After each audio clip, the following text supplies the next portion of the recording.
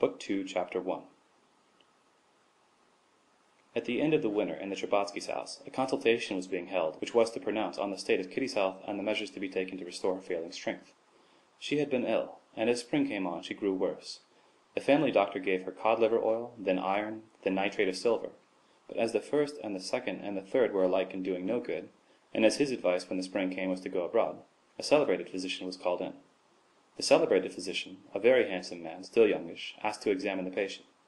He maintained, with peculiar satisfaction it seemed, that maiden modesty is a mere relic of barbarism, and that nothing could be more natural than for a man, still youngish, to handle a young girl naked.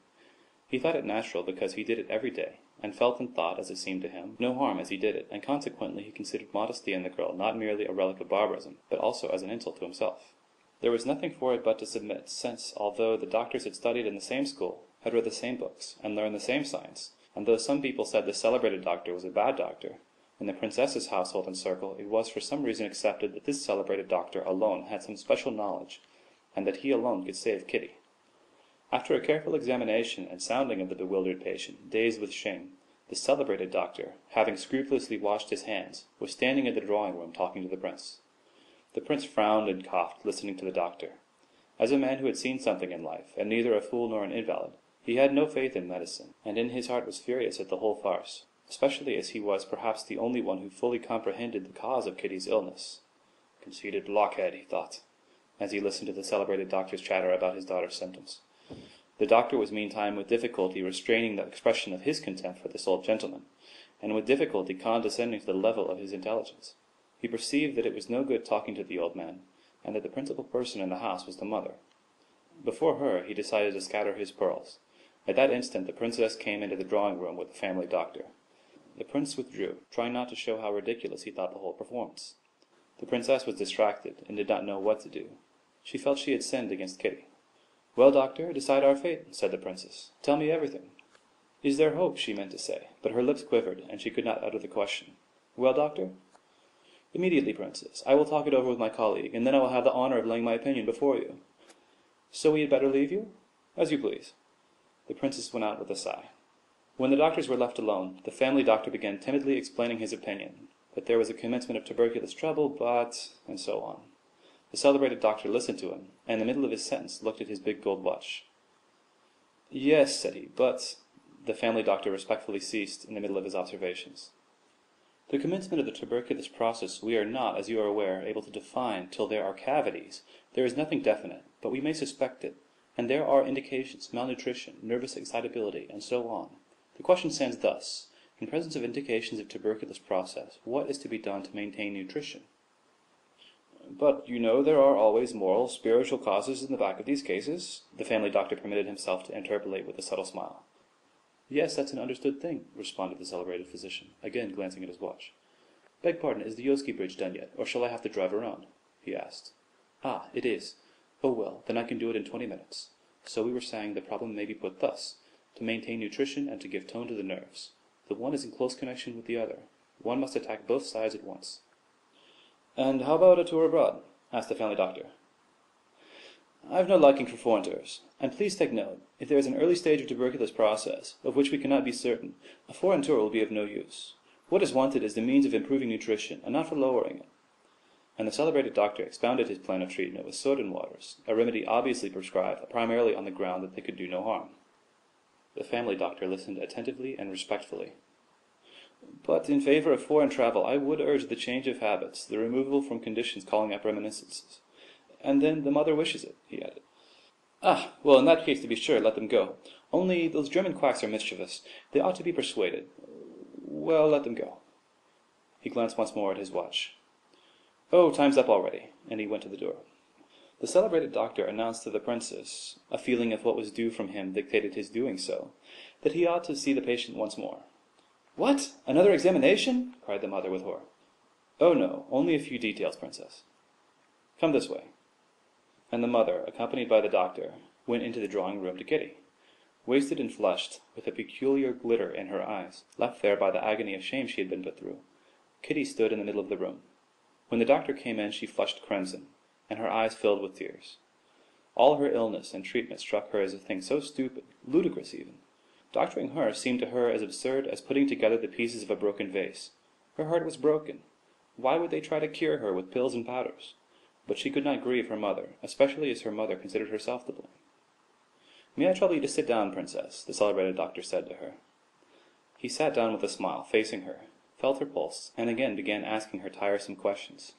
She answered him, and all at once got up, furious.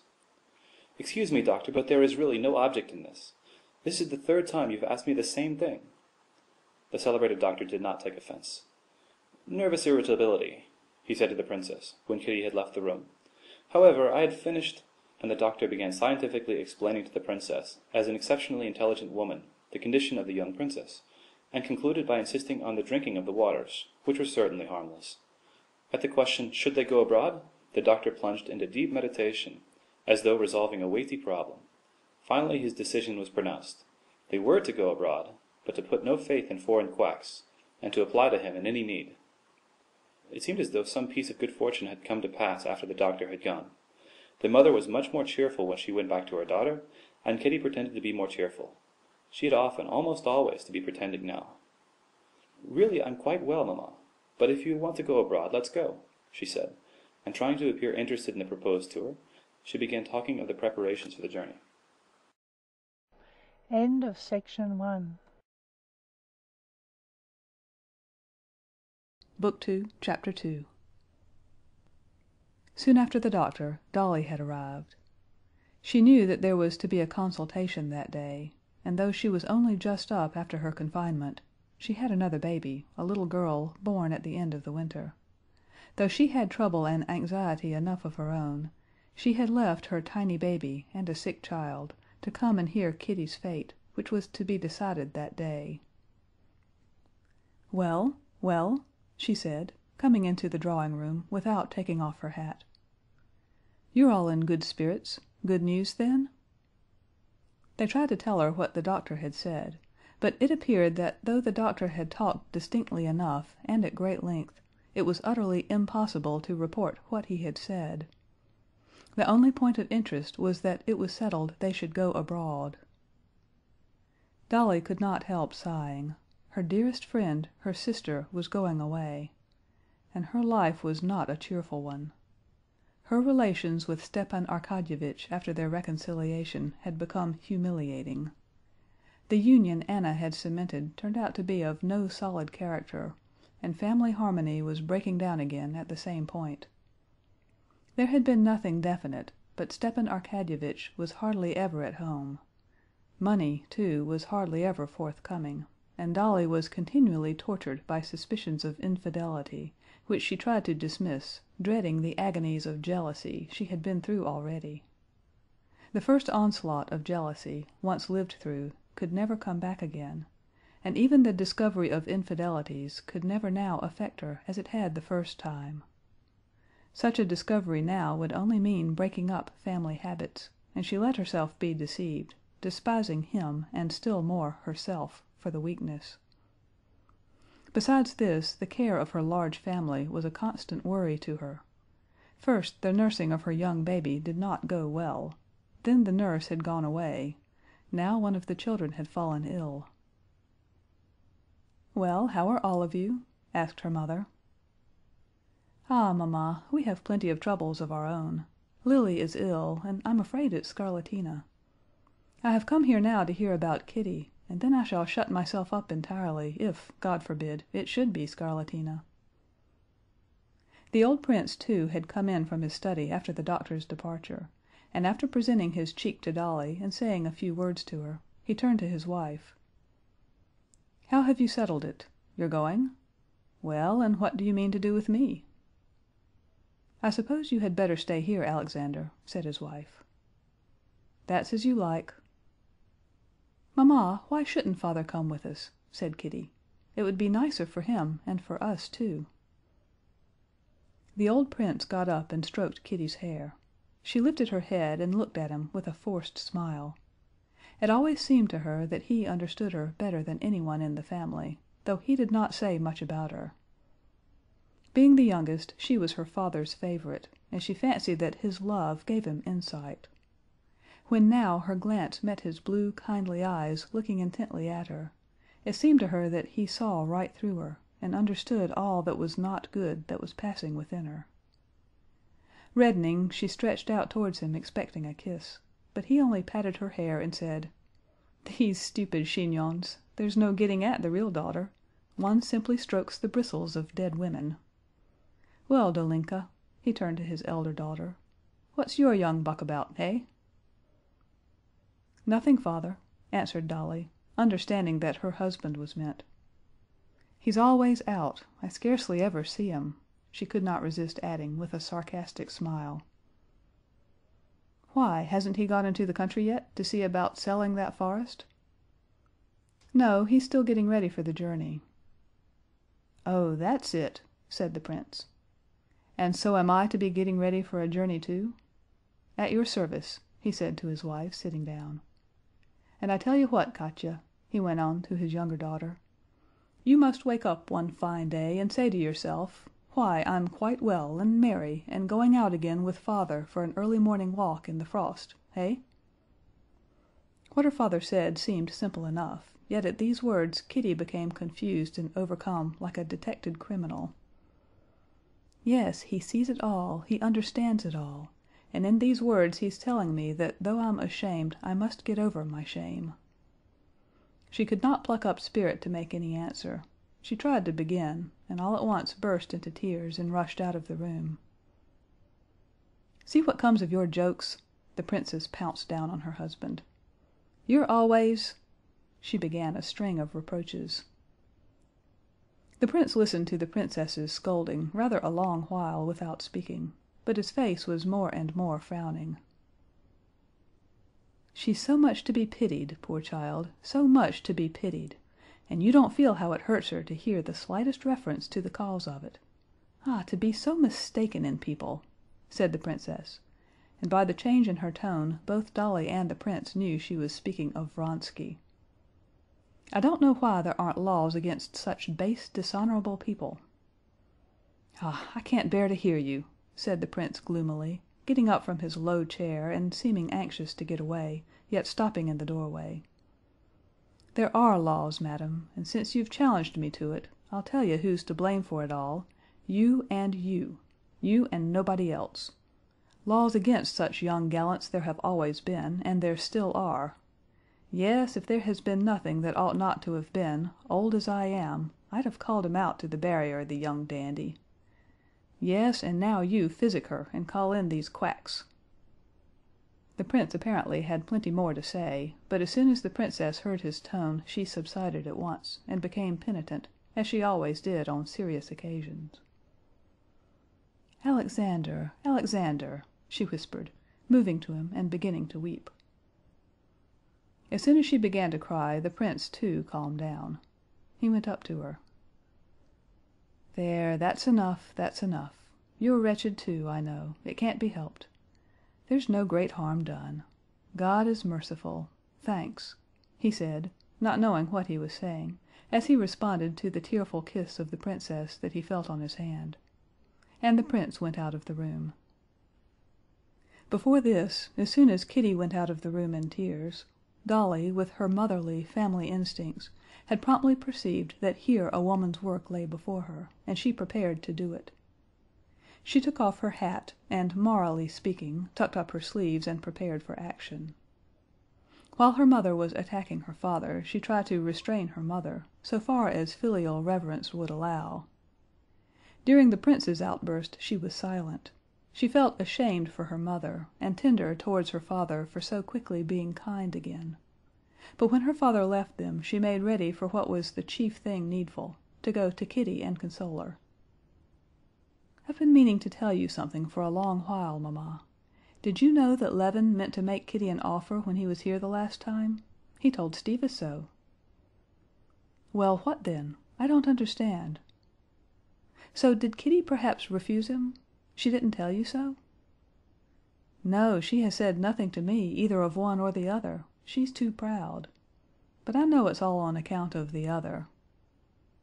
"Yes, but suppose she has refused Levin, and she wouldn't have refused him if it hadn't been for the other, I know. And then he has deceived her so horribly." It was too terrible for the princess to think how she had sinned against her daughter, and she broke out angrily. "Oh, I really don't understand. Nowadays they will all go their own way, and mothers haven't a word to say in anything, and then Mamma, I'll go up to her." "Well, do. Did I tell you not to?" said her mother. End of Chapter 2.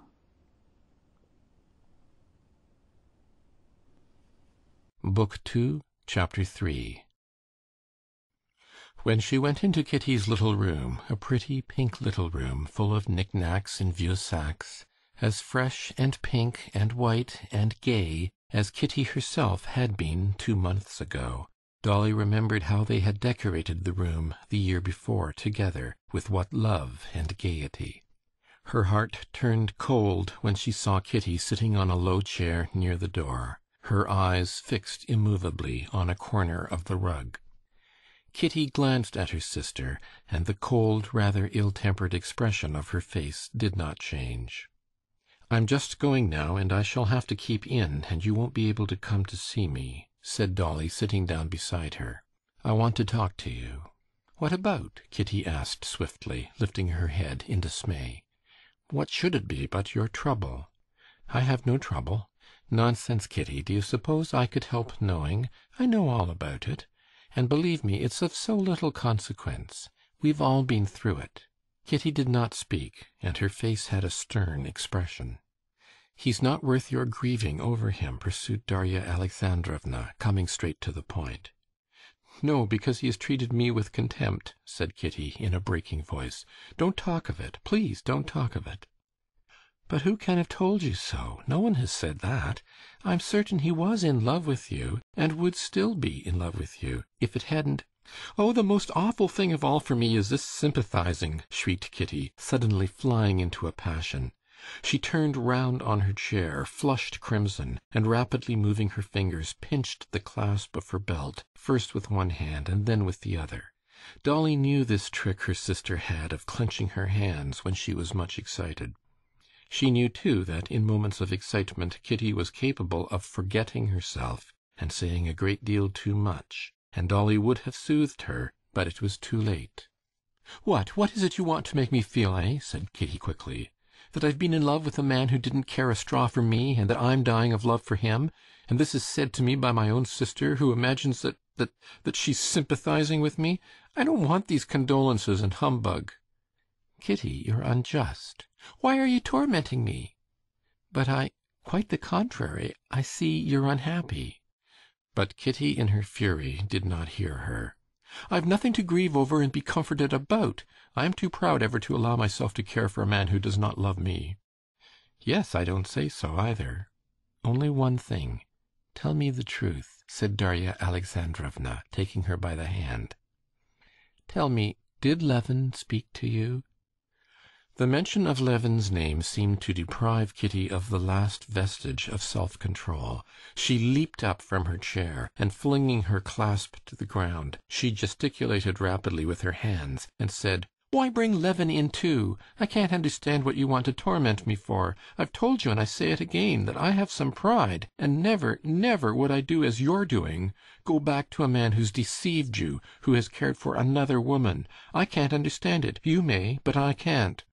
And saying these words, she glanced at her sister, and seeing that Dolly sat silent, her head mournfully bowed, Kitty, instead of running out of the room as she had meant to do, sat down near the door and hid her face in her handkerchief. The silence lasted for 2 minutes. Dolly was thinking of herself. That humiliation of which she was always conscious came back to her with a peculiar bitterness when her sister reminded her of it. She had not looked for such cruelty in her sister, and she was angry with her. But suddenly she heard the rustle of a skirt, and with it the sound of heart-rending, smothered sobbing, and felt arms about her neck. Kitty was on her knees before her. "Dolinka, I am so, so wretched," she whispered penitently. And the sweet face covered with tears hid itself in Darya Alexandrovna's skirt. As though tears were the indispensable oil, without which the machinery of mutual confidence could not run smoothly between the two sisters, The sisters, after their tears, talked, not of what was uppermost in their minds, but though they talked of outside matters, they understood each other. Kitty knew that the words she had uttered in anger about her husband's infidelity and her humiliating position had cut her poor sister to the heart, but that she had forgiven her. Dolly, for her part, knew all she had wanted to find out.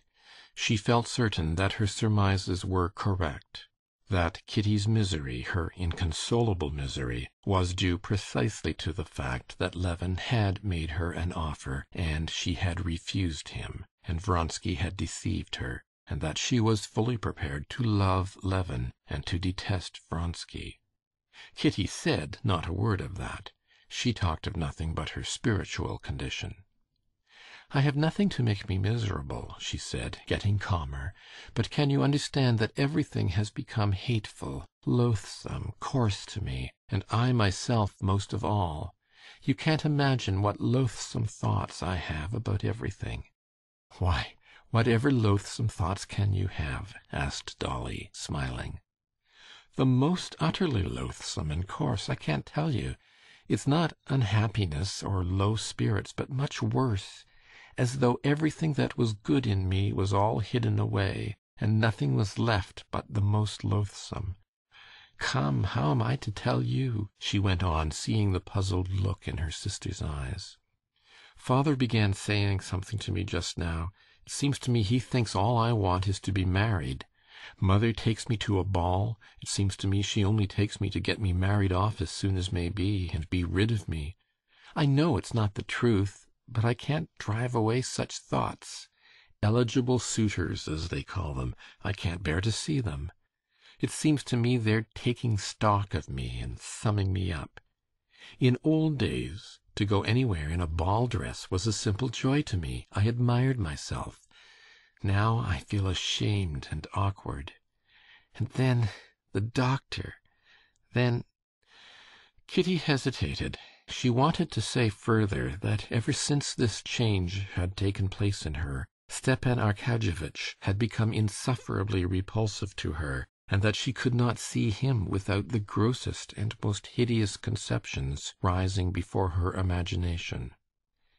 "Oh, well, everything presents itself to me in the coarsest, most loathsome light," she went on. "That's my illness. Perhaps it will pass off." "But you mustn't think about it." "I can't help it. I'm never happy, except with the children at your house." "What a pity you can't be with me." "Oh, yes, I'm coming. I've had scarlatina, and I'll persuade mamma to let me." Kitty insisted on having her way, and went to stay at her sister's, and nursed the children all through the scarlatina, for scarlatina it turned out to be. The two sisters brought all the 6 children successfully through it, but Kitty was no better in health, and in Lent the Shtcherbatskys went abroad. End of chapter 3.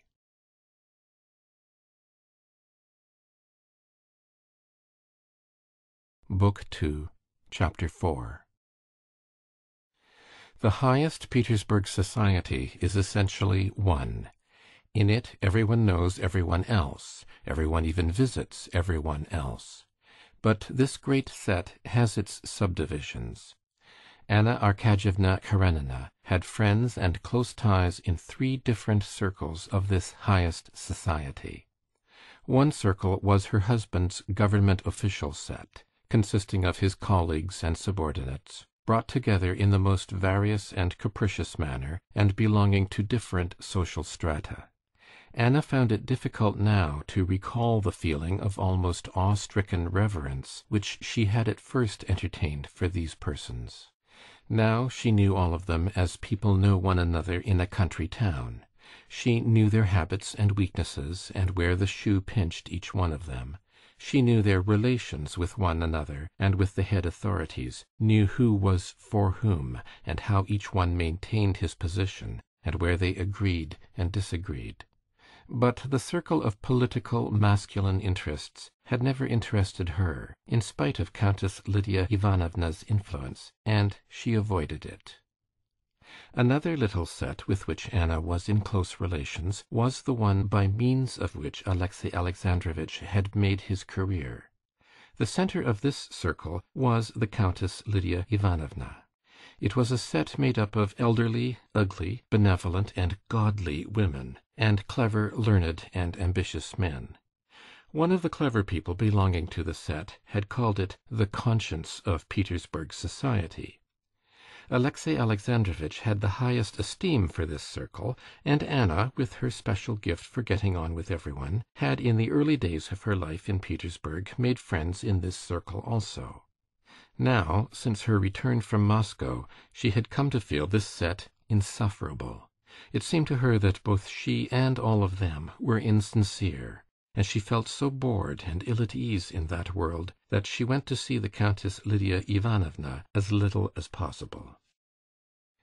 The third circle with which Anna had ties was preeminently the fashionable world, the world of balls, of dinners, of sumptuous dresses, the world that hung on to the court with one hand, so as to avoid sinking to the level of the demi-monde. For the demi-monde, the members of that fashionable world believed that they despised, though their tastes were not merely similar, but in fact identical.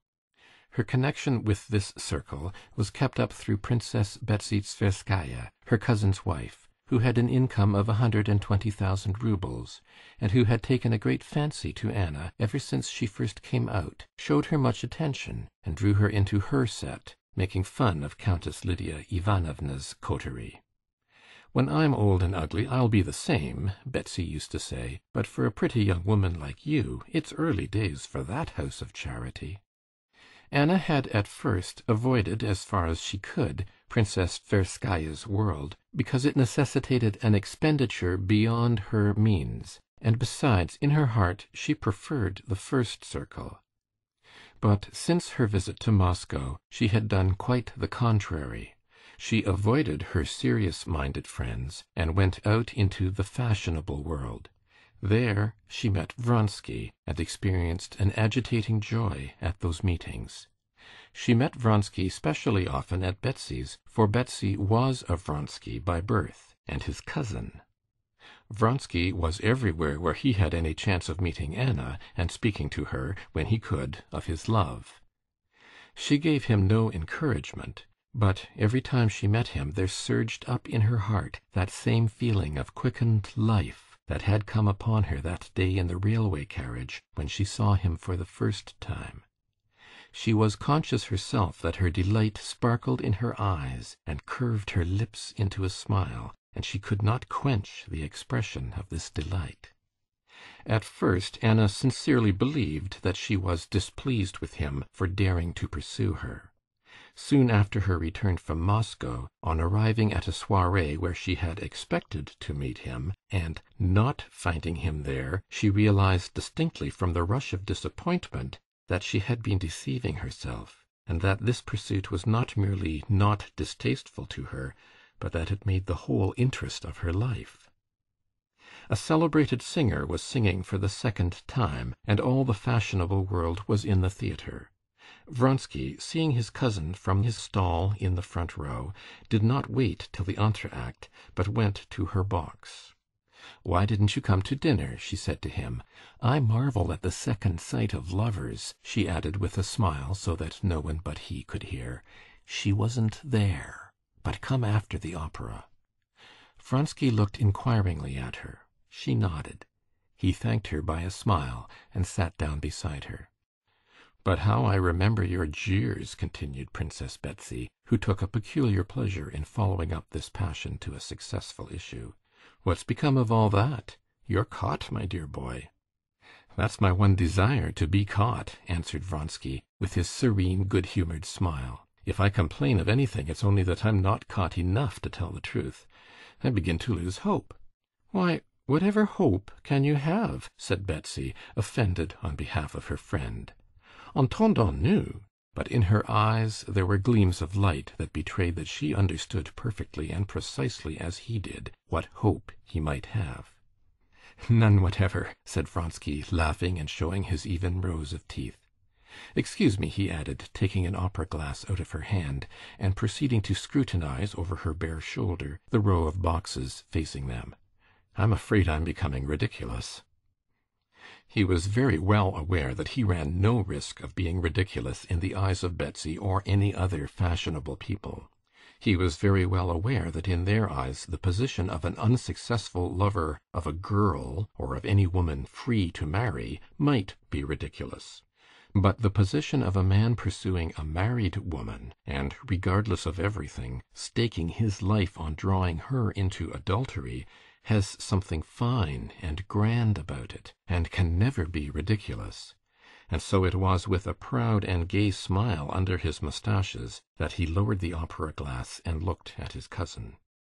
"But why was it you didn't come to dinner?" she said, admiring him. "I must tell you about that. I was busily employed, and doing what, do you suppose? I'll give you 100 guesses, 1,000. You'd never guess.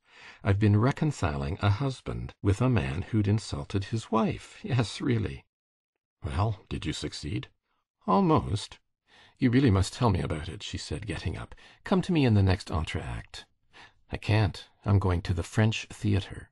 "From Nilsson?" Betsy queried in horror, though she could not herself have distinguished Nilsson's voice from any chorus girl's. "Can't help it. I've an appointment there, all to do with my mission of peace." "Blessed are the peacemakers, theirs is the kingdom of heaven," said Betsy, vaguely recollecting that she had heard some similar saying from someone. "Very well, then, sit down and tell me what it's all about." And she sat down again. End of chapter 4.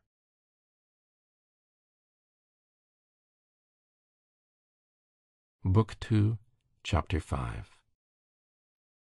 "This is rather indiscreet, but it's so good it's an awful temptation to tell the story," said Vronsky, looking at her with his laughing eyes. "I'm not going to mention any names." "But I shall guess. So much the better. Well, listen. 2 festive young men were driving—" "Officers of your regiment, of course." "I didn't say they were officers. 2 young men who had been lunching." "In other words, drinking." "Possibly. They were driving on their way to dinner with a friend in the most festive state of mind, and they beheld a pretty woman in a hired sledge. She overtakes them, looks round at them, and, so they fancy anyway, nods to them and laughs. They, of course, follow her. They gallop at full speed. To their amazement, the fair one alights at the entrance of the very house to which they were going. The fair one darts upstairs to the top story. They get a glimpse of red lips under a short veil, and exquisite little feet." "You describe it with such feeling that I fancy you must be one of the 2. And after what you said just now. Well, the young men go into their comrade's. He was giving a farewell dinner. There they certainly did drink a little too much, as one always does at farewell dinners. And at dinner they inquire who lives at the top in that house. No one knows, only their host's valet, in answer to their inquiry whether any young ladies are living on the top floor, answered that there were a great many of them about there. After dinner the 2 young men go into their host's study and write a letter to the unknown fair one. They compose an ardent epistle, a declaration, in fact, and they carry the letter upstairs themselves, so as to elucidate whatever might appear not perfectly intelligible in the letter." "Why are you telling me these horrible stories?" "Well, they ring. A maidservant opens the door. They hand her the letter, and assure the maid that they're both so in love that they'll die on the spot at the door.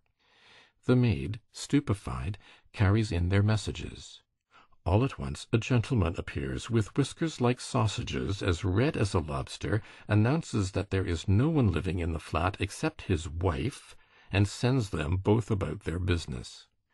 "How do you know he had whiskers like sausages, as you say?" "Ah, you shall hear. I've just been to make peace between them." "Well, and what then?" "That's the most interesting part of the story. It appears that it's a happy couple, a government clerk and his lady. The government clerk lodges a complaint, and I became a mediator, and such a mediator! I assure you, Talleyrand couldn't hold a candle to me." "Why? Where was the difficulty?" "Ah, you shall hear. We apologize in due form. We are in despair. We entreat forgiveness for the unfortunate misunderstanding. The government clerk with the sausages begins to melt, but he, too, desires to express his sentiments, and as soon as ever he begins to express them, he begins to get hot and say nasty things, and again I am obliged to trot out all my diplomatic talents. I allowed that their conduct was bad, but I urged him to take into consideration their heedlessness, their youth. Then, too, the young men had only just been lunching together. You understand they regret it deeply and beg you to overlook their misbehavior. The government clerk was softened once more. I consent, Count, and am ready to overlook it. But you perceive that my wife's a respectable woman, has been exposed to the persecution and insults and effrontery of young upstarts, scoundrels, and you must understand the young upstarts are present all the while, and I have to keep the peace between them. Again I call out all my diplomacy, and again, as soon as the thing was about at an end, our friend the government clerk gets hot and red, and his sausages stand on end with wrath, and once more I launch out into diplomatic wiles. "He must tell you this story," said Betsy, laughing, to a lady who came into her box. "He has been making me laugh so." "Well, bonne chance," she added, giving Vronsky one finger of the hand in which she held her fan, and with a shrug of her shoulders she twitched down the bodice of her gown, that had worked up, so as to be duly naked as she moved forward towards the footlights into the light of the gas and the sight of all eyes. Vronsky drove to the French theatre, where he really had to see the colonel of his regiment, who never missed a single performance there. He wanted to see him to report on the result of his mediation, which had occupied and amused him for the last 3 days. Petritsky, whom he liked, was implicated in the affair, and the other culprit was a capital fellow and first-rate comrade, who had lately joined the regiment, the young Prince Kedrov. And what was most important, the interests of the regiment were involved in it too. Both the young men were in Vronsky's company. The colonel of the regiment was waited upon by the government clerk, Venden, with a complaint against his officers who had insulted his wife. His young wife, so Venden told the story, he had been married half a year, was at church with her mother, and suddenly overcome by indisposition, arising from her interesting condition, she could not remain standing. She drove home in the first sledge, a smart-looking one, she came across. On the spot the officers set off in pursuit of her. She was alarmed, and, feeling still more unwell, ran up the staircase home. Venden himself, on returning from his office, heard a ring at their bell, and voices, went out, and seeing the intoxicated officers with a letter, he had turned them out. He asked for exemplary punishment. "Yes, it's all very well," said the colonel to Vronsky, whom he had invited to come and see him. "Petritsky's becoming impossible. Not a week goes by without some scandal. This government clerk won't let it drop. He'll go on with the thing." Vronsky saw all the thanklessness of the business, and that there could be no question of a duel in it, that everything must be done to soften the government clerk and hush the matter up. The colonel had called in Vronsky just because he knew him to be an honorable and intelligent man, and, more than all, a man who cared for the honor of the regiment. They talked it over and decided that Petritsky and Kedrov must go with Vronsky to Venden's to apologize. The colonel and Vronsky were both fully aware that Vronsky's name and rank would be sure to contribute greatly to the softening of the injured husband's feelings. And these two influences were not, in fact, without effect, though the result remained, as Vronsky had described, uncertain. On reaching the French theatre, Vronsky retired to the foyer with the colonel, and reported to him his success or non-success. The colonel, thinking it all over, made up his mind not to pursue the matter further, but then, for his own satisfaction, proceeded to cross-examine Vronsky about his interview.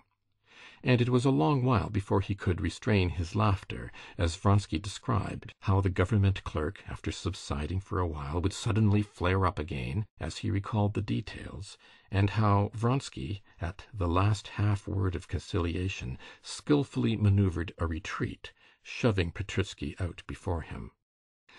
It's a disgraceful story, but killing. Kedrov really can't fight the gentleman. Was he so awfully hot?" he commented, laughing.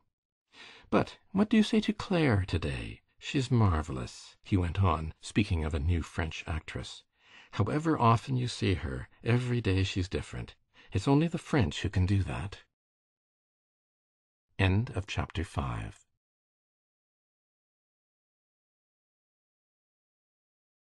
Book 2, Chapter 6. Princess Betsy drove home from the theatre without waiting for the end of the last act. She had only just time to go into her dressing-room, sprinkle her long pale face with powder, rub it, set her dress to rights, and order tea in the big drawing-room, when, one after another, carriages drove up to her huge house in Bolshaya Morskaya. Her guests stepped out at the wide entrance, and the stout porter who used to read the newspapers in the mornings behind the glass door, to the edification of the passers-by, noiselessly opened the immense door, letting the visitors pass by him into the house. Almost at the same instant the hostess, with freshly arranged coiffure and freshened face, walked in at one door, and her guests at the other door of the drawing-room. A large room with dark walls, downy rugs, and a brightly lighted table, gleaming with the light of candles, white cloth, silver samovar, and transparent china tea-things. The hostess sat down at the table and took off her gloves. Chairs were set with the aid of footmen, moving almost imperceptibly about the room. The party settled itself, divided into two groups. One round the samovar near the hostess, the other at the opposite end of the drawing-room, round the handsome wife of an ambassador, in black velvet, with sharply defined black eyebrows.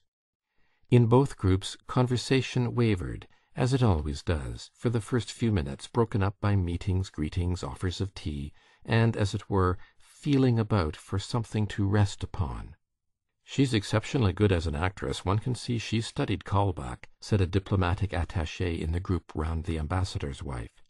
"Did you notice how she fell down?" "Oh, please, don't let us talk about Nilsson. No one can possibly say anything new about her," said a fat, red-faced, flaxen-headed lady, without eyebrows and chignon, wearing an old silk dress.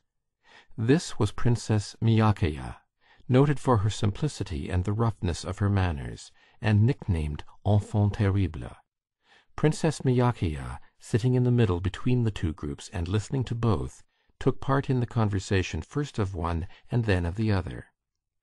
"3 people have used that very phrase about Kaulbach to me to-day already, just as though they had made a compact about it, and I can't see why they liked that remark so." The conversation was cut short by this observation, and a new subject had to be thought of again. "Do tell me something amusing but not spiteful," said the ambassador's wife, a great proficient in the art of that elegant conversation called by the English small talk. She addressed the attaché, who was at a loss now what to begin upon. "They say that that's a difficult task, that nothing's amusing that isn't spiteful," he began with a smile, "but I'll try. Get me a subject. It all lies in the subject. If a subject's given me, it's easy to spin something round it. I often think that the celebrated talkers of the last century would have found it difficult to talk cleverly now. Everything clever is so stale." "That has been said long ago," the ambassador's wife interrupted him, laughing. The conversation began amiably, but just because it was too amiable, it came to a stop again. They had to have recourse to the sure, never-failing topic, gossip. "Don't you think there's something Louis cans about Tushkevitch?" he said, glancing towards a handsome, fair-haired young man standing at the table. "Oh, yes, he's in the same style as the drawing-room, and that's why it is he's so often here." This conversation was maintained, since it rested on allusions to what could not be talked of in that room, that is to say, of the relations of Tushkevitch with their hostess. Round the samovar and the hostess the conversation had been meanwhile vacillating in just the same way between 3 inevitable topics: the latest piece of public news, the theatre, and scandal. It, too, came finally to rest on the last topic, that is, ill-natured gossip. "Have you heard the Maltishchev woman, the mother, not the daughter, has ordered a costume in diable rose color? Nonsense! No, that's too lovely. I wonder that with her sense, for she's not a fool, you know, that she doesn't see how funny she is." Every one had something to say in censure or ridicule of the luckless Madame Maltishtcheva, and the conversation crackled merrily, like a burning faggot stack. The husband of Princess Betsy, a good-natured fat man, an ardent collector of engravings, hearing that his wife had visitors, came into the drawing-room before going to his club. Stepping noiselessly over the thick rugs, he went up to Princess Myakaya. "How did you like Nilsson?" he asked. "Oh, how can you steal upon anyone like that? How you startled me!" she responded. "Please don't talk to me about the opera. You know nothing about music. I'd better meet you on your own ground and talk about your majolica and engravings. Come now, what treasure have you been buying lately at the old curiosity shops?" "Would you like me to show you? But you don't understand such things." "Oh, do show me. I've been learning about them at those... what's their names? The bankers. They've some splendid engravings. They showed them to us." "Why, have you been at the Schutzburgs?" asked the hostess from the samovar. "Yes, ma chère. They asked my husband and me to dinner, and told us the sauce at that dinner cost 100 pounds," Princess Myakaya said, speaking loudly and conscious everyone was listening. "And very nasty sauce it was, some green mess. We had to ask them, and I made them sauce for 18 pence, and everybody was very much pleased with it. I can't run to 100-pound sauces." "She's unique," said the lady of the house. "Marvellous," said someone. The sensation produced by Princess Myakaya's speeches was always unique, and the secret of the sensation she produced lay in the fact that though she spoke not always appropriately, as now, she said simple things with some sense in them. In the society in which she lived, such plain statements produced the effect of the wittiest epigram. Princess Myakaya could never see why it had that effect, but she knew it had, and took advantage of it. As everyone had been listening while Princess Myakaya spoke, and so the conversation around the ambassador's wife had dropped, Princess Betsy tried to bring the whole party together, and turned to the ambassador's wife. "Will you really not have tea? You should come over here by us." "No, we're very happy here," the ambassador's wife responded with a smile, and she went on with the conversation that had been begun. It was a very agreeable conversation. They were criticizing the Karenins, husband and wife. "Anna is quite changed since her stay in Moscow. There's something strange about her," said her friend. "The great change is that she brought back with her the shadow of Alexey Vronsky," said the ambassador's wife. "Well, what of it? There's a fable of Grimm's about a man without a shadow, a man who's lost his shadow. And that's his punishment for something. I never could understand how it was a punishment. But a woman must dislike being without a shadow." "Yes, but women with a shadow usually come to a bad end," said Anna's friend. "Bad luck to your tongue," said Princess Myakaya suddenly. "Madame Karenina's a splendid woman. I don't like her husband, but I like her very much." "Why don't you like her husband?" "He's such a remarkable man," said the ambassador's wife. "My husband says there are few statesmen like him in Europe." "And my husband tells me just the same, but I don't believe it," said Princess Myakaya. "If our husbands didn't talk to us, we should see the facts as they are. Alexey Alexandrovitch, to my thinking, is simply a fool. I say it in a whisper, but doesn't it really make everything clear? Before, when I was told to consider him clever, I kept looking for his ability, and thought myself a fool for not seeing it. But directly I said, 'He's a fool,' though only in a whisper, everything's explained, isn't it?" "How spiteful you are today!" "Not a bit. I'd no other way out of it. One of the two had to be a fool, and, well, you know, one can't say that of oneself."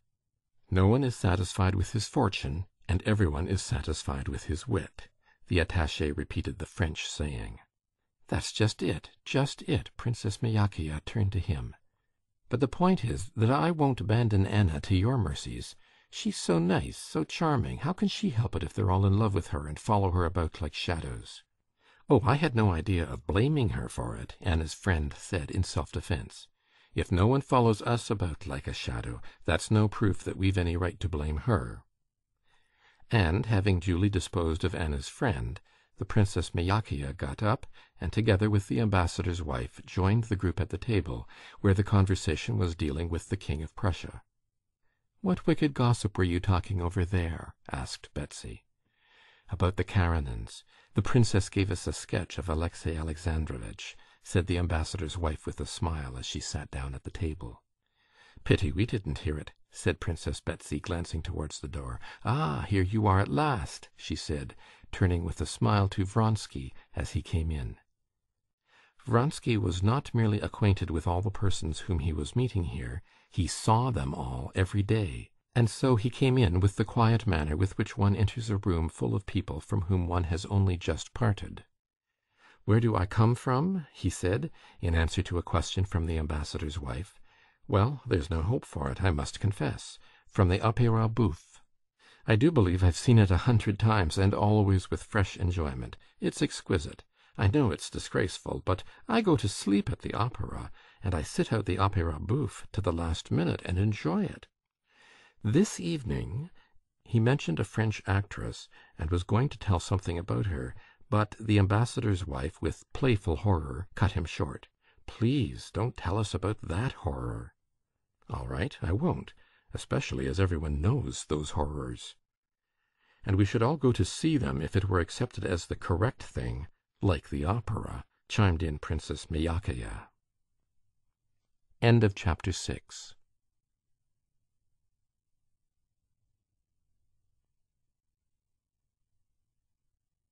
Book 2, Chapter 7. Steps were heard at the door, and Princess Betsy, knowing it was Madame Karenina, glanced at Vronsky. He was looking towards the door, and his face wore a strange new expression. Joyfully, intently, and at the same time timidly, he gazed at the approaching figure, and slowly he rose to his feet. Anna walked into the drawing-room. Holding herself extremely erect, as always, looking straight before her, and moving with her swift, resolute, and light step that distinguished her from all other society women, she crossed the short space to her hostess, shook hands with her, smiled, and with the same smile looked around at Vronsky. Vronsky bowed low and pushed a chair up for her. She acknowledged this only by a slight nod, flushed a little, and frowned. But immediately, while rapidly greeting her acquaintances and shaking the hands proffered to her, she addressed Princess Betsy. "I have been at Countess Lydia's, and meant to have come here earlier, but I stayed on. Sir John was there. He's very interesting." "Oh, that's this missionary." "Yes, he told us about the life in India. Most interesting things." The conversation, interrupted by her coming in, flickered up again, like the light of a lamp being blown out. "Sir John, yes, Sir John. I've seen him. He speaks well. The Vlassieva girl's quite in love with him." "And is it true the younger Vlassieva girl's to marry Topov?" "Yes, they say it's quite a settled thing." "I wonder at the parents. They say it's a marriage for love." "For love? What antediluvian notions you have! Can one talk of love in these days?" said the ambassador's wife. "What's to be done? It's a foolish old fashion that's kept up still," said Vronsky. "So much the worse for those who keep up the fashion. The only happy marriages I know are marriages of prudence." "Yes, but then how often the happiness of these prudent marriages flies away like dust, just because that passion turns up that they have refused to recognize," said Vronsky. "But by marriages of prudence we mean those in which both parties have sown their wild oats already. That's like scarlatina, one has to go through it and get it over." "Then they ought to find out how to vaccinate for love, like smallpox." "I was in love in my young days, with a deacon," said the Princess Myakaya. "I don't know that it did me any good." "No, I imagine, joking apart, that to know love, one must make mistakes and then correct them," said Princess Betsy. "Even after marriage?" said the ambassador's wife playfully. "It's never too late to mend." The attaché repeated the English proverb. "Just so," Betsy agreed. "One must make mistakes and correct them. What do you think about it?" She turned to Anna, who, with a faintly perceptible, resolute smile on her lips, was listening in silence to the conversation. "I think," said Anna, playing with the glove she had taken off, "I think of so many men, so many minds, certainly so many hearts, so many kinds of love." Vronsky was gazing at Anna, and with a fainting heart waiting for what she would say. He sighed as after a danger escaped when she uttered these words. Anna suddenly turned to him. "Oh, I have had a letter from Moscow. They write me that Kitty Shtcherbatskaya's very ill." "Really?" said Vronsky, knitting his brows. Anna looked sternly at him. "That doesn't interest you?" "On the contrary, it does very much. What was it exactly they told you, if I may know?" he questioned. Anna got up and went to Betsy. "Give me a cup of tea," she said, standing at her table. While Betsy was pouring out the tea, Vronsky went up to Anna. "What is it they write to you?" he repeated. "I often think men have no understanding of what's not honorable, though they're always talking of it," said Anna, without answering him. "I've wanted to tell you so a long while," she added, and moving a few steps away, she sat down at a table in a corner covered with albums. "I don't quite understand the meaning of your words," he said, handing her the cup. She glanced towards the sofa beside her, and he instantly sat down. "Yes, I have been wanting to tell you," she said, not looking at him. "You behaved wrongly, very wrongly." "Do you suppose I don't know that I've acted wrongly? But who was the cause of my doing so?" "What do you say that to me for?" she said, glancing severely at him. "You know what for," he answered boldly and joyfully, meeting her glance and not dropping his eyes. Not he, but she, was confused. "That only shows you have no heart," she said, but her eyes said she knew he had a heart, and that was why she was afraid of him. "What you spoke of just now was a mistake, and not love." "Remember that I have forbidden you to utter that word, that hateful word," said Anna, with a shudder. But at once she felt that by that very word "forbidden," she had shown that she acknowledged certain rights over him, and by that very fact was encouraging him to speak of love. "I have long meant to tell you this," she went on, looking resolutely into his eyes, and hot all over from the burning flush on her cheeks. "I've come on purpose this evening, knowing I should meet you. I have come to tell you that this must end. I have never blushed before anyone, and you force me to feel to blame for something." He looked at her and was struck by a new spiritual beauty in her face.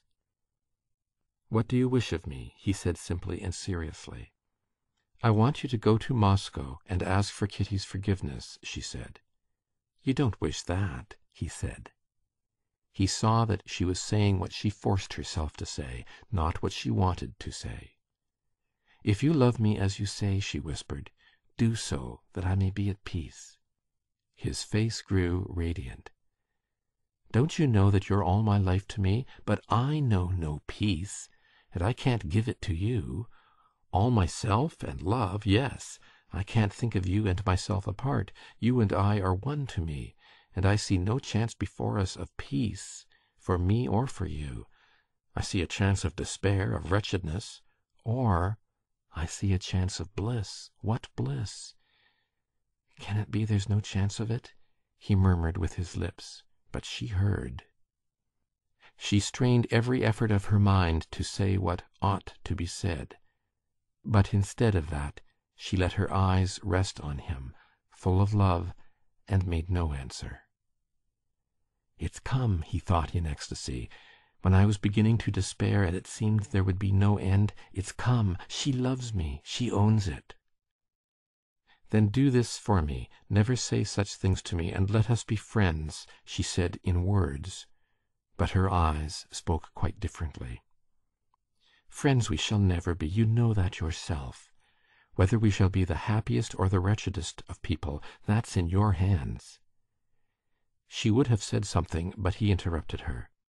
"I ask one thing only. I ask for the right to hope, to suffer as I do. But if even that cannot be, command me to disappear, and I disappear. You shall not see me if my presence is distasteful to you. I don't want to drive you away. Only don't change anything. Leave everything as it is," he said in a shaky voice. "Here's your husband." At that instant Alexey Alexandrovitch did in fact walk into the room with his calm, awkward gait. Glancing at his wife and Vronsky, he went up to the lady of the house, and sitting down for a cup of tea, began talking in his deliberate, always audible voice, in his habitual tone of banter, ridiculing someone. "Your Rambouillet is in full conclave," he said, looking round at all the party, "the Graces and the Muses." But Princess Betsy could not endure that tone of his, sneering, as she called it, using the English word, and, like a skilful hostess, she at once brought him into a serious conversation on the subject of universal conscription. Alexey Alexandrovitch was immediately interested in the subject, and began furiously defending the new imperial decree against Princess Betsy, who had attacked it. Vronsky and Anna still sat at the little table. "This is getting indecorous," whispered one lady, with an expressive glance at Madame Karenina, Vronsky, and her husband. "What did I tell you?" said Anna's friend. But not only those ladies, almost every one in the room, even the Princess Myakaya and Betsy herself, looked several times in the direction of the two who had withdrawn from the general circle, as though that were a disturbing fact. Alexey Alexandrovitch was the only person who did not once look in that direction, and was not diverted from the interesting discussion he had entered upon. Noticing the disagreeable impression that was being made on everyone, Princess Betsy slipped someone else into her place to listen to Alexey Alexandrovitch, and went up to Anna. "I'm always amazed at the clearness and precision of your husband's language," she said. "The most transcendental ideas seem to be within my grasp when he's speaking." "Oh, yes," said Anna, radiant with a smile of happiness, and not understanding a word of what Betsy had said. She crossed over to the big table and took part in the general conversation. Alexey Alexandrovitch, after staying half an hour, went up to his wife and suggested that they should go home together. But she answered, not looking at him, that she was staying to supper. Alexey Alexandrovitch made his bows and withdrew. The fat old Tartar, Madame Karenina's coachman, was with difficulty holding one of his pair of greys, chilled with the cold and rearing at the entrance. A footman stood opening the carriage door. The hall porter stood holding open the great door of the house. Anna Arkadyevna, with her quick little hand, was unfastening the lace of her sleeve caught in the hook of her fur cloak, and with bent head listening to the words Vronsky murmured as he escorted her down. "You've said nothing, of course, and I ask nothing," he was saying, "but you know that friendship's not what I want, that there's only one happiness in life for me, that word that you dislike so, yes, love." "Love," she repeated slowly, in an inner voice, and suddenly, at the very instant she unhooked the lace, she added, "Why I don't like the word is that it means too much to me, far more than you can understand." And she glanced into his face. "Au revoir." She gave him her hand, and with her rapid springy step, she passed by the porter and vanished into the carriage. Her glance, the touch of her hand, set him aflame. He kissed the palm of his hand where she had touched it, and went home, happy in the sense that he had got nearer to the attainment of his aims that evening than during the last 2 months. End of chapter 7.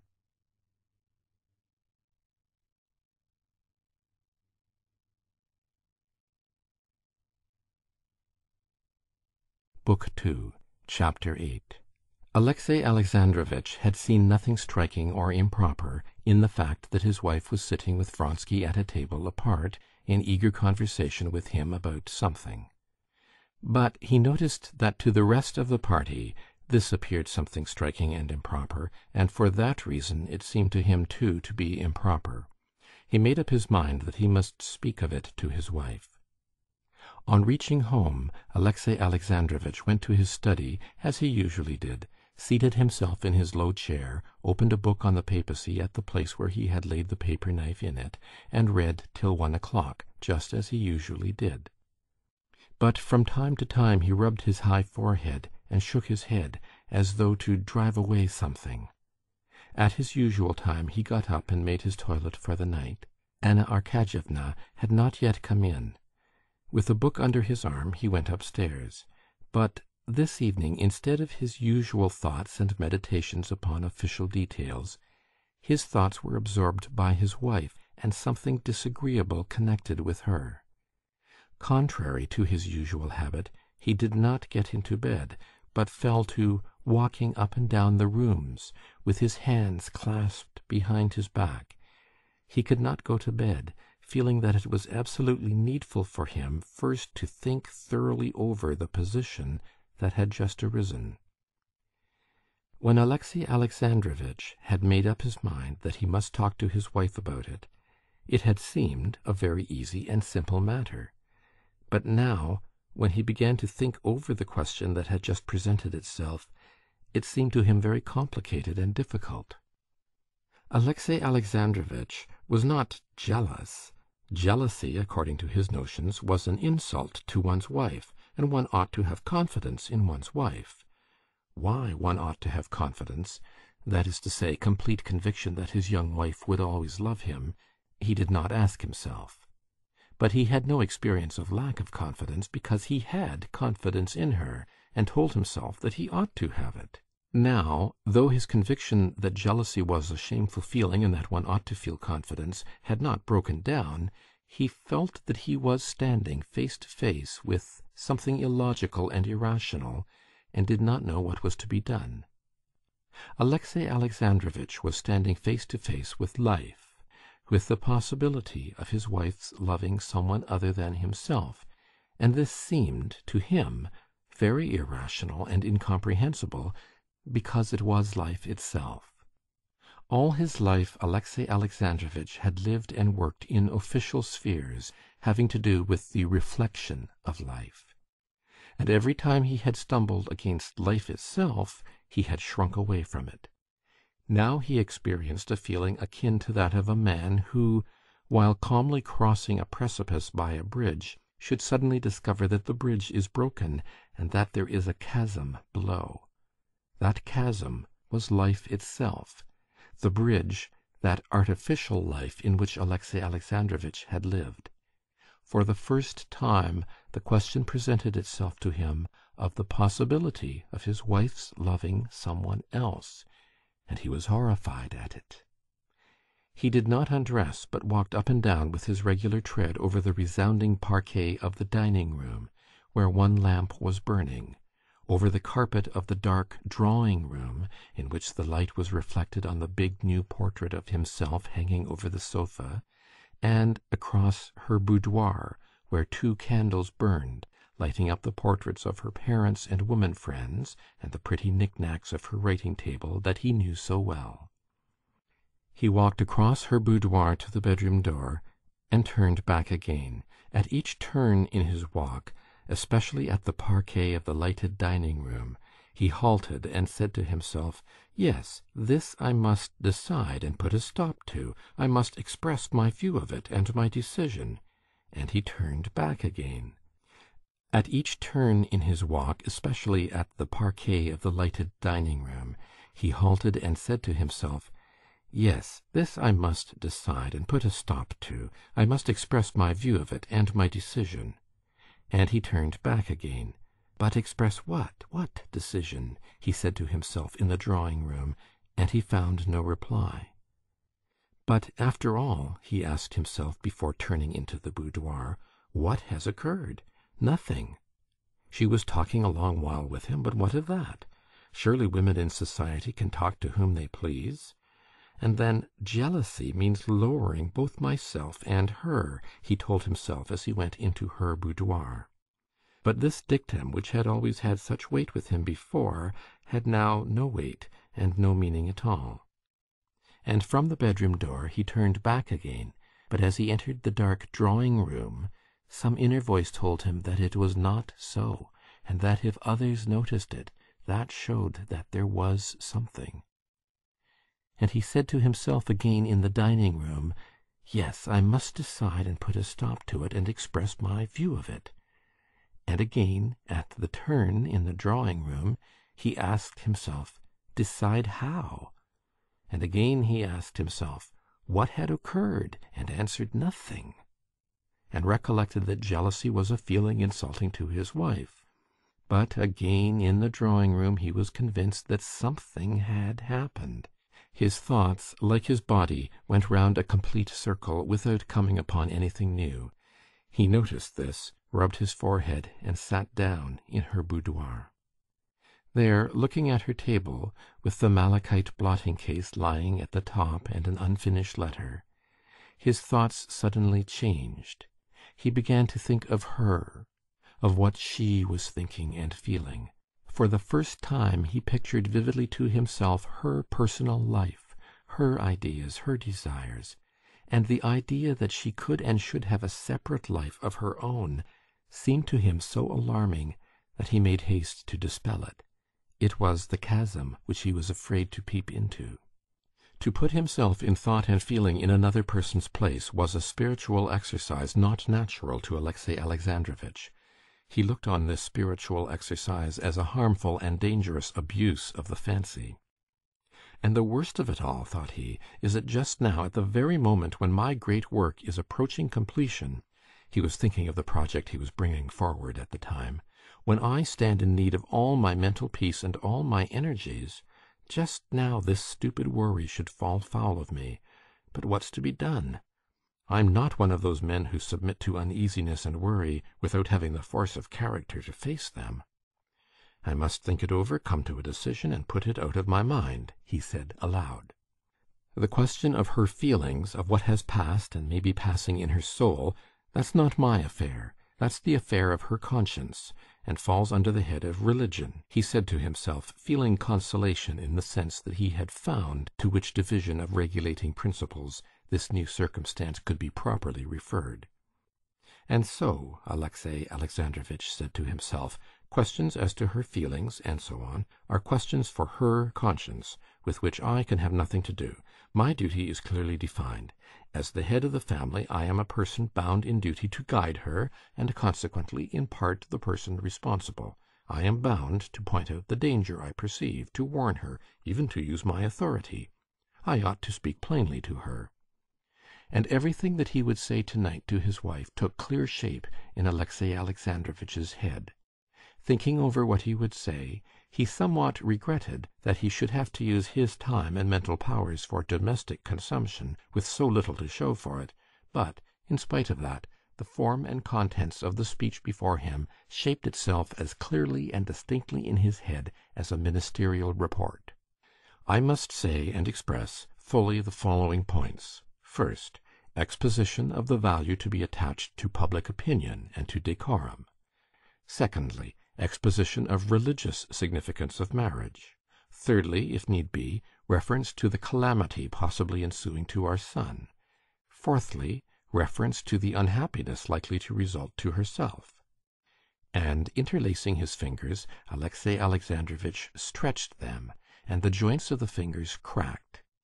This trick, a bad habit, the cracking of his fingers, always soothed him, and gave precision to his thoughts, so needful to him at this juncture. There was the sound of a carriage driving up to the front door. Alexey Alexandrovitch halted in the middle of the room. A woman's step was heard mounting the stairs. Alexey Alexandrovitch, ready for his speech, stood compressing his crossed fingers, waiting to see if the crack would not come again. One joint cracked.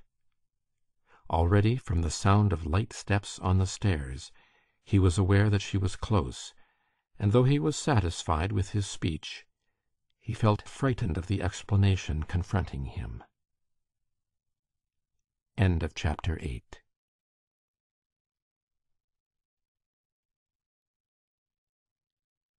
Book 2, Chapter 9. Anna came in with hanging head, playing with the tassels of her hood. Her face was brilliant and glowing, but this glow was not one of brightness. It suggested the fearful glow of a conflagration in the midst of a dark night. On seeing her husband, Anna raised her head and smiled as though she had just waked up.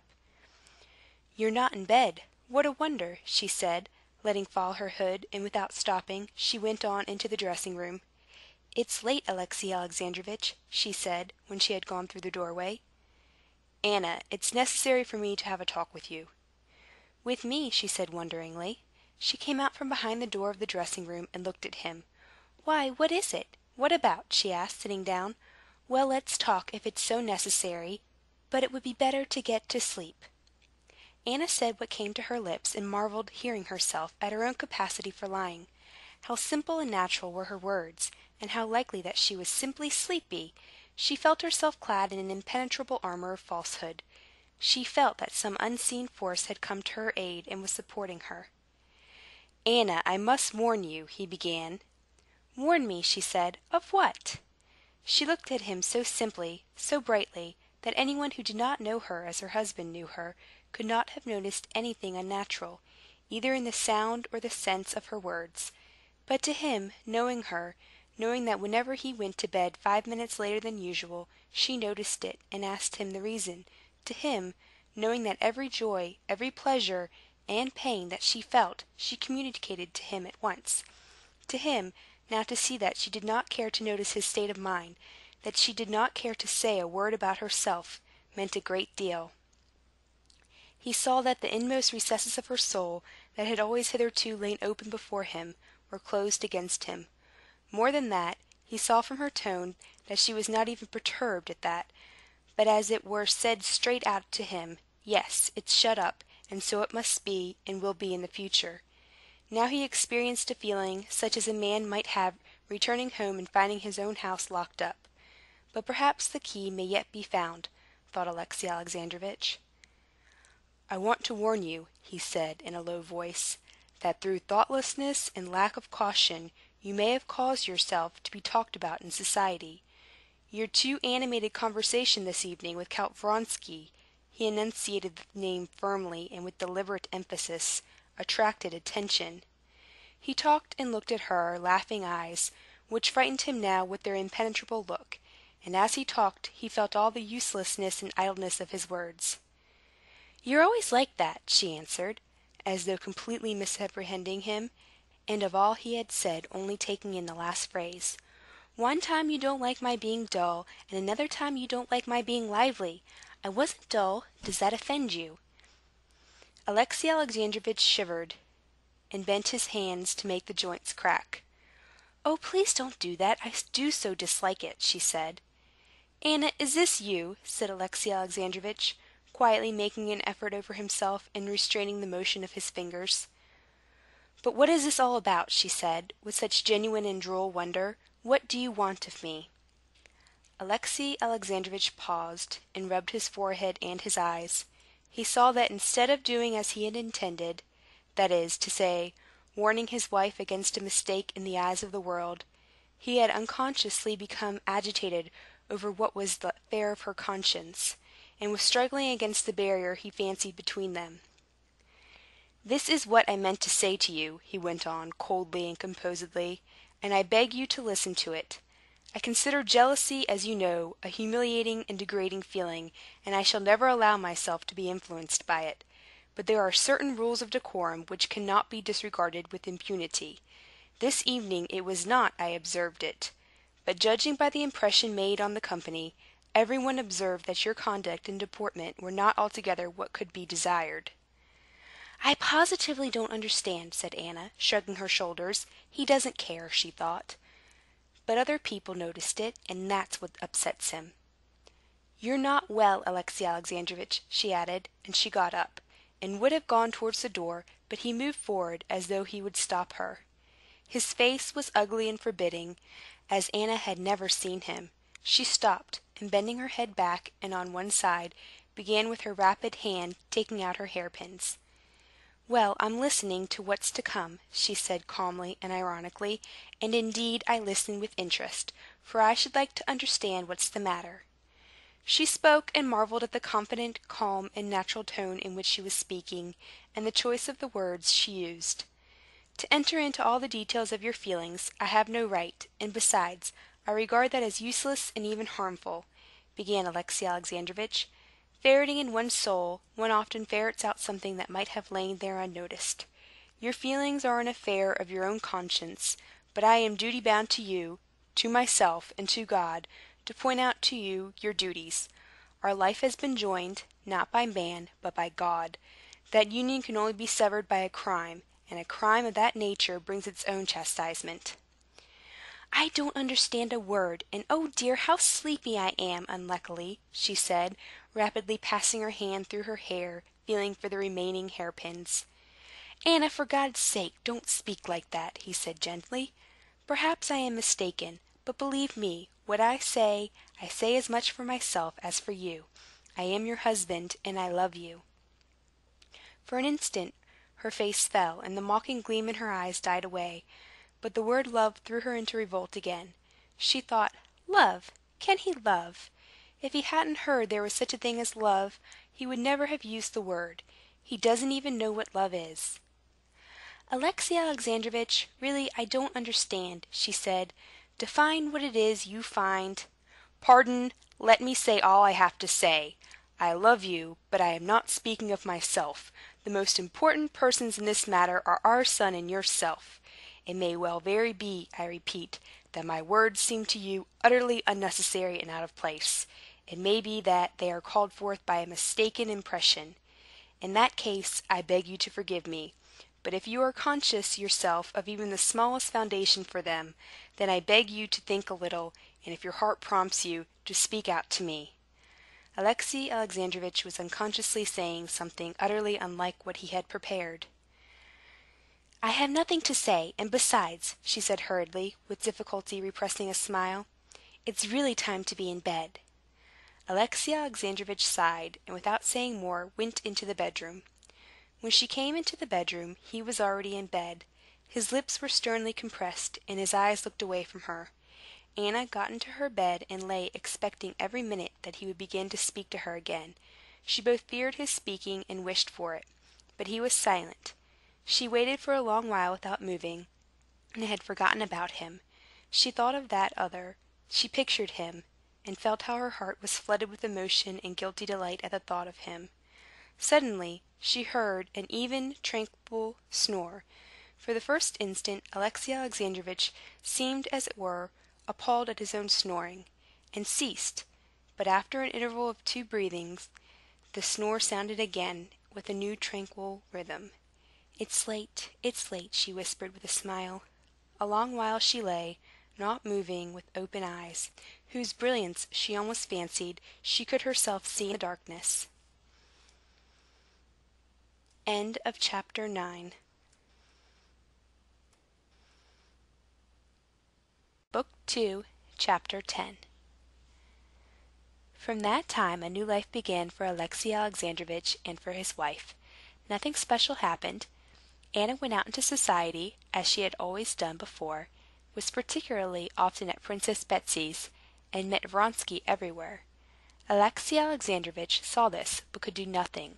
All his efforts to draw her into open discussion she confronted with a barrier which he could not penetrate, made up of a sort of amused perplexity. Outwardly everything was the same, but their inner relations were completely changed. Alexey Alexandrovitch, a man of great power in the world of politics, felt himself helpless in this. Like an ox with head bent, submissively he awaited the blow which he felt was lifted over him. Every time he began to think about it, he felt that he must try once more, that by kindness, tenderness, and persuasion there was still hope of saving her, of bringing her back to herself, and every day he made ready to talk to her. But every time he began talking to her, he felt that the spirit of evil and deceit which had taken possession of her had possession of him too, and he talked to her in a tone quite unlike that in which he had meant to talk. Involuntarily he talked to her in his habitual tone of jeering at anyone who should say what he was saying, and in that tone it was impossible to say what needed to be said to her. End of chapter 10.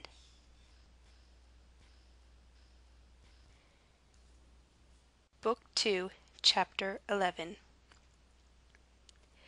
That which for Vronsky had been almost a whole year the one absorbing desire of his life, replacing all his old desires, that which for Anna had been an impossible, terrible, and even for that reason more entrancing dream of bliss, that desire had been fulfilled. He stood before her, pale, his lower jaw quivering, and besought her to be calm, not knowing how or why. "Anna, Anna," he said with a choking voice, "Anna, for pity's sake!" But the louder he spoke, the lower she dropped her once proud and gay, now shame-stricken head, and she bowed down and sank from the sofa where she was sitting, down on the floor, at his feet. She would have fallen on the carpet if he had not held her. "My God, forgive me!" she said, sobbing, pressing his hands to her bosom. She felt so sinful, so guilty, that nothing was left her but to humiliate herself and beg forgiveness. And as now there was no one in her life but him, to him she addressed her prayer for forgiveness. Looking at him, she had a physical sense of her humiliation, and she could say nothing more. He felt what a murderer must feel when he sees the body he has robbed of life. That body, robbed by him of life, was their love, the first stage of their love. There was something awful and revolting in the memory of what had been bought at this fearful price of shame. Shame at their spiritual nakedness crushed her and infected him. But in spite of all the murderer's horror before the body of his victim, he must hack it to pieces, hide the body, must use what he has gained by his murder. And with fury, as it were with passion, the murderer falls on the body, and drags it, and hacks at it. So he covered her face and shoulders with kisses. She held his hand, it did not stir.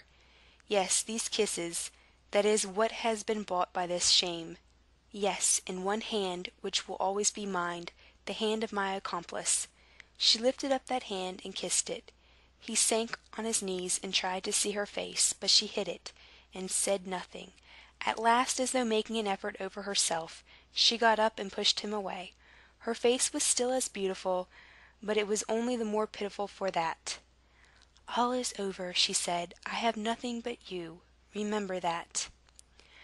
I can never forget what is my whole life, for one instance of this happiness." "Happiness!" she said with horror and loathing, and her horror unconsciously infected him. "For pity's sake, not a word more." She rose quickly and moved away from him. "Not a word more," she repeated, and with a look of chill despair, incomprehensible to him, she parted from him.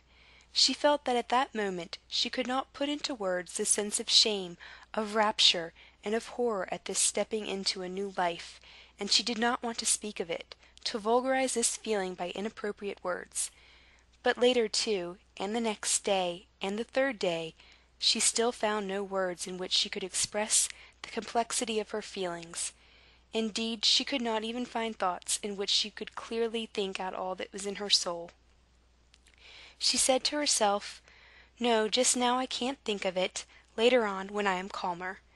But this calm for thought never came. Every time the thought rose of what she had done and what would happen to her, and what she ought to do, a horror came over her, and she drove those thoughts away. "Later, later," she said, "when I am calmer." But in dreams, when she had no control over her thoughts, her position presented it to her in all its hideous nakedness. One dream haunted her almost every night. She dreamed that both were her husbands at once, that both were lavishing caresses on her. Alexey Alexandrovitch was weeping, kissing her hands, and saying, "How happy we are now." And Alexey Vronsky was there, laughing, that this was ever so much simpler, and that now both of them were happy and contented. But this dream weighed on her like a nightmare, and she awoke from it in terror. End of chapter 11. Book 2, Chapter 12. In the early days after his return from Moscow, whenever Levin shuddered and grew red, remembering the disgrace of his rejection, he said to himself, "This was just how I used to shudder and blush, thinking myself utterly lost, when I was plucked in physics and did not get my remove, and how I thought myself utterly ruined after I had mismanaged that affair of my sister's that she entrusted to me. And yet, now that years have passed, I recall it and wonder that it could distress me so much. It will be the same thing, too, with this trouble. Time will go by, and I shall not mind about this either." But 3 months had passed, and he had not left off minding about it, and it was as painful for him to think of it as it had been those first days. He could not be at peace because, after dreaming so long of family life, and feeling himself so ripe for it, he was still not married, and was further than ever from marriage. He was painfully conscious himself, as were all about him, that at his years it is not well for man to be alone.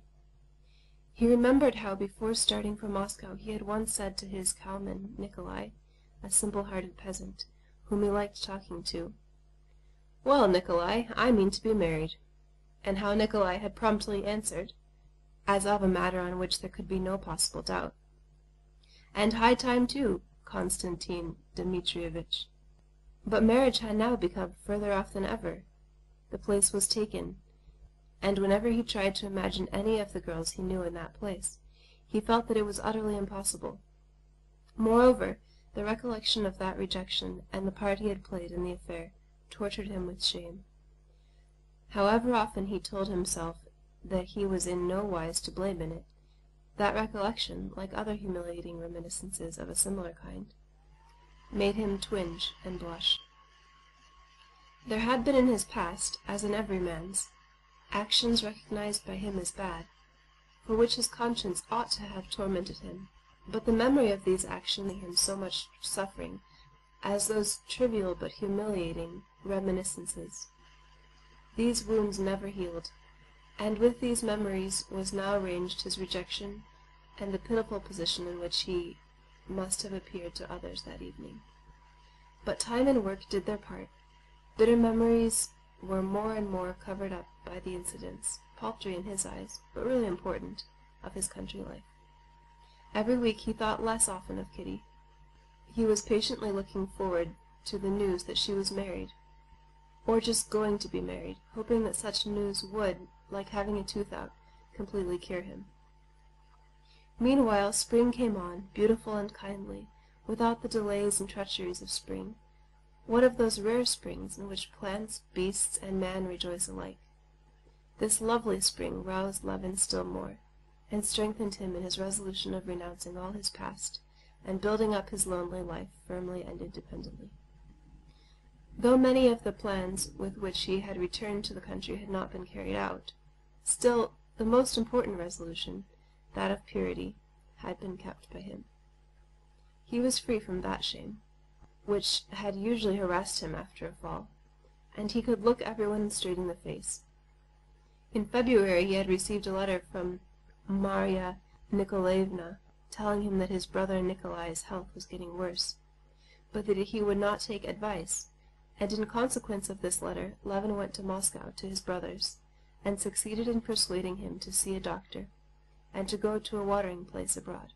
He succeeded so well in persuading his brother, and in lending him money for the journey without irritating him, that he was satisfied with himself in the matter. In addition to his farming, which called for special attention in the spring, and in addition to reading, Levin had begun that winter a work on agriculture, the plan of which turned on taking into account the character of the laborer on the land as one of the unalterable data of the question, like the climate and the soil, and consequently deducing all the principles of scientific culture, not simply from the data of soil and climate, but from the data of soil, climate, and a certain unalterable character of the laborer. Thus, in spite of his solitude, or in consequence of his solitude, his life was exceedingly full. Only rarely he suffered from an unsatisfied desire to communicate his stray ideas to someone besides Agafea Mihailovna. With her, indeed, he did not infrequently fell into discussion upon physics, the theory of agriculture, and especially philosophy. Philosophy was Agafea Mihailovna's favorite subject. Spring was slow in unfolding. For the last few weeks it had been steadily fine, frosty weather. In the daytime it thawed in the sun, but at night there were even 7 degrees of frost. There was such a frozen surface on the snow that they drove the wagons anywhere off the roads. Easter came in the snow. Then, all of a sudden, on Easter Monday, a warm wind sprang up, storm clouds swooped down, and for 3 days and 3 nights the warm, driving rain fell in streams. On Thursday the wind drooped, and a thick gray fog brooded over the land as though hiding the mysteries of the transformations that were being wrought in nature. Behind the fog there was the flowing of water, the cracking and floating of ice, the swift rush of turbid, foaming torrents. And on the following Monday in the evening the fog parted, the storm clouds split up into little curling crests of cloud, the sky cleared, and the real spring had come. In the morning the sun rose brilliant and quickly wore away the thin layer of ice that covered the water. and all the warm air was quivering with the steam that rose up from the quickened earth. The old grass looked greener, and the young grass thrust up its tiny blades. The buds of the guelder rose, and of the currant and the sticky birch buds were swollen with sap, and an exploring bee was humming about the golden blossoms that studded the willow. Larks trilled unseen above the velvety green fields and the ice-covered stubble land. Peewits wailed over the lowlands and marshes flooded by the pools. Cranes and wild geese flew high across the sky, uttering their spring calls. The cattle, bald in patches where the new hair had not grown yet, lowed in the pastures. The bow-legged lambs frisked round their bleating mothers. Nimble children ran about the drying paths, covered with the prints of bare feet. There was a merry chatter of peasant women over their linen at the pond, and the ring of axes in the yard, where the peasants were repairing plows and harrows. The real spring had come. End of chapter 12. Book 2, Chapter 13. Levin put on his big boots, and, for the first time, a cloth jacket instead of his fur cloak, and went out to look after his farm, stepping over streams of water that flashed in the sunshine and dazzled his eyes, and treading 1 minute on ice and the next into sticky mud. Spring is the time of plans and projects, and as he came out into the farmyard, Levin, like a tree in spring that knows not what form will be taken by the young shoots and twigs imprisoned in its swelling buds, hardly knew what undertakings he was going to begin upon now in the farm work that was so dear to him. But he felt that he was full of the most splendid plans and projects. First of all, he went to the cattle. The cows had been let out into their paddock, and their smooth sides were already shining with their new sleek spring coats. They basked in the sunshine and lowed to go to the meadow. Levin gazed admiringly at the cows he knew so intimately, to the minutest detail of their condition, and gave orders for them to be driven out into the meadow and the calves to be let into the paddock. The herdsmen ran gaily to get ready for the meadow. The cowherd girls, picking up their petticoats, ran splashing through the mud with bare legs, still white, not yet brown from the sun, waving brushwood in their hands, chasing the calves that frolicked in the mirth of spring. After admiring the young ones of that year, who were particularly fine, the early calves were the size of a peasant's cow, and Pava's daughter, at 3 months old, was as big as a yearling. Levin gave orders for a trough to be brought out, and for them to be fed in the paddock. But it appeared that as the paddock had not been used during the winter, the hurdles made in the autumn for it were broken. He sent for the carpenter, who, according to his orders, ought to have been at work at the thrashing machine. But it appeared that the carpenter was repairing the harrows, which ought to have been repaired before Lent. This was very annoying to Levin. It was annoying to come upon that everlasting slovenliness in the farm work against which he had been striving with all his might for so many years. The hurdles, as he ascertained, being not wanted in winter, had been carried to the cart-horses' stable, and there broken, as they were of light construction, only meant for feeding calves. Moreover, it was apparent also that the harrows and all the agricultural implements which he had directed to be looked over and repaired in the winter, for which very purpose he had hired 3 carpenters, had not been put into repair, and the harrows were being repaired when they ought to have been harrowing the field. Levin sent for his bailiff, but immediately went off himself to look for him. The bailiff, beaming all over, like every one that day, in a sheepskin bordered with astrachan, came out of the barn, twisting a bit of straw in his hands. "Why isn't the carpenter at the thrashing machine?" "Oh, I meant to tell you yesterday. The harrows want repairing. Here, it's time they got to work in the fields." "But what were they doing in the winter, then?" "But what did you want the carpenter for?" "Where are the hurdles for the calves' paddock?" I ordered them to be got ready. What would you have with those peasants?" said the bailiff, with a wave of his hand. "It's not those peasants, but this bailiff," said Levin, getting angry. "Why, what do I keep you for?"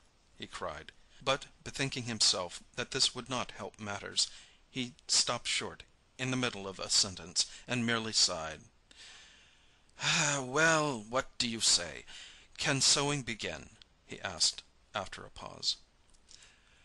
"Behind Turkin tomorrow or the next day they might begin." "And the clover?" "I've sent Vasily and Mishka. They're sowing. Only I don't know if they'll manage to get through. It's so slushy." "How many acres?" "About 15.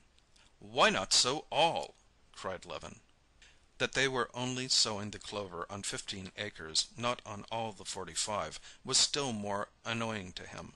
Clover, as he knew, both from books and from his own experience, never did well except when it was sown as early as possible, almost in the snow, and yet Levin could never get this done.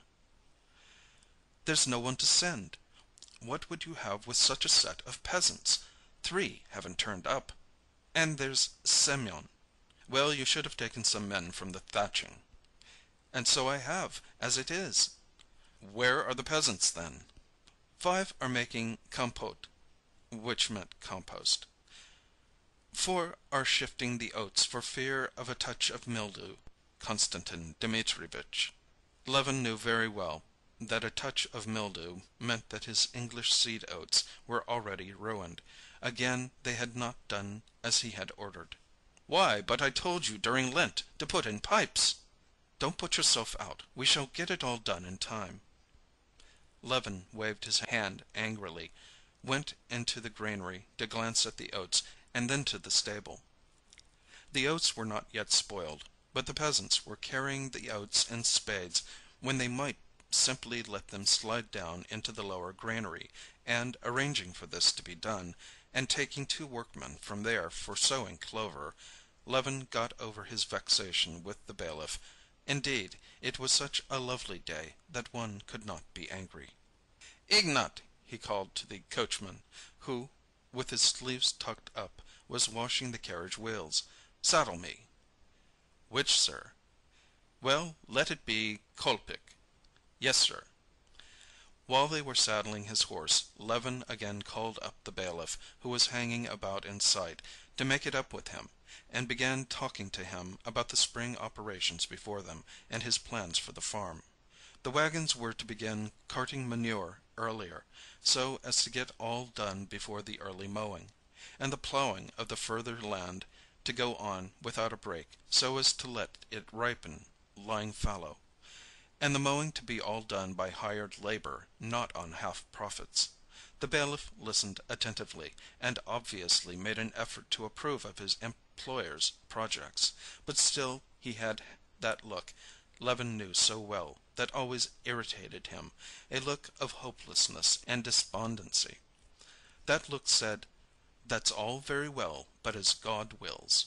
Nothing mortified Levin so much as that tone, but it was the tone common to all the bailiffs he had ever had. They had all taken up that attitude to his plans, and so now he was not angered by it, but mortified, and felt all the more roused to struggle against this, as it seemed, elemental force, continually ranged against him, for which he could find no other expression than "as God wills." "If we can manage it, Konstantin Dmitrievitch," said the bailiff. "Why ever shouldn't you manage it? We positively must have another 15 laborers, and they don't turn up. There were some here today asking 70 roubles for the summer." Levin was silent. Again he was brought face to face with that opposing force. He knew that however much they tried, they could not hire more than 40, 37 perhaps, or 38 laborers for a reasonable sum. Some 40 had been taken on, and there were no more. But still he could not help struggling against it. "Send to Suri, to Chelfverovka. If they don't come, we must look for them." "Oh, I'll send, to be sure," said Vasily Fedorovitch despondently, "but there are the horses too." they're not good for much." "We'll get some more. I know, of course," Levin added, laughing. "You always want to do with as little and as poor quality as possible. But this year I'm not going to let you have things your own way. I'll see to everything myself." "Why, I don't think you take much rest as it is." "It cheers us up to work under the master's eye. So they're sowing clover behind the birchdale. I'll go and have a look at them," he said, getting on to the little bay cob, Kolpik, who was led up by the coachman.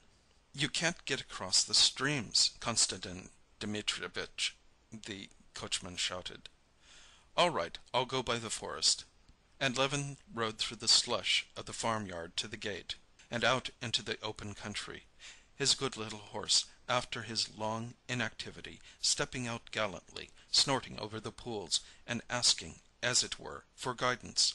If Levin had felt happy before, in the cattle pens and farmyard, he felt happier yet in the open country, swaying rhythmically with the ambling paces of his good little cob, drinking in the warm yet fresh scent of the snow and the air, as he rode through his forest over the crumbling, wasted snow, still left in parts, and covered with dissolving tracks. He rejoiced over every tree, with the moss reviving on its bark and the buds swelling on its shoots. When he came out of the forest, in the immense plain before him, his grass fields stretched in an unbroken carpet of green, without one bare place or swamp, only spotted here and there in the hollows with patches of melting snow. He was not put out of temper even by the sight of the peasants' horses and colts trampling down his young grass (he told a peasant he met to drive them out), nor by the sarcastic and stupid reply of the peasant Ipat, whom he met on the way, and asked, "Well, Ipat, shall we soon be sowing?" "We must get the plowing done first, Konstantin Dmitrievitch," answered Ipat. The further he rode the happier he became, and plans for the land rose to his mind each better than the last, to plant all his fields with hedges along the southern borders, so that the snow should not lie under them, to divide them up into 6 fields of arable and 3 of pasture and hay, to build a cattle yard at the further end of the estate, and to dig a pond and to construct movable pens for the cattle as a means of manuring the land. And then 800 acres of wheat, 300 of potatoes, and 400 of clover, and not 1 acre exhausted. Absorbed in such dreams, carefully keeping his horse by the hedges, so as not to trample his young crops, he rode up to the laborers who had been sent to sow clover. A cart with the seed in it was standing, not at the edge, but in the middle of the crop, and the winter corn had been torn up by the wheels and trampled by the horse. Both the laborers were sitting in the hedge, probably smoking a pipe together. The earth in the cart, with which the seed was mixed, was not crushed to powder, but crusted together or adhering in clods. Seeing the master, the laborer, Vasily, went towards the cart, while Mishka set to work sowing. This was not as it should be, but with the laborers Levin seldom lost his temper. When Vasily came up, Levin told him to lead the horse to the hedge. "It's all right, sir. It'll spring up again," responded Vasily. "Please don't argue," said Levin, "but do as you're told."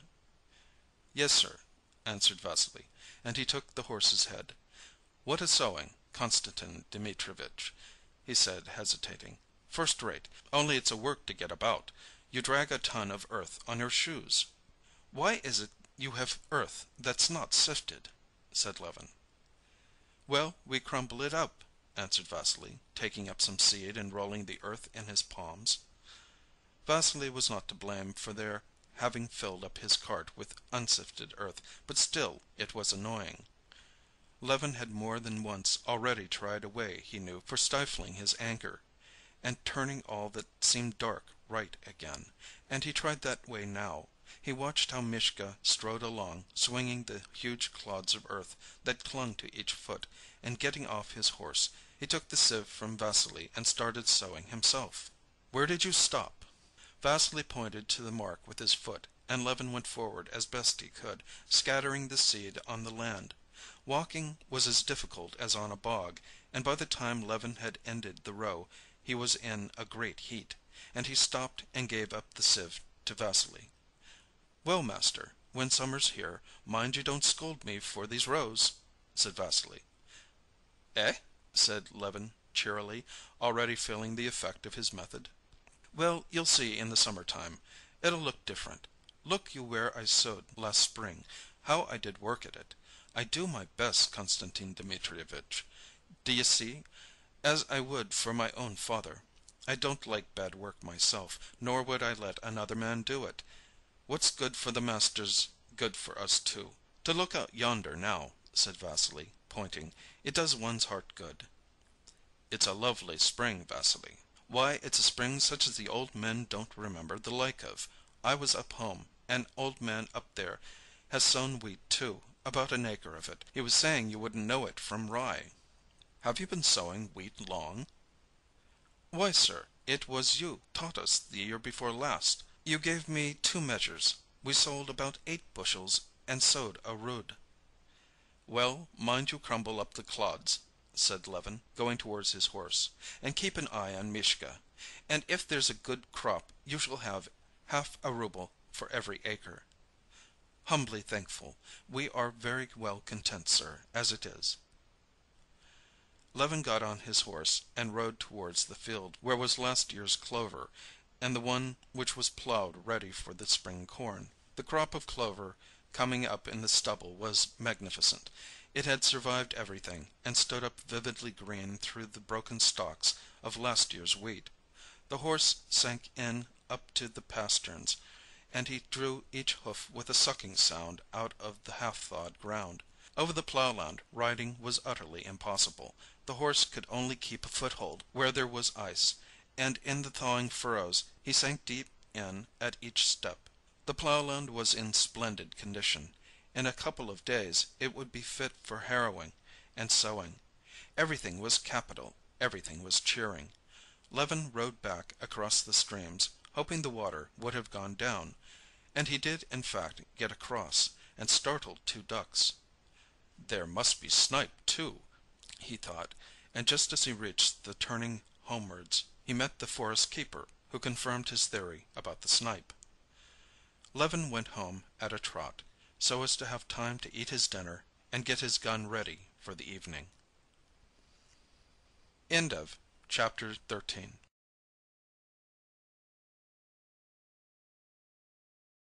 Book 2, Chapter 14. As he rode up to the house in the happiest frame of mind, Levin heard the bell ring at the side of the principal entrance of the house. "Yes, that's someone from the railway station," he thought. "Just the time to be here from the Moscow train. Who could it be? What if it's Brother Nikolai? He did say, maybe he'll go to the waters, or maybe I'll come down to you." He felt dismayed and vexed for the first minute, that his brother Nikolai's presence should come to disturb his happy mood of spring. But he felt ashamed of the feeling, and at once he opened, as it were, the arms of his soul, and with a softened feeling of joy and expectation, now he hoped with all his heart that it was his brother. He pricked up his horse, and riding from behind the acacias he saw a hired 3-horse sledge from the railway station, and a gentleman in a fur coat. It was not his brother. "Oh, if it were only some nice person one could talk to a little," he thought. "Ah!" cried Levin joyfully, flinging up both his hands. "Here's a delightful visitor! Ah, how glad I am to see you!" he shouted, recognizing Stepan Arkadyevitch. "I shall find out for certain whether she's married, whether she's going to be married," he thought. And on that delicious spring day he felt that the thought of her did not hurt him at all. "Well, you didn't expect me, eh?" said Stepan Arkadyevitch, getting out of the sledge, splashed with mud on the bridge of his nose, on his cheek, and on his eyebrows, but radiant with health and good spirits. "I've come to see you, in the first place," he said, embracing and kissing him, "to have some stand shooting second, and to sell the forest at Ergushovo third." "Delightful! What a spring we're having! However did you get along in a sledge?" In a cart it would have been worse still, Konstantin Dmitrievitch, answered the driver, who knew him. Well, I'm very, very glad to see you, said Levin, with a genuine smile of childlike delight. Levin led his friend to the room set apart for visitors, where Stepan Arkadyevitch's things were carried also: a bag, a gun in a case, a satchel for cigars. Leaving him there to wash and change his clothes, Levin went off to the counting-house to speak about the ploughing and clover. Agafea Mihalovna, always very anxious for the credit of the house, met him in the hall with inquiries about dinner. Do just as you like, only let it be as soon as possible, he said, and went to the bailiff.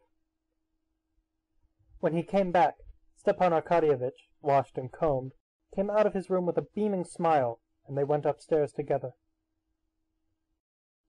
Well, I'm glad I managed to get away to you. Now I shall understand what the mysterious business is that you are always absorbed in here. No, really, I envy you. What a house! How nice it all is! So bright! So cheerful! Said Stepan Arkadyevitch, forgetting that it was not always spring and fine weather like that day. And your nurse is simply charming. A pretty maid in an apron might be even more agreeable, perhaps, but for your severe monastic style it does very well. Stepan Arkadyevitch told him many interesting pieces of news. Especially interesting to Levin was the news that his brother Sergei Ivanovitch was intending to pay him a visit in the summer. Not one word did Stepan Arkadyevitch say in reference to Kitty and the Shtcherbatskys. He merely gave him greetings from his wife. Levin was grateful to him for his delicacy, and was very glad of his visitor. As always happened with him during his solitude, a mass of ideas and feelings had been accumulating within him, which he could not communicate to those about him. And now he poured out upon Stepan Arkadyevitch his poetic joy in the spring, and his failures and plans for the land, and his thoughts and criticisms on the books he had been reading, and the idea of his own book, the basis of which really was, though he was unaware of it himself, a criticism of all the old books on agriculture. Stepan Arkadyevitch, always charming, understanding everything at the slightest reference, was particularly charming on this visit, and Levin noticed in him a special tenderness, as it were, and a new tone of respect that flattered him. The efforts of Agafea Mihalovna and the cook, that the dinner should be particularly good, only ended in the two famished friends attacking the preliminary course, eating a great deal of bread and butter, salt goose, and salted mushrooms, and in Levin's finally ordering the soup to be served without the accompaniment of little pies with which the cook had particularly meant to impress their visitor. But though Stepan Arkadyevitch was accustomed to very different dinners, he thought everything excellent, the herb brandy, and the bread, and the butter, and above all the salt goose and the mushrooms, and the nettle soup, and the chicken and white sauce, and the white Crimean wine. Everything was superb and delicious. "Splendid, splendid," he said, lighting a fat cigar after the roast. "I feel as if, coming to you, I had landed on a peaceful shore after the noise and jolting of a steamer. And so you maintain that the laborer himself is an element to be studied, and to regulate the choice of methods in agriculture. Of course, I'm an ignorant outsider, but I should fancy theory and its application will have its influence on the laborer too. Yes, but wait a bit. I'm not talking of political economy. I'm talking of the science of agriculture. It ought to be like the natural sciences, to observe given phenomena and the laborer in his economic, ethnographical—" At that instant Agafea Mihalovna came in with jam. "Oh, Agafea Mihalovna," said Stepan Arkadyevitch, kissing the tips of his plump fingers. "What salt goose, what herb brandy! What do you think? Isn't it time to start, Kostya?" he added. Levin looked out the window at the sun sinking behind the bare tree-tops of the forest. "Yes, it's time," he said.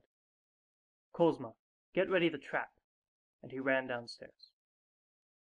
Stepan Arkadyevitch, going down, carefully took the canvas cover off his varnished gun case with his own hands, and, opening it, began to get ready his expensive new-fashioned gun.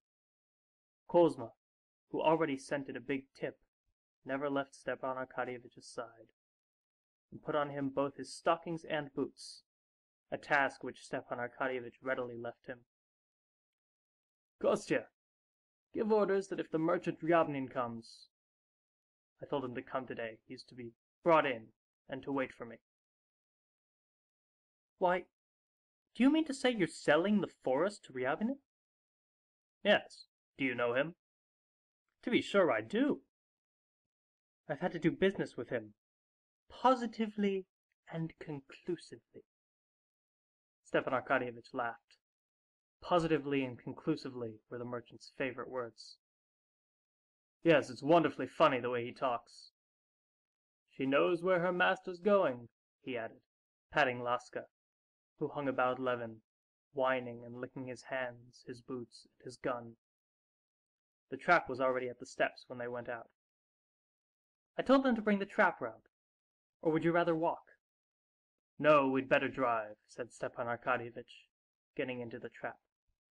He sat down, tucked the tiger-skin rug round him, and lighted a cigar. "How is it you don't smoke? A cigar is a sort of a thing, not exactly a pleasure, but the crown and outward sign of pleasure. Come, this is life! How splendid it is! This is how I should like to live." "Why, who prevents you?" said Levin, smiling. "No, you're a lucky man. You've got everything you like. You like horses, and you have them. Dogs, you have them. Shooting, you have it. Farming, you have it." "Perhaps because I rejoice in what I have, and don't fret for what I haven't," said Levin, thinking of Kitty. Stepan Arkadyevitch comprehended, looked at him, but said nothing. Levin was grateful to Oblonsky for noticing, with his never-failing tact, that he dreaded conversation about the Shtcherbatskys, and so saying nothing about them. But now Levin was longing to find out what was tormenting him so, yet he had not the courage to begin. "Come, tell me how things are going with you," said Levin, bethinking himself that it was not nice of him to think only of himself. Stepan Arkadyevitch's eyes sparkled merrily. "You don't admit, I know, that one can be fond of new rolls when one has had one's rations of bread. To your mind it's a crime. But I don't count life as life without love," he said, taking Levin's question his own way. "What am I to do? I'm made that way. And really, one does so little harm to anyone, and gives oneself so much pleasure." "What? Is there something new, then?" queried Levin. "Yes, my boy, there is. There, do you see? You know the type of Ossian's woman. Women such as one sees in dreams. Well, these women are sometimes to be met in reality, and these women are terrible. Woman, don't you know, is such a subject that however much you study it, it's always perfectly new." "Well then, it would be better not to study it." "No. Some mathematician has said that enjoyment lies in the search for truth, not in the finding it." Levin listened in silence. In spite of all the efforts he made, he could not in the least enter into the feelings of his friend and understand his sentiments and the charm of studying such women. End of chapter 14. Book 2, Chapter 15. The place fixed on for the stand shooting was not far above a stream in a little aspen copse. On reaching the copse, Levin got out of the trap and led Oblonsky to a corner of a mossy, swampy glade, already quite free from snow. He went back himself to a double birch tree on the other side, and, leaning his gun on the fork of a dead lower branch, he took off his full overcoat, fastened his belt again, and worked his arms to see if they were free. Gray old Laska, who had followed them, sat down warily opposite him and pricked up her ears. The sun was setting behind a thick forest, and in the glow of sunset the birch trees, dotted about in the aspen copse, stood out clearly with their hanging twigs, and their buds swollen almost to bursting. From the thickest parts of the copse, where the snow still remained, came the faint sound of narrow, winding threads of water running away. Tiny birds twittered and now and then fluttered from tree to tree. In the pauses of complete stillness there came the rustle of last year's leaves, stirred by the thawing of the earth and the growth of the grass. Imagine, one can hear and see the grass growing, Levin said to himself, noticing a wet, slate-colored aspen leaf moving beside a blade of young grass. He stood, listened, and gazed sometimes down at the wet, mossy ground, sometimes at Laska, listening all alert, sometimes at the sea of bare tree-tops that stretched on the slope below him, sometimes at the darkening sky, covered with white streaks of cloud. A hawk flew high over a forest far away with a slow sweep of its wings. Another flew with exactly the same motion in the same direction and vanished. The birds twittered more and more loudly and busily in the thicket. An owl hooted not far off, and Laska, starting, stepped cautiously a few steps forward, and putting her head on one side, began to listen intently. Beyond the stream was heard the cuckoo. Twice she uttered her usual cuckoo call, and then gave a hoarse, hurried call, and broke down. "Imagine, the cuckoo already," said Stepan Arkadyevitch, coming out from behind a bush. "Yes, I hear it," answered Levin, reluctantly breaking the stillness with his voice, which sounded disagreeable to himself. "Now it's coming." Stepan Arkadyevitch's figure again went behind the bush, and Levin saw nothing but the bright flash of a match, followed by the red glow and blue smoke of a cigarette. "Tch, tch," came the snapping sound of Stepan Arkadyevitch cocking his gun. "What's that cry?" asked Oblonsky, drawing Levin's attention to a prolonged cry, as though a colt were whinnying in a high voice in play. "Oh, don't you know it? That's the hare. But enough talking. Listen, it's flying!" almost shrieked Levin, cocking his gun. They heard a shrill whistle in the distance, and in the exact time so well known to the sportsman, 2 seconds later, another, a third, and after the third whistle, the hoarse guttural cry could be heard. Levin looked about him to right and to left, and there, just facing him against the dusky blue sky above the confused mass of tender shoots of the aspens, he saw the flying bird. It was flying straight towards him. The guttural cry, like the even tearing of some strong stuff, sounded close to his ear, the long beak and neck of the bird could be seen, and at the very instant when Levin was taking aim, behind the bush where Oblonsky stood, there was a flash of red lightning. The bird dropped like an arrow, and darted upwards again. Again came the red flash and the sound of a blow, and fluttering its wings as though trying to keep up in the air, the bird halted, stopped still an instant, and fell with a heavy splash on the slushy ground. "Can I have missed it?" shouted Stepan Arkadyevitch, who could not see for the smoke.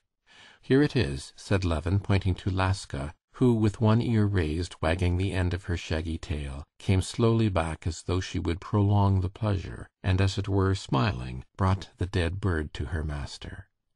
"Well, I'm glad you were successful," said Levin, who at the same time had a sense of envy that he had not succeeded in shooting the snipe. "It was a bad shot from the right barrel," responded Stepan Arkadyevitch, loading his gun. "Sh! It's flying." The shrill whistles rapidly following one another were heard again. 2 snipe, playing and chasing one another, and only whistling, not crying, flew straight at the very heads of the sportsmen. There was the report of 4 shots, and like swallows the snipe turned swift somersaults in the air and vanished from sight. The stand shooting was capital.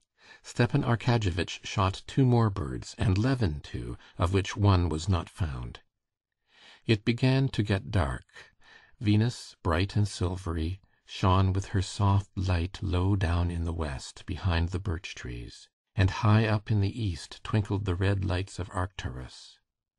Over his head Levin made out the stars of the Great Bear and lost them again. The snipe had ceased flying, but Levin resolved to stay a little longer, till Venus, which he saw below a branch of birch, should be above it, and the stars of the Great Bear should be perfectly plain. Venus had risen above the branch, and the ear of the Great Bear with its shaft was now all plainly visible against the dark blue sky, yet still he waited. "Isn't it time to go home?" said Stepan Arkadyevitch. It was quite still now in the copse, and not a bird was stirring. "Let's stay a little while," answered Levin. "As you like."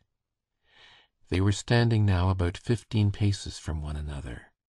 "Stiva," said Levin unexpectedly, "how is it you don't tell me whether your sister-in-law's married yet, or when she's going to be?" Levin felt so resolute and serene that no answer, he fancied, could affect him, but he had never dreamed of what Stepan Arkadyevitch replied. "She's never thought of being married, and isn't thinking of it, but she's very ill, and the doctors have sent her abroad. They're positively afraid she may not live." "What!" cried Levin. "Very ill? What is wrong with her? How has she—" While they were saying this, Laska, with ears pricked up, was looking upwards at the sky and reproachfully at them. "They have chosen a time to talk," she was thinking. "It's on the wing. Here it is. Yes, it is. They'll miss it," thought Laska. But at that very instant both suddenly heard a shrill whistle, which, as it were, smote on their ears, and both suddenly seized their guns, and 2 flashes gleamed, and 2 gangs sounded at the very same instant. The snipe, flying high above, instantly folded its wings and fell into a thicket, bending down the delicate shoots. "Splendid! Together!" cried Levin, and he ran with Laska into the thicket to look for the snipe. Oh yes, what was it that was unpleasant, he wondered. Yes, Kitty's ill. Well, it can't be helped. I'm very sorry, he thought. "She's found it. Isn't she a clever thing?" he said, taking the warm bird from Laska's mouth and packing it into the almost full game bag. "I've got it, Stiva," he shouted. End of chapter 15.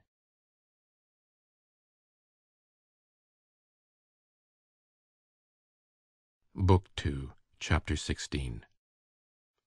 On the way home, Levin asked all details of Kitty's illness and the Shtcherbatskys' plans, and, though he would have been ashamed to admit it, he was pleased at what he heard. He was pleased that there was still hope, and still more pleased that she should be suffering, who had made him suffer so much. But when Stepan Arkadyevitch began to speak of the causes of Kitty's illness, and mentioned Vronsky's name, Levin cut him short. "I have no right whatever to know family matters, and to tell the truth, no interest in them either."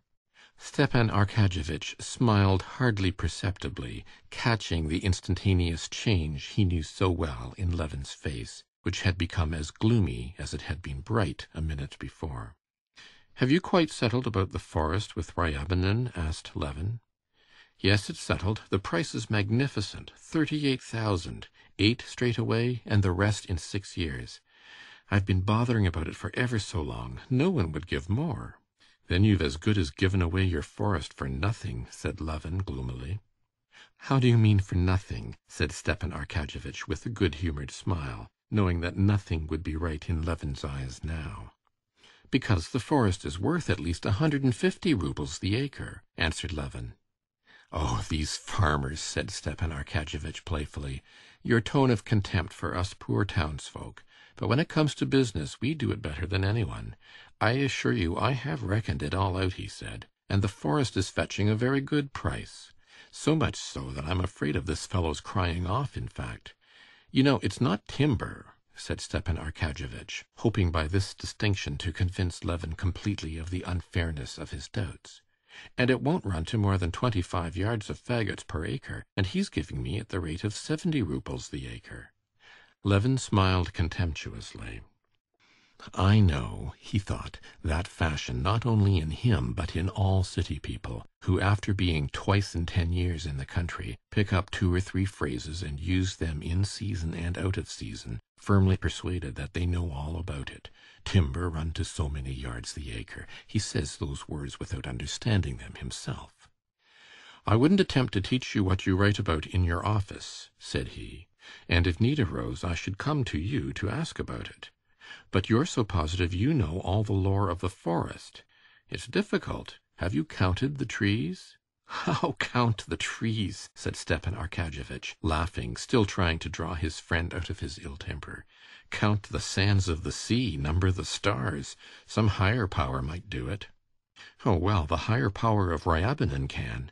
Not a single merchant ever buys a forest without counting the trees, unless they get it given them for nothing, as you're doing now.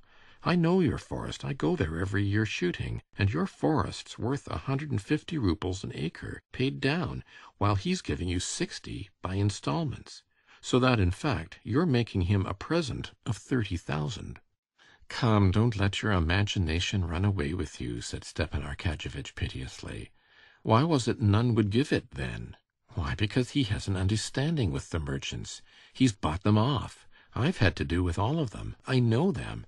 They're not merchants, you know, they're speculators. He wouldn't look at a bargain that gave him 10-15% profit, but holds back to buy a rouble's worth for 20 kopecks. Well, enough of it. You're out of temper." "Not the least," said Levin gloomily, as they drove up to the house. At the steps there stood a trap tightly covered with iron and leather, with a sleek horse tightly harnessed with broad collar straps. In the trap sat the chubby, tightly belted clerk who served Ryabinin as coachman. Ryabinin himself was already in the house, and met the friends in the hall.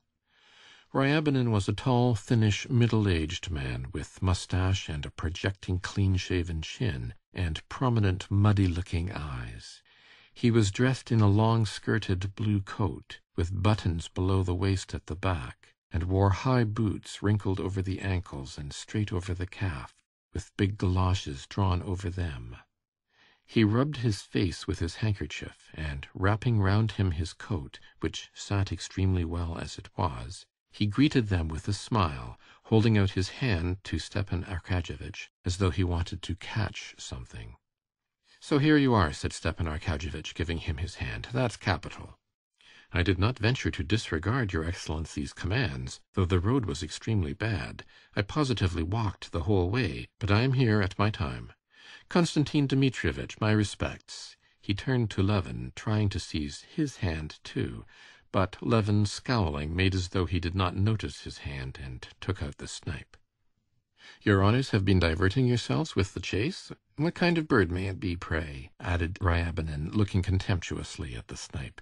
"A great delicacy, I suppose." And he shook his head disapprovingly, as though he had grave doubts whether this game were worth the candle. "Would you like to go into my study?" Levin said in French to Stepan Arkadyevitch, scowling morosely. "Go into my study. You can talk there." "Quite so, where you please," said Ryabinin with contemptuous dignity, as though wishing to make it felt that others might be in difficulties as to how to behave, but that he could never be in any difficulty about anything. On entering the study, Ryabinin looked about, as his habit was, as though seeking the holy picture, but when he had found it, he did not cross himself. He scanned the bookcases and bookshelves, and with the same dubious air with which he had regarded the snipe, he smiled contemptuously and shook his head disapprovingly, as though by no means willing to allow that this game were worth the candle. "Well, have you brought the money?" asked Oblonsky. "Sit down."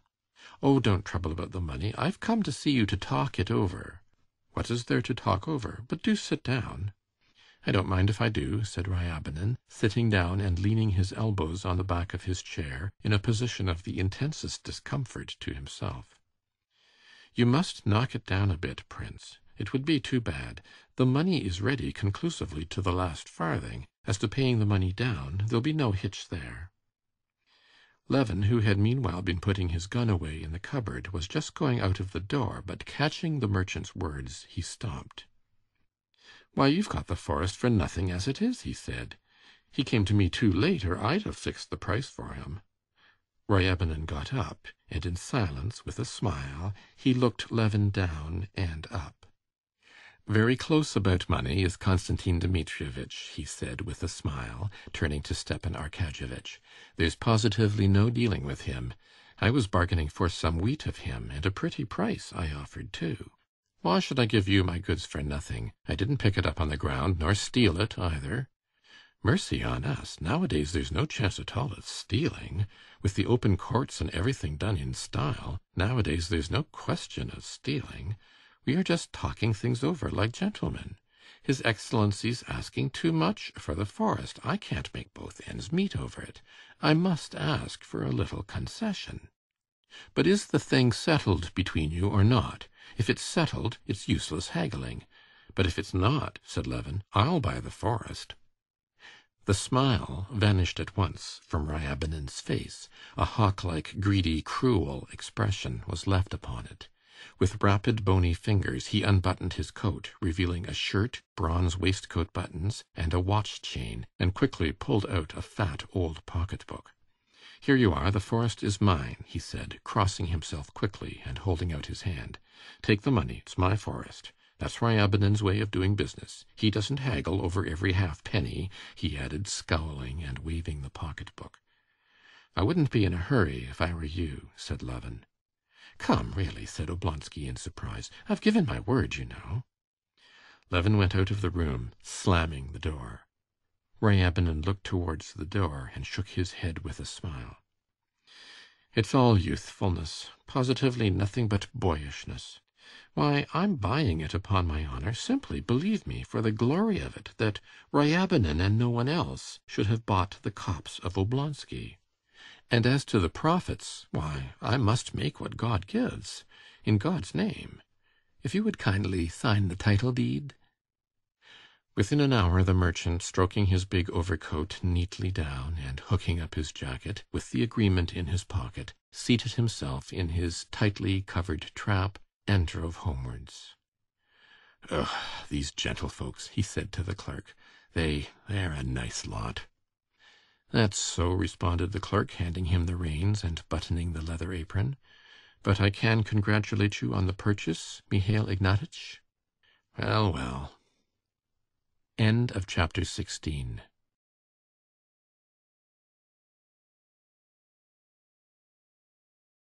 Book 2, Chapter 17. Stepan Arkadyevitch went upstairs with his pocket bulging with notes, which the merchant had paid him for 3 months in advance. The business of the forest was over, the money in his pocket, their shooting had been excellent, and Stepan Arkadyevitch was in the happiest frame of mind, and so he felt specially anxious to dissipate the ill-humor that had come upon Levin. He wanted to finish the day at supper as pleasantly as it had been begun.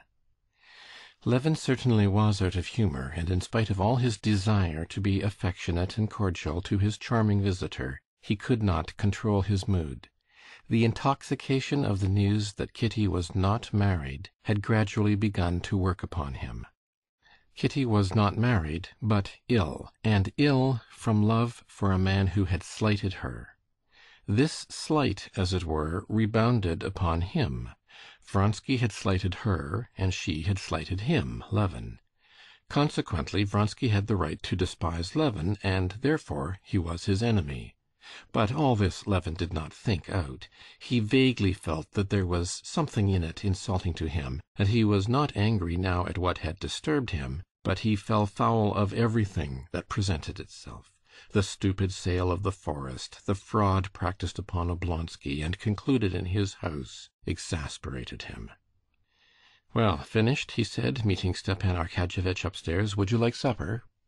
"Well, I wouldn't say no to it. What an appetite I get in the country! Wonderful!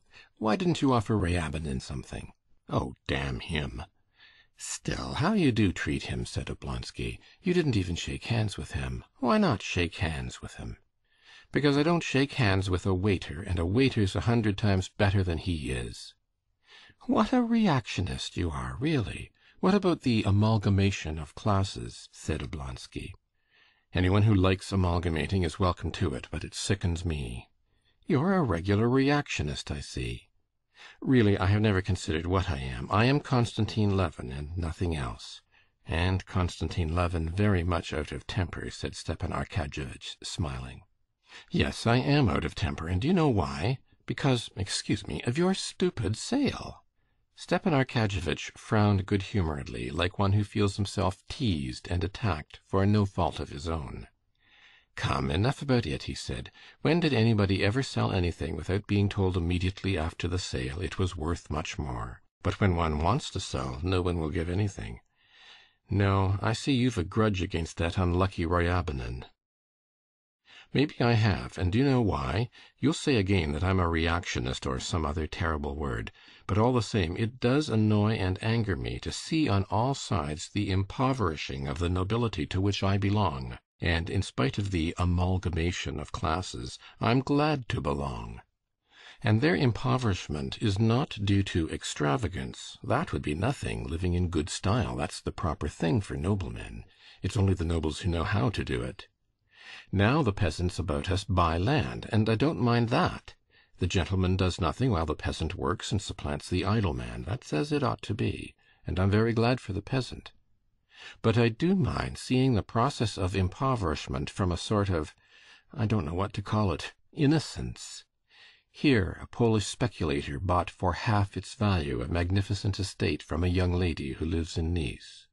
And there a merchant will get 3 acres of land worth 10 roubles as security for the loan of 1 rouble. Here, for no kind of reason, you've made that rascal a present of 30,000 roubles.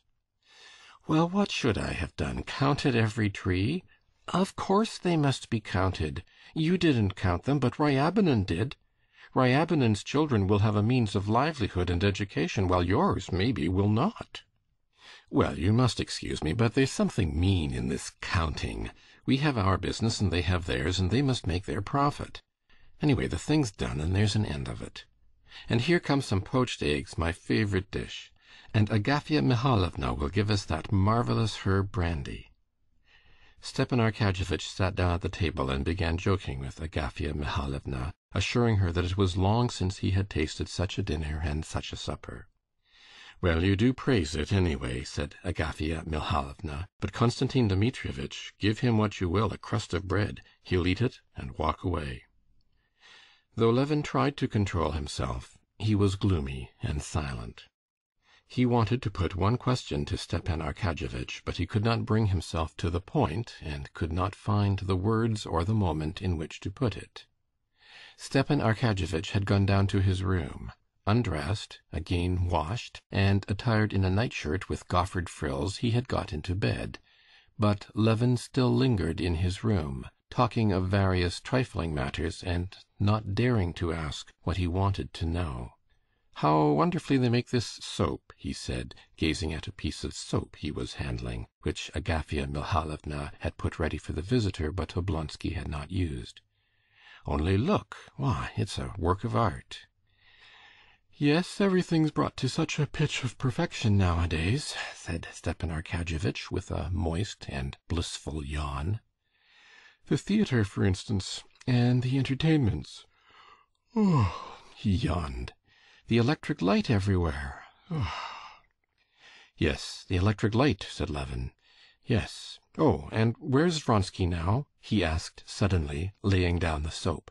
"Vronsky?" said Stepan Arkadyevitch, checking his yawn.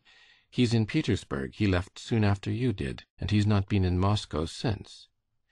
And do you know, Kostya, I'll tell you the truth," he went on, leaning his elbow on the table and propping on his hand his handsome ruddy face, in which his moist, good-natured, sleepy eyes shone like stars. "It's your own fault. You took fright at the sight of your rival. But as I told you at the time, I couldn't say which had the better chance. Why didn't you fight it out? I told you at the time that." He yawned inwardly without opening his mouth. "Does he know, or doesn't he, that I did make an offer?" Levin wondered, gazing at him. Yes, there's something humbugging, diplomatic in his face, and feeling he was blushing, he looked Stepan Arkadyevitch straight in the face without speaking. "If there was anything on her side at the time, it was nothing but a superficial attraction," pursued Oblonsky. "His being such a perfect aristocrat, don't you know, and his future position in society, had an influence, not with her, but with her mother." Levin scowled. The humiliation of his rejection stung him to the heart, as though it were a fresh wound he had only just received. But he was at home, and the walls of home are a support. "Stay, stay," he began, interrupting Oblonsky. "You talk of his being an aristocrat. But allow me to ask what it consists in, that aristocracy of Vronsky or of anybody else, beside which I can be looked down upon. You consider Vronsky an aristocrat, but I don't. A man whose father crawled up from nothing at all by intrigue, and whose mother, God knows whom she wasn't mixed up with. No, excuse me, but I consider myself aristocratic, and people like me, who can point back in the past to 3 or 4 honorable generations of their family, of the highest degree of breeding. Talent and intellect, of course, that's another matter, and have never curried favor with anyone, never depended on anyone for anything, like my father and my grandfather, and I know many such. You think it mean of me to count the trees in my forest, while you make Ryabanon a present of 30,000. But you get rents from your lands and I don't know what, while I don't, and so I prize what's come to me from my ancestors, or been won by hard work. We are aristocrats, and not those who can only exist by favor of the powerful of this world, and who can be bought for twopence halfpenny." "Well, but whom are you attacking? I agree with you," said Stepan Arkadyevitch, sincerely and genially, though he was aware that in the class of those who could be bought for twopence halfpenny, Levin was reckoning him too. Levin's warmth gave him genuine pleasure. "Whom are you attacking? Though a good deal is not true that you say about Vronsky, but I won't talk about that. I tell you straight out, if I were you, I should go back with me to Moscow and... No, I don't know whether you know it or not, but I don't care. And I tell you, I did make an offer and was rejected, and Katerina Alexandrovna is nothing now to me but a painful and humiliating reminiscence." "Whatever for? What nonsense!" "But we won't talk about it. Please forgive me if I've been nasty," said Levin. Now that he had opened his heart, he became as he had been in the morning. "You're not angry with me, Stiva? Please don't be angry," he said, and smiling, he took his hand. "Of course not, not a bit, and no reason to be. I'm glad we've spoken openly. And do you know, stand shooting in the morning is unusually good. Why not go? I couldn't sleep the night anyway, but I might go straight from shooting to the station. Capital." End of chapter 17.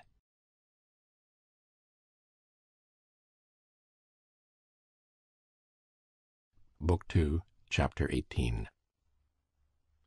Although all Vronsky's inner life was absorbed in his passion, his external life unalterably and inevitably followed along the old accustomed lines of his social and regimental ties and interests. The interests of his regiment took an important place in Vronsky's life, both because he was fond of the regiment and because the regiment was fond of him. They were not only fond of Vronsky in his regiment, they respected him too, and were proud of him, proud that this man, with his immense wealth, his brilliant education and abilities, and the path open before him to every kind of success, distinction, and ambition, had disregarded all that, and of all the interests of life, had the interests of his regiment and his comrades nearest to his heart. Vronsky was aware of his comrades' view of him, and in addition to his liking for the life, he felt bound to keep up that reputation. It need not be said that he did not speak of his love to any of his comrades, nor did he betray his secret even in the wildest drinking bouts, though indeed he was never so drunk as to lose all control of himself. And he shut up any of his thoughtless comrades who attempted to allude to his connection. But, in spite of that, his love was known to all the town. Every one guessed with more or less confidence at his relations with Madame Karenina. The majority of the younger men envied him for just what was the most irksome factor in his love, the exalted position of Karenin, and the consequent publicity of their connection in society. The greater number of the young women, who envied Anna and had long been weary of hearing her called virtuous, rejoiced at the fulfillment of their predictions, and were only waiting for a decisive turn in public opinion to fall upon her with all the weight of their scorn. They were already making ready their handfuls of mud to fling at her when the right moment arrived. The greater number of the middle-aged people and certain great personages were displeased at the prospect of the impending scandal in society. Vronsky's mother, on hearing of his connection, was at first pleased at it because nothing to her mind gave such a finishing touch to a brilliant young man as a liaison in the highest society.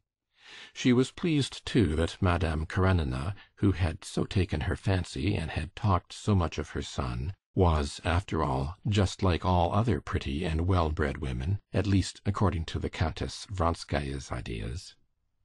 But she had heard of late that her son had refused a position offered him of great importance to his career, simply in order to remain in the regiment, where he could be constantly seeing Madame Karenina. She learned that great personages were displeased with him on this account, and she changed her opinion.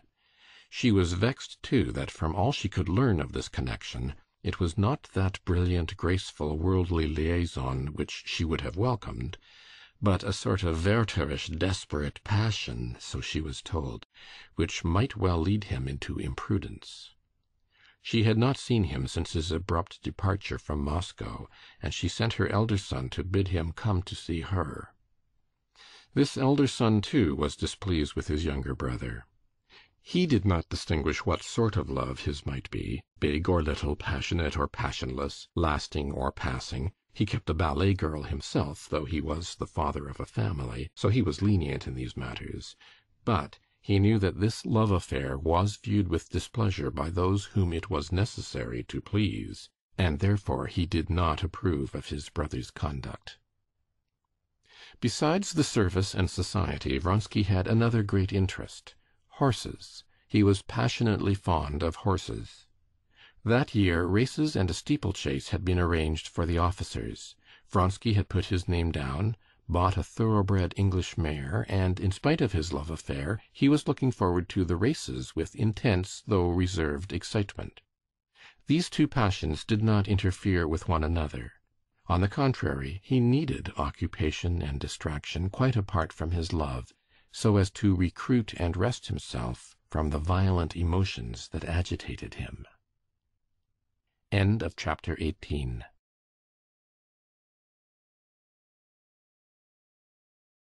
Book 2, Chapter 19.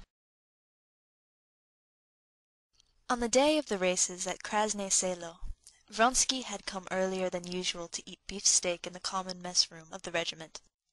He had no need to be strict with himself, as he had very quickly been brought down to the required light weight. But still he had to avoid gaining flesh, and so he eschewed farinaceous and sweet dishes. He sat with his coat unbuttoned over a white waistcoat, resting both elbows on the table, and while waiting for the steak he had ordered, he looked at a French novel that lay open on his plate. He was only looking at the book to avoid conversation with the officers coming in and out. He was thinking. He was thinking of Anna's promise to see him that day after the races. But he had not seen her for 3 days, and as her husband had returned from abroad, he did not know whether she would be able to meet him today or not. And he did not know how to find out. He had had his last interview with her at his cousin Betsy's summer villa. He visited the Karenins' summer villa as rarely as possible. Now he wanted to go there, and he pondered the question how to do it.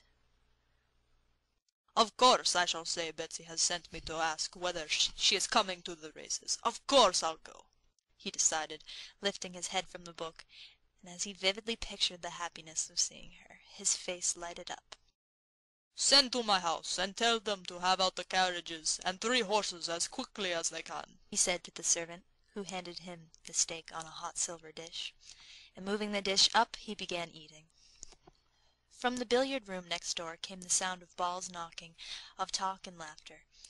2 officers appeared at the entrance door. One, a young fellow, with a feeble, delicate face, who had lately joined the regiment from the Corps of Pages. The other, a plump, elderly officer, with a bracelet on his wrist, and little eyes lost in fat. Vronsky glanced at them, frowned, and looking down at his book as though he had not noticed them, he proceeded to eat and read at the same time. What, fortifying yourself for your work? Said the plump officer, sitting down beside him. As you see, responded Vronsky, knitting his brows, wiping his mouth, and not looking at the officer.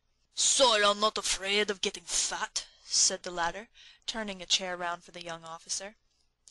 What? Said Vronsky angrily, making a wry face of disgust and showing his even teeth. You're not afraid of getting fat? Waiter, sherry, said Vronsky without replying, and moving the book to the other side of him, he went on reading. The plump officer took up the list of wines and turned to the young officer. "You choose what we are to drink," he said, handing him the card, and looking at him. "Run wine, please," said the young officer, stealing a timid glance at Vronsky, and trying to pull his scarcely visible mustache. Seeing that Vronsky did not turn around, the young officer got up. "Let's go to the billiard room," he said. The plump officer rose submissively, and they moved towards the door. At that moment there walked into the room the tall and well-built Captain Yashvin. Nodding with an air of lofty contempt to the two officers, he went up to Vronsky. "Ah, here he is!" He got on his epaulettes. Vronsky looked round angrily, but his face lighted up immediately with his characteristic expression of genial and manly serenity. "That's it, Alexei," said the captain in his loud baritone. "You must eat a mouthful now, and drink only one tiny glass." "Oh, I'm not hungry." "There go the inseparables," Yashvin dropped, glancing sarcastically at the two officers who were at that instant leaving the room, and he bent his long legs, swathed in tight riding breeches, and sat down in the chair too low for him, so that his knees were cramped up at a sharp angle. "Why didn't you turn up at the Red Theater yesterday? Numerova wasn't all that bad. Where were you?" "I was late at Tverskoy's," said Vronsky. "Ah!" responded Yashvin. Yashvin, a gambler and a rake, a man not merely without moral principles, but of immoral principles, Yashvin was Vronsky's greatest friend in the regiment.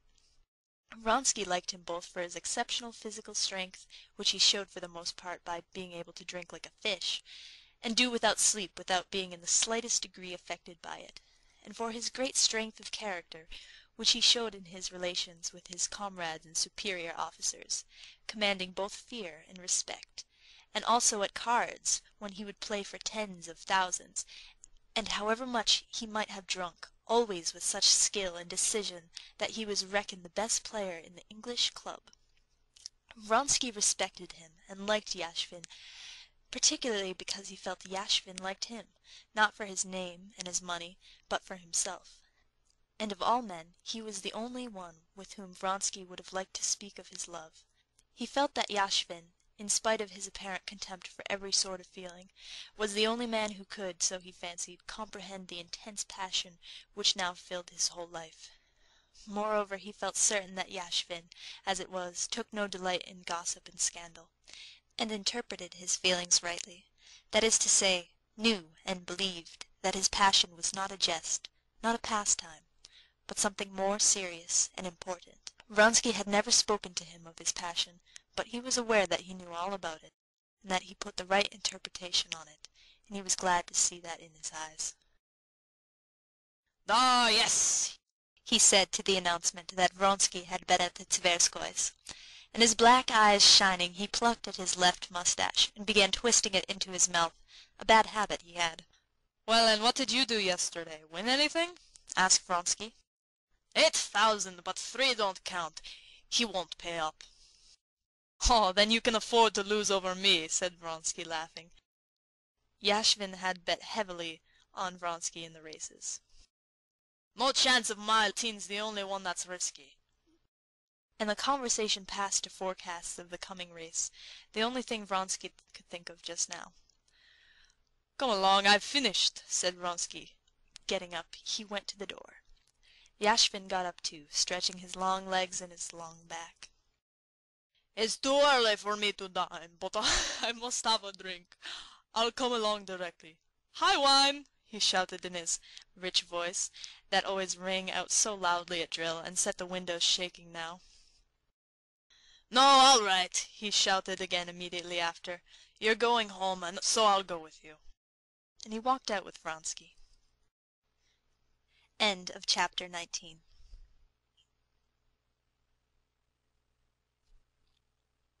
Book 2, Chapter 20. Vronsky was staying in a roomy, clean Finnish hut, divided into two by a partition. Petritsky lived with him in camp too. Petritsky was asleep when Vronsky and Yashvin came into the hut. "Get up! Don't go on sleeping," said Yashvin, going behind the partition and giving Petritsky, who was lying with ruffled hair and with his nose in the pillow, a prod on the shoulder. Petritsky jumped up suddenly onto his knees and looked around. "Your brother's been here," he said to Vronsky. "He waked me up, damn him, and said he'd look in again." And pulling up the rug, he flung himself back on the pillow. "Oh, do shut up, Yashvin," he said, getting furious with Yashvin, who was pulling the rug off him. "Shut up!" He turned over and opened his eyes. "You'd better tell me what to drink. Such a nasty taste in my mouth, that." "Brandy's better than anything," boomed Yashvin.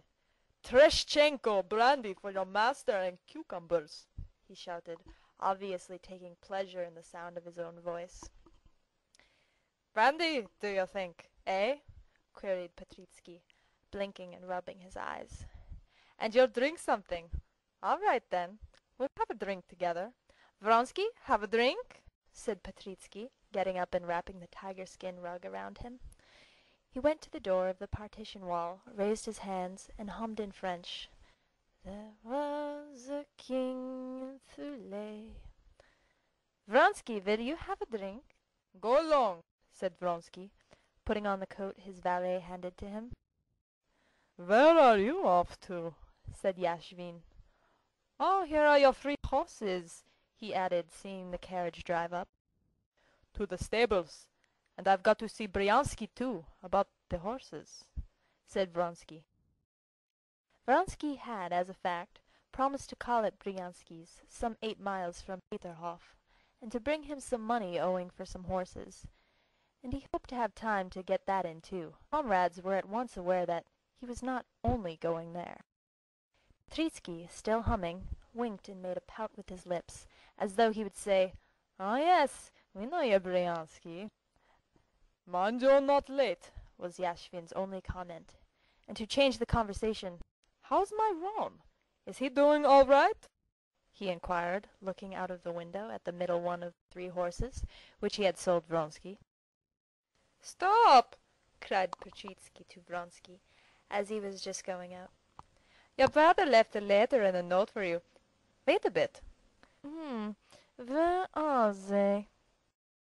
Vronsky stopped. "Well, where are they?" "Where are they? That's just the question," said Petritsky solemnly, moving his forefinger upward from his nose.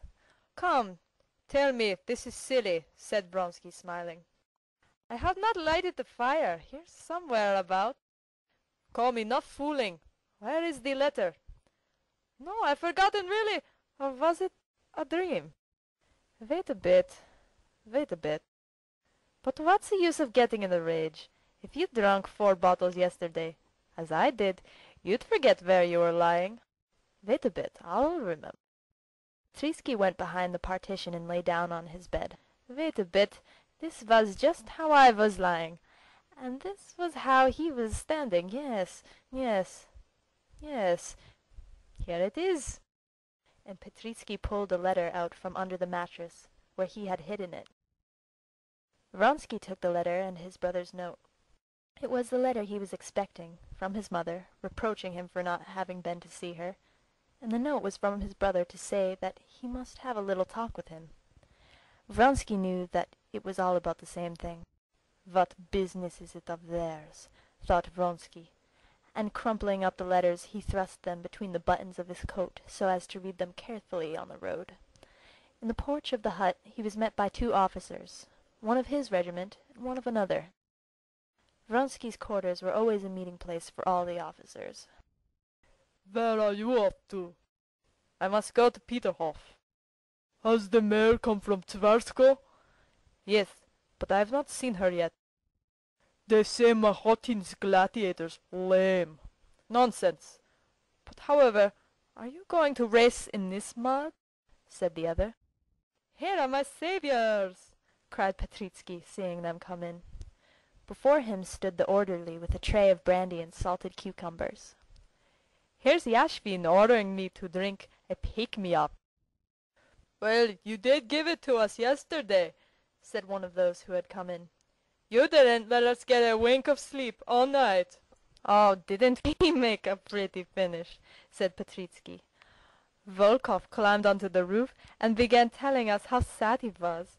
I said, 'Let's have music, the funeral march.' He fairly dropped asleep on the roof over the funeral march." "Drink it up, you positively must drink the brandy, and then the seltzer water, and a lot of lemon," said Yashvin, standing over Petritsky like a mother making a child take medicine. "And then a little champagne, just a small bottle." "Come, there's some sense in that. Stop a bit, Vronsky. We'll all have a drink." "No, goodbye, all of you. I'm not going to drink today." "Why, are you gaining weight?" "All right, then we must have it alone.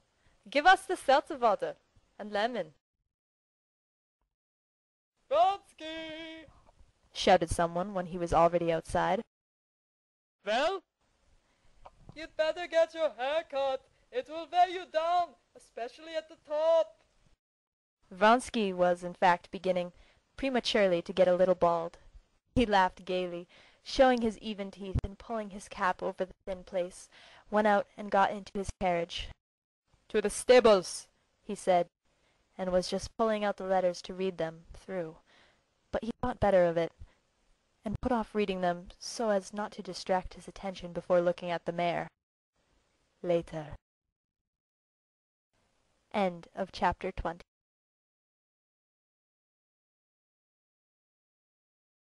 Book 2, Chapter 21.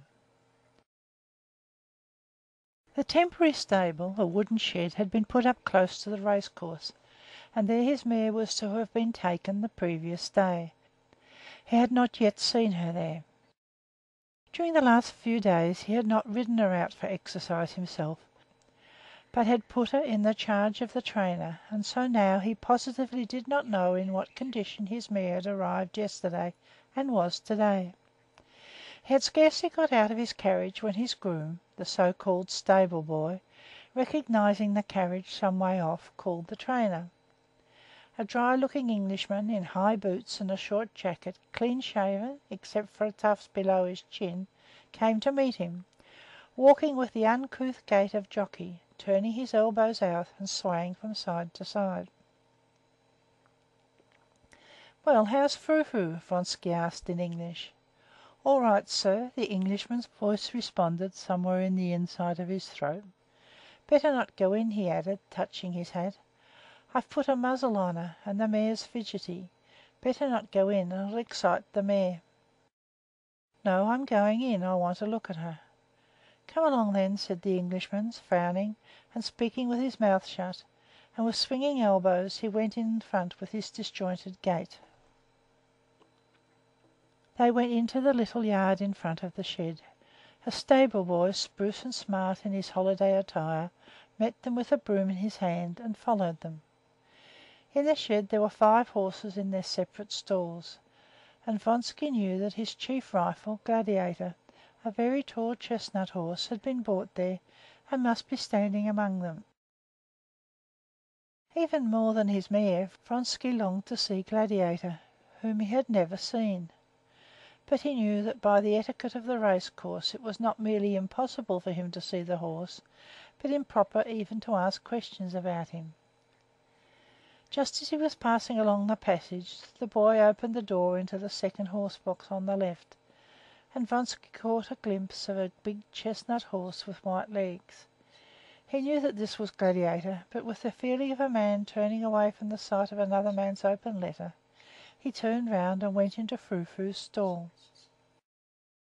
"The horse is here belonging to I never can say the name," said the Englishman over his shoulder, pointing his big finger and dirty nail towards Gladiator's stall.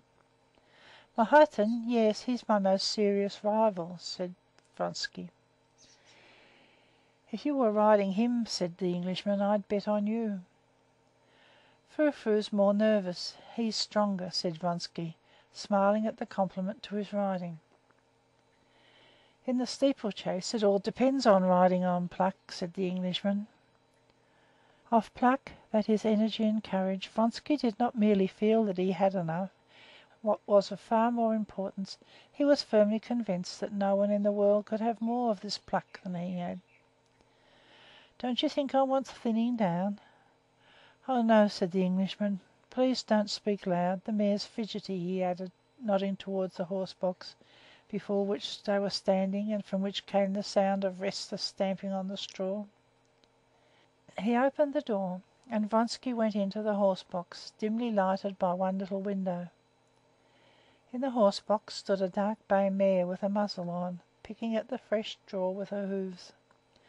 Looking round him in the twilight of the horse box, Vronsky unconsciously took in once more in a comprehensive glance all the points of his favourite mare.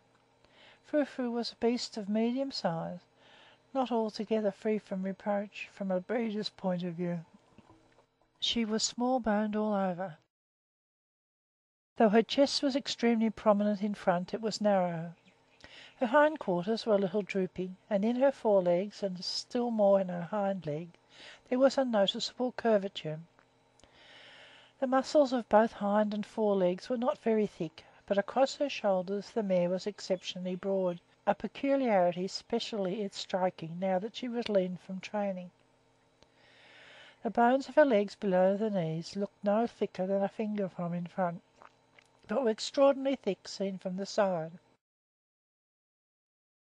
She looked altogether, except across the shoulders as it were, pinched in at the sides and pressed out in depth. But she had in the highest degree the quality that makes all defects forgotten. That quality was blood, the blood that tells, as the English expression has it. The muscles stood up sharply under a network of sinews, covered with the delicate mobile skin, soft as satin, and they were as hard as bone. Her clean-cut head, with prominent, bright, spirited eyes, broadened out at the open nostrils that showed the red blood in the cartilage within. About all her figure, and especially her head, there was a certain expression of energy and at the same time of softness. She was one of those creatures which seem only not to speak because the mechanism of their mouth does not allow them to.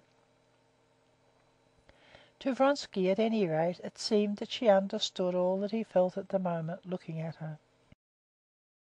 Directly Vronsky went toward her, she drew in a deep breath, and turning back her prominent eye till the white looked bloodshot, she started at the approaching figure from the opposite side, shaking her muzzle and shifting lightly from one leg to another. "There, you see how fidgety she is," said the Englishman. "There, darling, there," said Vronsky, going up to the mare and speaking soothingly to her. But the nearer he came, the more excited she grew. Only when he stood by her head she was suddenly quieter, while the muscles quivered under her soft, delicate coat.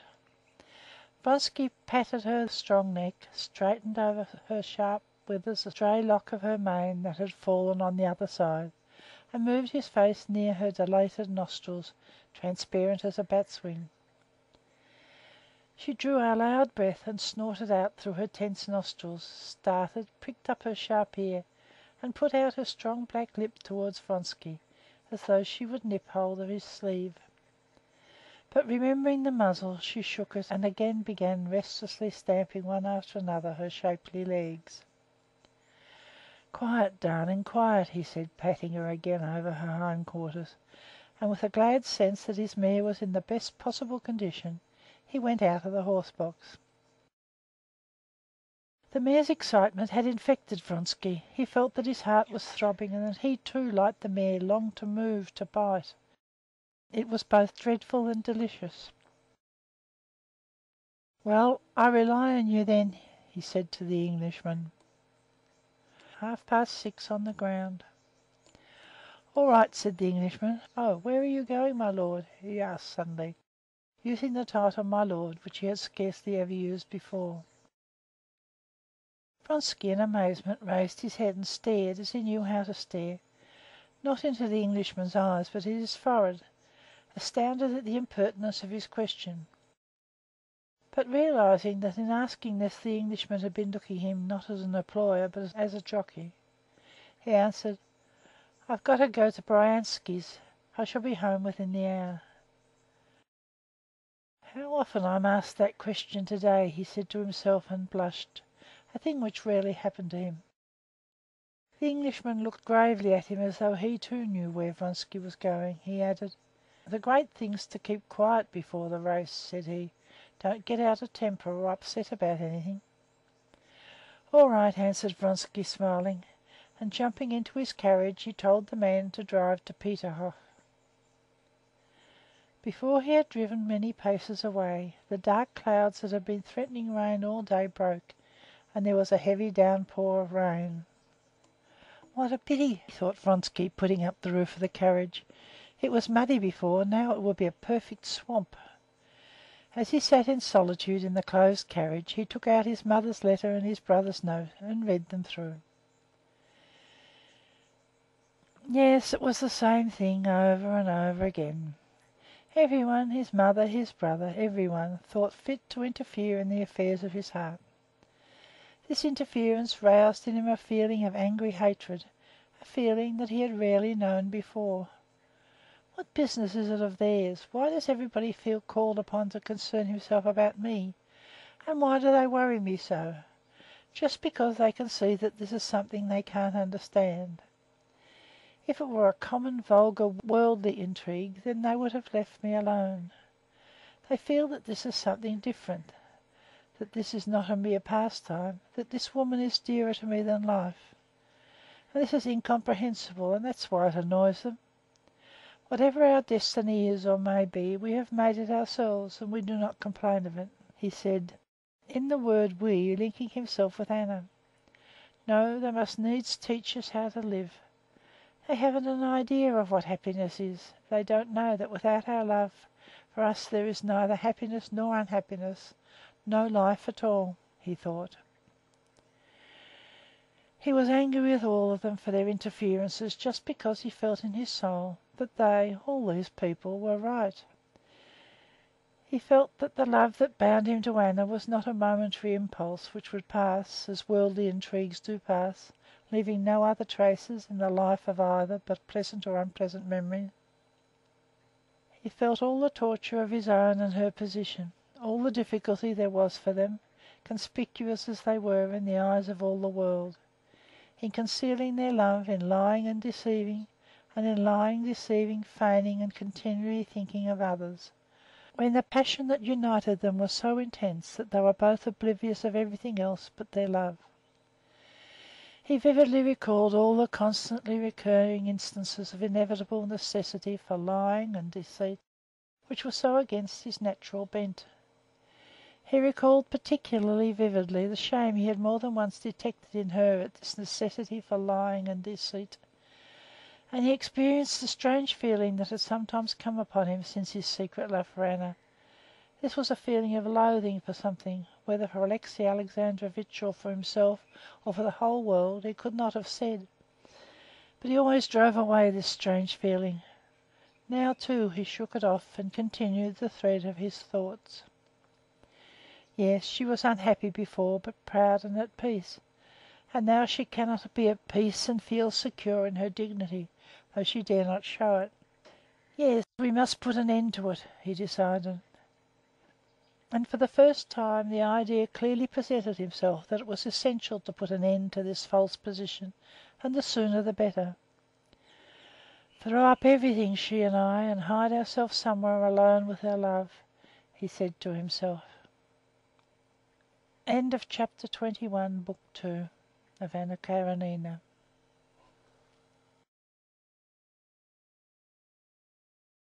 Book 2, Chapter 22. The rain did not last long, and by the time Vronsky arrived, his shaft horse trotting at full speed and dragging the trace horses galloping through the mud, with their reins hanging loose, the sun had peeped out again. The roofs of the summer villas and the old lime trees in the garden on both sides of the principal streets sparkled with wet brilliance, and from the twigs came a pleasant drip, and from the roofs rushing streams of water. He thought no more of the shower spoiling the race course, but was rejoicing now that, thanks to the rain, he would be sure to find her at home and alone, as he knew that Alexey Alexandrovitch, who had lately returned from a foreign watering place, had not moved from Petersburg. Hoping to find her alone, Vronsky alighted, as he always did, to avoid attracting attention before crossing the bridge, and walked to the house. He did not go up the steps to the street door, but went into the court. "Has your master come?" he asked a gardener. "No, sir. The mistress is at home, but will you please go to the front door?" "There are servants there," the gardener said. "They'll open the door." "No, I'll go in from the garden." And feeling satisfied that she was alone, and wanting to take her by surprise, since he had not promised to be there to-day, and she would certainly not expect him to come before the races, he walked, holding his sword, and stepping cautiously over the sandy path, bordered with flowers, to the terrace that looked out upon the garden. Vronsky forgot now all that he had thought on the way of the hardships and difficulties of their position. He thought of nothing but that he would see her directly, not in imagination but living, all of her, as she was in reality. He was just going in, stepping on his whole foot so as not to creak, up the worn steps of the terrace, when he suddenly remembered what he always forgot, and what caused the most torturing side of his relations with her. Her son, with his questioning, hostile, as he fancied, eyes. This boy was more often than anyone else a check upon their freedom. When he was present, both Vronsky and Anna did not merely avoid speaking of anything that they could not have repeated before anyone. They did not even allow themselves to refer by hints to anything that the boy did not understand. They had made no agreement about this. It had settled itself. They would have felt it wounding themselves to deceive the child. In his presence they talked about like acquaintances. But in spite of this caution, Vronsky often saw the child's intent, bewildered glance fixed upon him, and a strange shyness, uncertainty, and at one time friendliness, at another coldness and reserve, in the boy's manner to him, as though the child felt that between this man and his mother there existed some important bond, the significance of which he could not understand. As a fact, the boy did feel that he could not understand this relation, and he tried painfully, and was not able to make clear to himself what feeling he ought to have for this man. With a child's keen instinct for every manifestation of feeling, he saw distinctly that his father, his governess, his nurse, all did not merely dislike Vronsky, but looked on him with horror and aversion, though they never said anything about him, while his mother looked on him as her greatest friend. What does it mean? Who is he? How ought I to love him? If I don't know, it's my fault. Either I'm stupid or a naughty boy, thought the child, and this was what caused his dubious, inquiring, sometimes hostile expression, and the shyness and uncertainty which Vronsky found so irksome. This child's presence always and infallibly called up in Vronsky that strange feeling of inexplicable loathing which he had experienced of late. This child's presence called up both in Vronsky and in Anna a feeling akin to the feeling of a sailor who sees by the compass that the direction in which he is swiftly moving is far from the right one, but that to arrest his motion is not in his power, that every instant is carrying him further and further away, and that to admit to himself his deviation from the right direction is the same as admitting his certain ruin. This child, with his innocent outlook upon life, was the compass that showed them the point to which they had departed from what they knew, but did not want to know.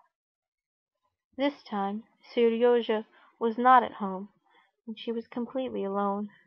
She was sitting on the terrace, waiting for the return of her son, who had gone out for his walk and had been caught in the rain. She had sent a manservant and a maid out to look for him. Dressed in a white gown, deeply embroidered, she was sitting in a corner of the terrace behind some flowers, and did not hear him. Bending her curly black head, she pressed her forehead against a cool watering pot that stood on the parapet, and both her lovely hands, with the rings she knew so well, clasped the pot. The beauty of her whole figure, her head, her neck, her hands, struck Vronsky every time as something new and unexpected. He stood still gazing at her in ecstasy. But directly he would have made a step to come nearer to her, she was aware of his presence, pushed away the watering pot, and turned her flushed face towards him. "What's the matter? You are ill?" he said to her in French, going up to her. He would have run to her, but remembering that there might be spectators, he looked round towards the balcony door, and reddened a little, as he always reddened, feeling that he had to be afraid and be on his guard. "No, I'm quite well," she said, getting up, and pressing his outstretched hand tightly. "I did not expect thee." "Mercy, what cold hands!" he said. "You startled me," she said. "I'm alone and expecting Seryozha. He's out for a walk. They'll come in from this side." But, in spite of her efforts to be calm, her lips were quivering. "Forgive me for coming, but I couldn't pass the day without seeing you," he went on, speaking French, as he always did, to avoid using the stiff Russian plural form, so impossibly frigid between them, and the dangerously intimate singular. "Forgive you? I'm so glad." "But you're ill or worried," he went on, not letting go her hand and bending over her. "What were you thinking of?" "Always the same thing," she said, with a smile. She spoke the truth. If ever at any moment she had been asked what she was thinking of, she could have answered truly. Of the same thing, of her happiness and her unhappiness. She was thinking, just when he came upon her, of this. Why was it, she wondered, that to others, to Betsy, she knew of her secret connection with the Tushkevich, it was all easy, while to her it was such torture? Today this thought gained special poignancy from certain other considerations. She asked him about the races.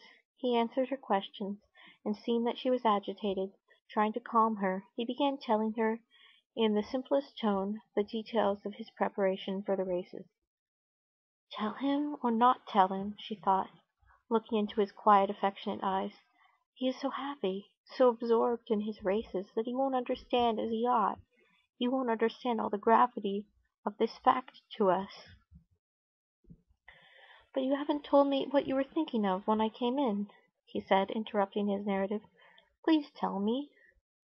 She did not answer, and bending her head a little, she looked inquiringly at him from under her brows, her eyes shining under their long lashes.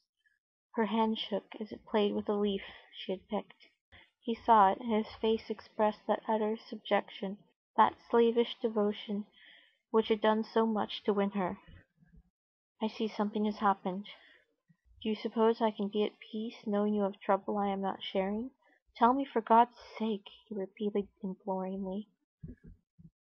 "Yes, I shan't be able to forgive him if he does not realize all the gravity of it. Better not tell. Why put him to the proof?" she thought, still staring at him in the same way, and feeling the hand that held the leaf was trembling more and more. "For God's sake," he repeated, taking her hand. "Shall I tell you?" "Yes, yes, yes!" "I'm with child," she said, softly and deliberately. The leaf in her hand shook more violently, but she did not take her eyes off him, watching how he would take it. He turned white, would have said something, but stopped. He dropped her hand, and his head sank on his breast. Yes, he realizes all the gravity of it, she thought, and gratefully she pressed his hand. But she was mistaken in thinking he realized the gravity of the fact as she, a woman, realized it. On hearing it, he felt come upon him with tenfold intensity that strange feeling of loathing of someone. But at the same time he felt that the turning point he had been longing for had come now, that it was impossible to go on concealing things from her husband, and it was inevitable, in one way or another, that they should soon put an end to their unnatural position.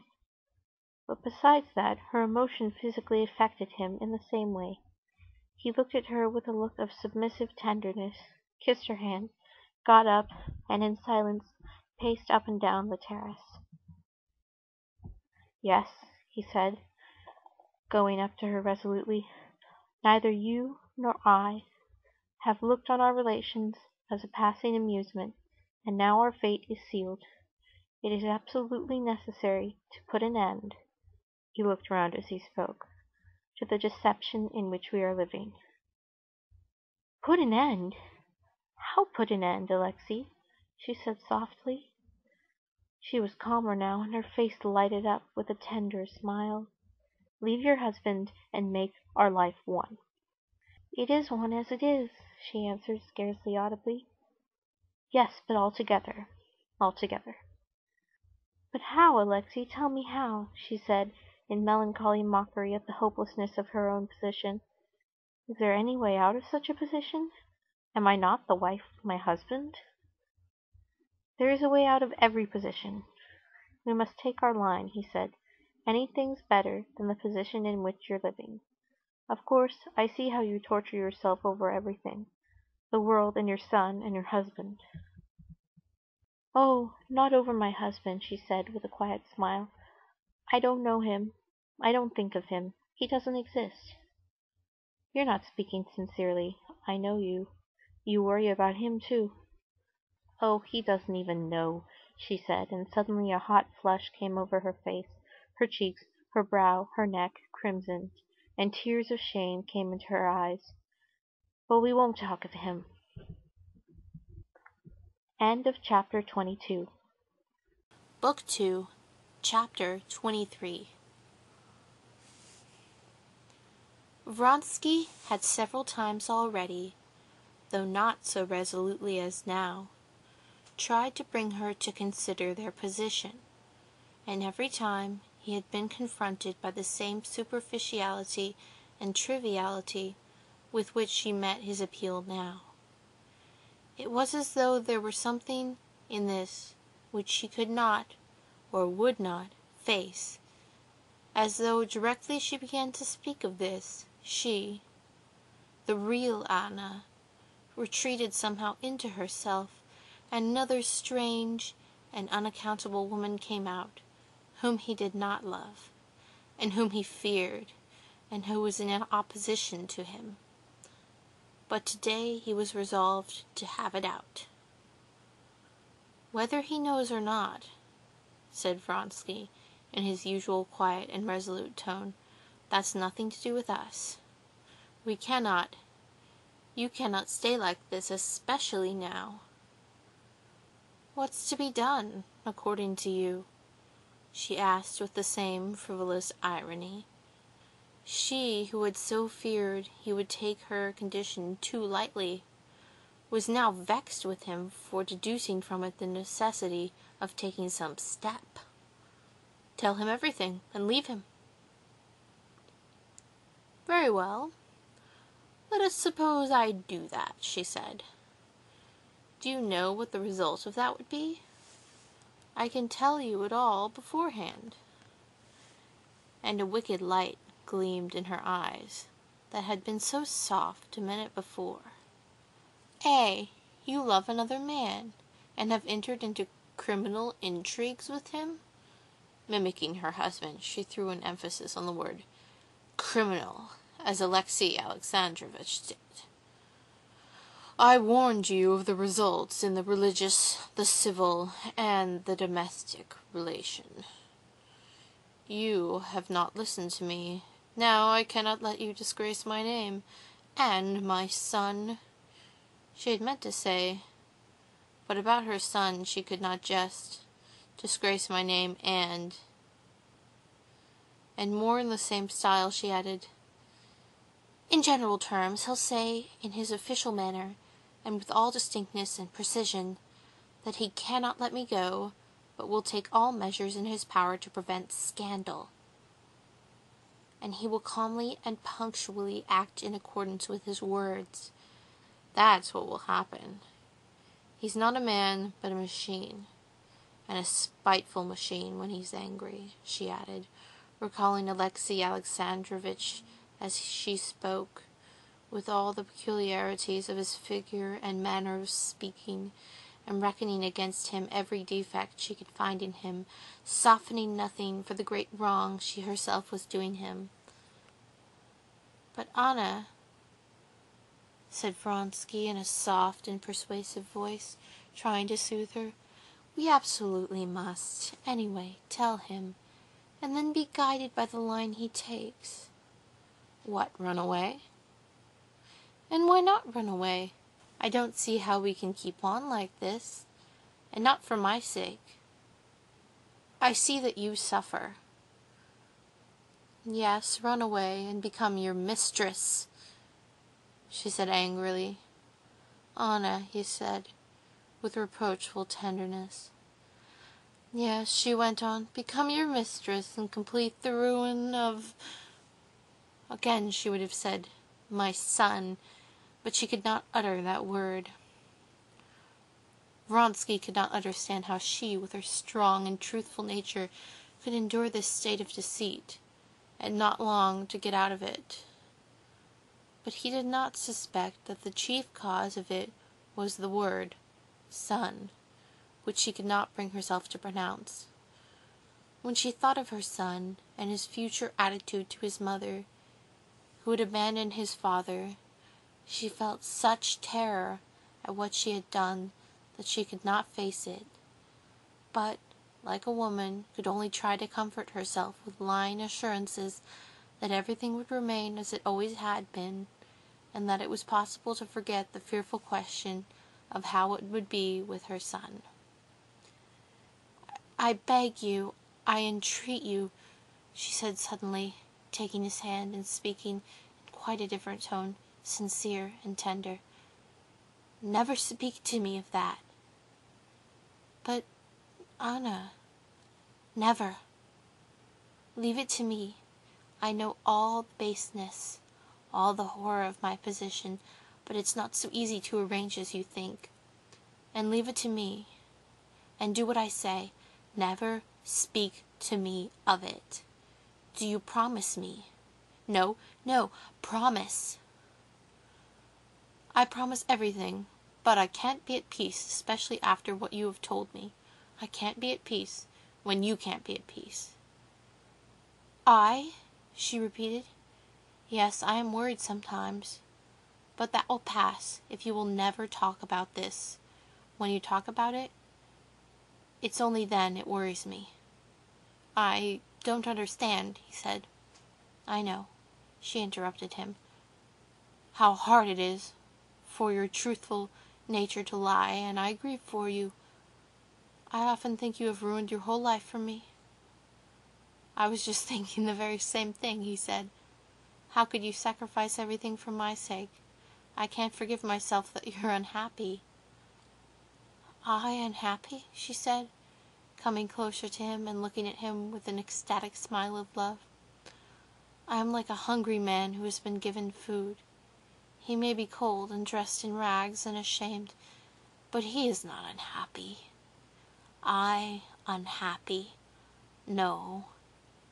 This is my unhappiness." She could hear the sound of her son's voice coming towards them, and glancing swiftly round the terrace, she got up impulsively. Her eyes glowed with the fire he knew so well. With a rapid movement she raised her lovely hands covered with rings, took his head, looked a long look into his face, and putting her face with smiling parted lips, swiftly kissed his mouth and both eyes and pushed him away. She would have gone, but he held her back. "When?" he murmured in a whisper, gazing in ecstasy at her. "Tonight at 1 o'clock," she whispered. And with a heavy sigh, she walked with her light, swift step to meet her son. Seryozha had been caught by the rain in the big garden, and he and his nurse had taken shelter in an arbor. "Well, au revoir," she said to Vronsky. "I must soon be getting ready for the races. Betsy promised to fetch me." Vronsky, looking at his watch, went away hurriedly. End of chapter 23. Book 2, Chapter 24. When Vronsky looked at his watch on the Karenin's balcony, he was so greatly agitated and lost in his thoughts that he saw the figures on the watch's face, but could not take in what time it was. He came out onto the highroad and walked, picking his way carefully through the mud, to his carriage. He was so completely absorbed in his feeling for Anna that he did not even think what o'clock it was, and whether he had time to go to Bryansky's. He had left him, as often happens, only the external faculty of memory that points out each step one has to take, one after the other. He went up to his coachman, who was dozing on the box in the shadow, already lengthening, of a thick lime tree. He admired the shifting clouds of midges circling over the hot horses, and waking the coachman, he jumped into the carriage and told him to drive to Bryansky's. It was only after driving nearly 5 miles that he had sufficiently recovered himself to look at his watch and realize that it was 5:30, and he was late. There were several races fixed for that day: the mounted guards race, then the officers' 1.5 mile race, then the 3-mile race, and then the race for which he was entered. He could still be in time for his race, but if he went to Bryansky's he could only just be in time, and he would arrive when the whole of the court would be in their places. That would be a pity. But he had promised Bryansky to come, and so he decided to drive on, telling the coachman not to spare the horses. He reached Bryansky's, spent 5 minutes there, and galloped back. This rapid drive calmed him. All that was painful in his relations with Anna, all the feeling of indefiniteness left by their conversation, had slipped out of his mind. He was thinking now with pleasure and excitement of the race, of his being anyhow in time, and now and then the thought of the blissful interview awaiting him that night flashed across his imagination like a flaming light. The excitement of the approaching race gained upon him as he drove further and further into the atmosphere of the races, overtaking carriages driving up from the summer villas or out of Petersburg. At his quarters no one was left at home, all were at the races, and his valet was looking out for him at the gate. While he was changing his clothes, his valet told him that the second race had begun already, that a lot of gentlemen had been to ask for him, and a boy had twice run up from the stables. Dressing without hurry (he never hurried himself, and never lost his self-possession), Vronsky drove to the sheds. From the sheds he could see a perfect sea of carriages, and people on foot, soldiers surrounding the race course, and pavilions swarming with people. The second race was apparently going on, for just as he went into the sheds he heard a bell ringing. Going towards the stable he met the white-legged chestnut, Mahotin's gladiator, being led to the race course in a blue forage horse-cloth, with what looked like huge ears edged with blue. "Where's Cord?" he asked the stable-boy. "In the stable, putting on the saddle." In the open horse-box stood Frou-Frou, saddled ready. They were just going to lead her out. "I'm not too late?" All right," said the Englishman. "Don't upset yourself." Vronsky once more took in one glance the exquisite lines of his favorite mare, who was quivering all over, and with an effort he tore himself from the sight of her and went out of the stable. He went towards the pavilions at the most favorable moment for escaping attention. The 1.5 mile race was just finishing, and all eyes were fixed on the horse guard in front and the light hussar behind, urging their horses on with a last effort close to the winning post. From the center and outside of the ring all were crowding to the winning post, and a group of soldiers and officers of the horse guards were shouting loudly their delight at the expected triumph of their officer and comrade. Vronsky moved into the middle of the crowd unnoticed, almost at the very moment when the bell rang at the finish of the race, and the tall, mud-spattered horse guard who came in first, bending over the saddle, let go the reins of his panting gray horse that looked dark with sweat. The horse, stiffening out its legs, with an effort stopped its rapid course, and the officer of the horse guards looked round him like a man waking up from a heavy sleep, and just managed to smile. A crowd of friends and outsiders pressed round him. Vronsky intentionally avoided that select crowd of the upper world, which was moving and talking with discreet freedom before the pavilions. He knew that Madame Karenina was there, and Betsy, and his brother's wife, and he purposely did not go near them for fear of something distracting his attention. But he was continually met and stopped by acquaintances, who told him about the previous races and kept asking him why he was so late. At the time when the racers had to go to the pavilion to receive the prizes, and all attention was directed to that point, Vronsky's elder brother, Alexander, a colonel with heavy fringed epaulettes, came up to him. He was not tall, though as broadly built as Alexey, and handsomer and rosier than he. He had a red nose and an open, drunken-looking face. "Did you get my note?" he said. "There's never any finding you." Alexander Vronsky, in spite of the dissolute life, and in especial the drunken habits for which he was notorious, was quite one of the court circle. Now, as he talked to his brother of a matter bound to be exceedingly disagreeable to him, knowing that the eyes of many people might be fixed upon him, he kept a smiling countenance, as though he were jesting with his brother about something of little moment. "I got it, and I really can't make out what you are worrying yourself about," said Alexey. "I'm worrying myself because the remark has just been made to me that you weren't here, and that you were seen in Peterhof on Monday. There are matters which only concern those directly interested in them, and the matter you are so worried about is... Yes, but if so, you may as well cut the service... I beg you not to meddle, and that's all I have to say." Alexey Vronsky's frowning face turned white, and his prominent lower jaw quivered, which happened rarely with him. Being a man of very warm heart, he was seldom angry, but when he was angry, and when his chin quivered, then, as Alexander Vronsky knew, he was dangerous. Alexander Vronsky smiled gaily. "I only wanted to give you Mother's letter.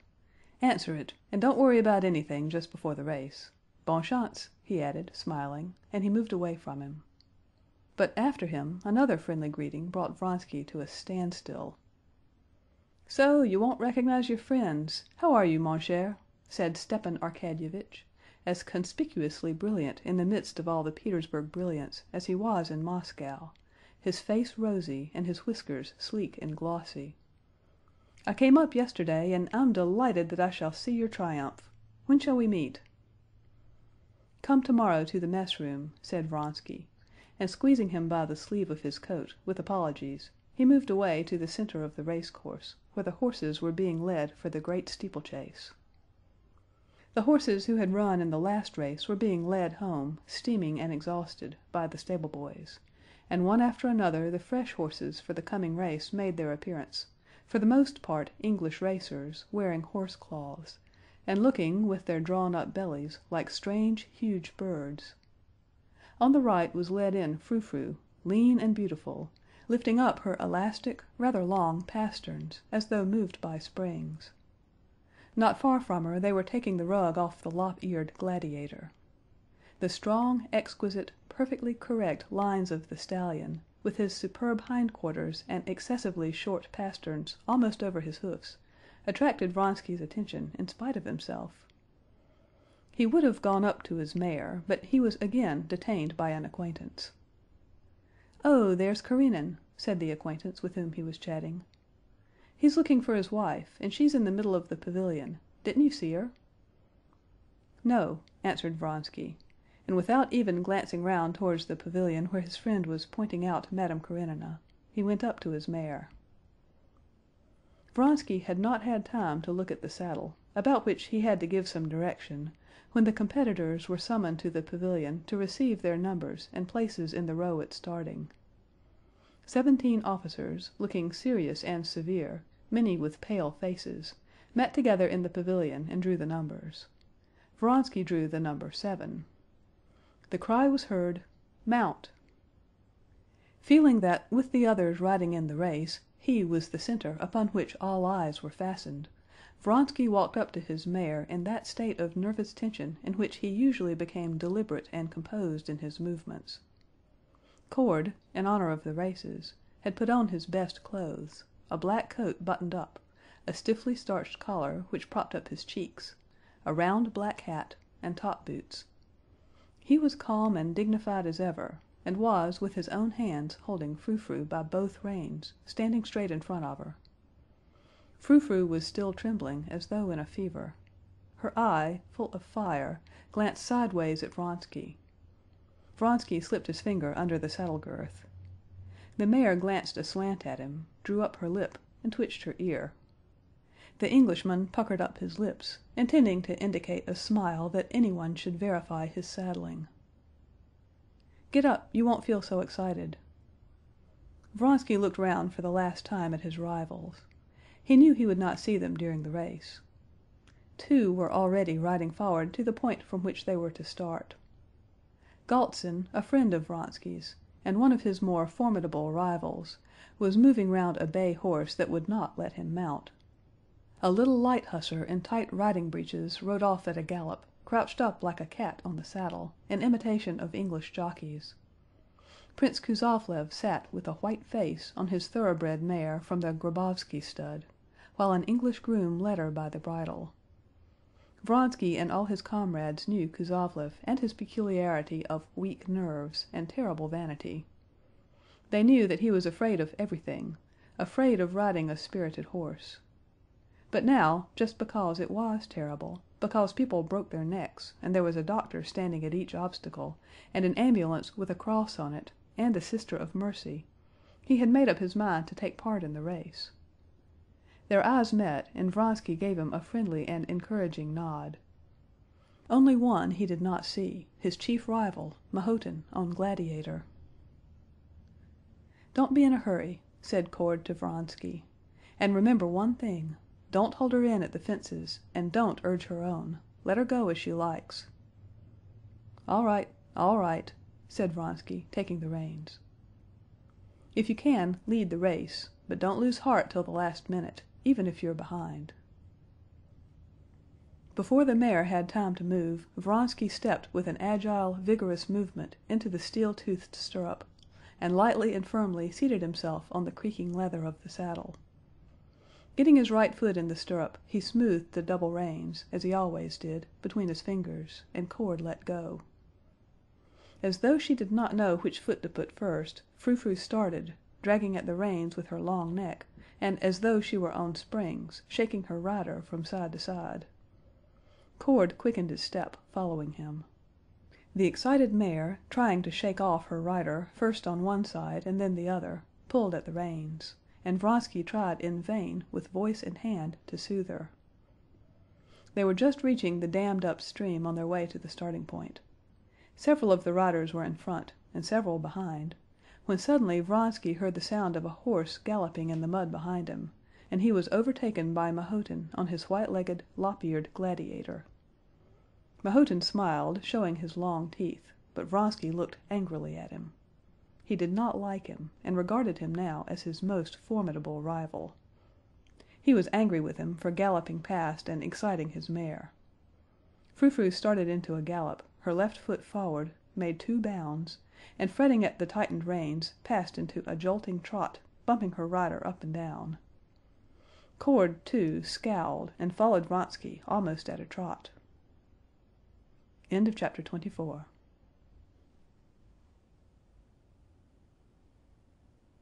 Book 2, Chapter 25. There were 17 officers in all riding in this race. The race course was a large 3-mile ring of the form of an ellipse in front of the pavilion.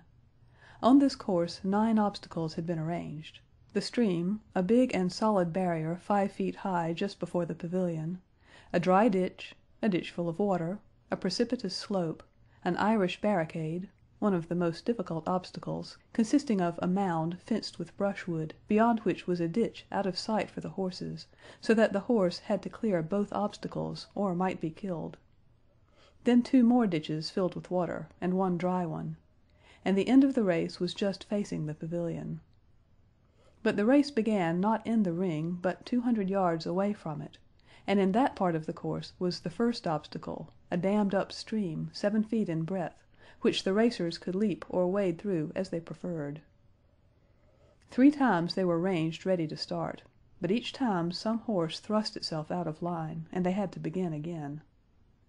The umpire who was starting them, Colonel Sestrin, was beginning to lose his temper, when at last, for the fourth time, he shouted, "Away!" and the racers started. Every eye, every opera glass, was turned on the brightly colored group of riders at the moment they were in line to start. "They're off! They're starting!" was heard on all sides after the hush of expectation. And little groups and solitary figures among the public began running from place to place to get a better view. In the very first minute the close group of horsemen drew out, and it could be seen that they were approaching the stream in twos and threes and one behind another. To the spectators it seemed as though they had all started simultaneously, but to the racers there were seconds of difference that had great value to them. Frou Frou, excited and over-nervous, had lost the first moment, and several horses had started before her, but before reaching the stream, Vronsky, who was holding in the mare with all his force as she tugged at the bridle, easily overtook three, and there were left in front of him Mahotin's chestnut Gladiator, whose hindquarters were moving lightly and rhythmically up and down exactly in front of Vronsky, and in front of all, the dainty mare Diana bearing Kuzovlev, more dead than alive. For the first instant Vronsky was not master either of himself or his mare. Up to the first obstacle, the stream, he could not guide the motions of his mare. Gladiator and Diana came up to it together and almost at the same instant. Simultaneously they rose above the stream and flew across to the other side. Frou Frou darted after them as if flying, but at the very moment when Vronsky felt himself in the air, he suddenly saw, almost under his mare's hoofs, Kuzovlev, who was floundering with Diana on the further side of the stream. Kuzovlev had let go the reins as he took the leap, and the mare had sent him flying over her head. Those details Vronsky learned later. At the moment all he saw was that just under him, where Frou Frou must alight, Diana's legs or head might be in the way. But Frou Frou drew up her legs and back in the very act of leaping, like a falling cat, and clearing the other mare, alighted beyond her. "Oh, the darling!" thought Vronsky. After crossing the stream, Vronsky had complete control of his mare, and began holding her in, intending to cross the great barrier behind Mahotin, and to try to overtake him in the clear ground of about 500 yards that followed it. The great barrier stood just in front of the Imperial pavilion. The Tsar and the whole court and crowds of people were all gazing at them, at him and Mahotin a length ahead of him, as they drew near the "devil," as the solid barrier was called. Vronsky was aware of those eyes fastened upon him from all sides, but he saw nothing except the ears and neck of his own mare, the ground racing to meet him, and the back and white legs of Gladiator beating time swiftly before him, and keeping always the same distance ahead. Gladiator rose with no sound of knocking against anything. With a wave of his short tail he disappeared from Vronsky's sight. "Bravo!" cried a voice. At the same instant, under Vronsky's eyes, right before him flashed the palings of the barrier. Without the slightest change in her action his mare flew over it, the palings vanished, and he heard only a crash behind him. The mare, excited by Gladiator's keeping ahead, had risen too soon before the barrier and grazed it with her hind hoofs. But her pace never changed, and Vronsky, feeling a spatter of mud in his face, realized that he was once more the same distance from Gladiator. Once more he perceived in front of him the same back and short tail, and again the same swiftly moving white legs that got no further away. At the very moment when Vronsky thought that now was the time to overtake Mahotin, Frou Frou herself, understanding his thoughts, without any incitement on his part, gained ground considerably, and began getting alongside of Mahotin on the most favorable side, close to the inner cord. Mahotin would not let her pass that side. Vronsky had hardly formed the thought that he could perhaps pass on the outer side, when Frou Frou shifted her pace and began overtaking him on the other side. Frou Frou's shoulder, beginning by now to be dark with sweat, was even with Gladiator's back. For a few lengths they moved evenly. But before the obstacle they were approaching, Vronsky began working at the reins, anxious to avoid having to take the outer circle, and swiftly passed Mahotin just upon the declivity. He caught a glimpse of his mud-stained face as he flashed by. He even fancied that he smiled. Vronsky passed Mahotin, but he was immediately aware of him close upon him, and he never ceased hearing the even thudding hoofs and the rapid and still quite fresh breathing of Gladiator. The next two obstacles, the watercourse and the barrier, were easily crossed. But Vronsky began to hear the snorting and thud of Gladiator closer upon him. He urged on his mare, and to his delight felt that she easily quickened her pace, and the thud of Gladiator's hoofs was again heard at the same distance away. Vronsky was at the head of the race, just as he wanted to be, and as Cord had advised, and now he felt sure of being the winner. His excitement, his delight, and his tenderness for Frou-Frou grew keener and keener. He longed to look round again, but he did not dare do this, and tried to be cool and not to urge on his mare so to keep the same reserve of force in her as he felt that Gladiator still kept. There remained only one obstacle, the most difficult. If he could cross it ahead of the others, he would come in first. He was flying towards the Irish barricade. Frou-Frou and he both together saw the barricade in the distance, and both the man and the mare had a moment's hesitation. He saw the uncertainty in the mare's ears and lifted the whip, but at the same time felt that his fears were groundless. The mare knew what was wanted. She quickened her pace and rose smoothly, just as he had fancied she would, and as she left the ground gave herself up to the force of her rush, which carried her far beyond the ditch, and with the same rhythm, without effort, with the same leg forward, Frou-Frou fell back into her pace again. "Bravo, Vronsky!" he heard shouts from a knot of men. He knew they were his friends in the regiment, who were standing at the obstacle. He could not fail to recognize Yashvin's voice, though he did not see him. "Oh, my sweet!" he said inwardly to Frou-Frou, as he listened for what was happening behind. "He's cleared it," he thought, catching the thud of Gladiator's hoofs behind him. There remained only the last ditch, filled with water and 5 feet wide. Vronsky did not even look at it, but anxious to get in a long way first, began sawing away at the reins, lifting the mare's head and letting it go, in time with her paces. He felt that the mare was at her very last reserve of strength. Not her neck and shoulders merely were wet, but the sweat was standing in drops on her mane, her head, her sharp ears, and her breath came in short, sharp gasps.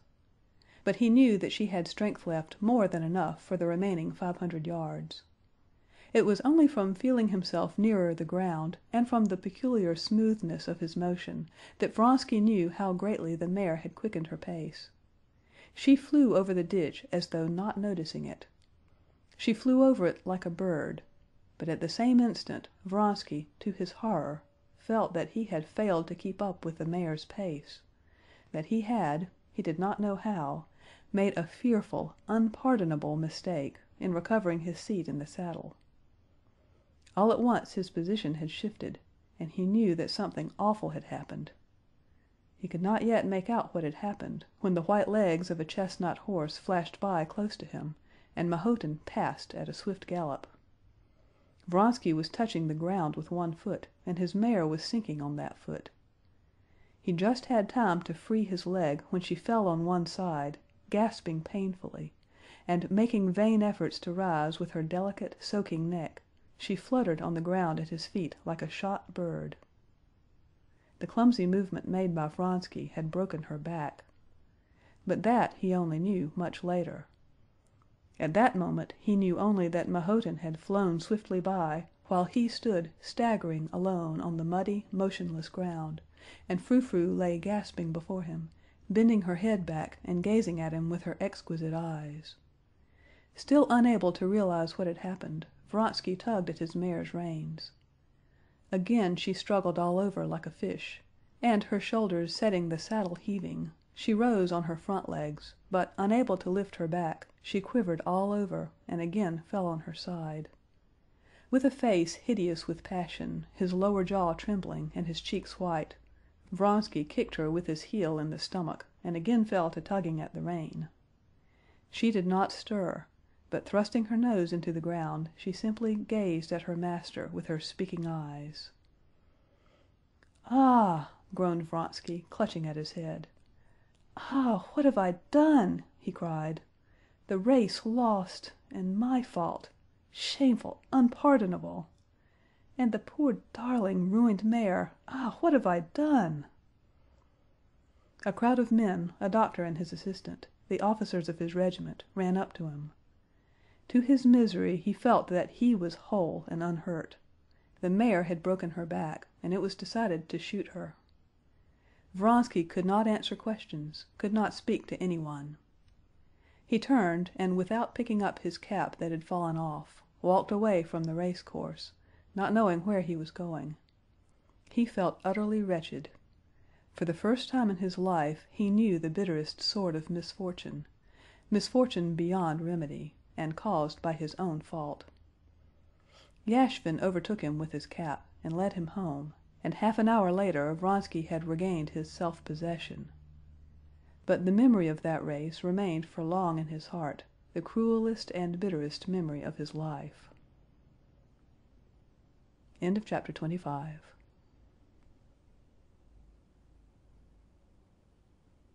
Book 2, Chapter 26. The external relations of Alexey Alexandrovitch and his wife had remained unchanged. The sole difference lay in the fact that he was more busily occupied than ever.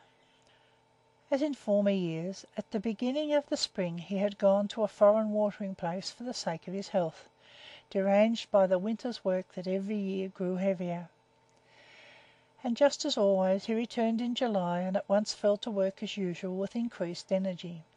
As usual, too, his wife had moved for the summer to a villa out of town, while he remained in Petersburg. From the date of their conversation, after the party at Princess Vaskaya's, he had never spoken again to Anna of his suspicions and his jealousies, and that habitual tone of his bantering mimicry was the most convenient tone possible for his present attitude to his wife. He was a little colder to his wife. He simply seemed to be slightly displeased with her for that first midnight conversation which she had repelled. In his attitude to her there was a shade of vexation, but nothing more. "You would not be so open with me," he seemed to say, mentally addressing her. "So much the worse for you. Now you may beg as you please, but I won't be open with you.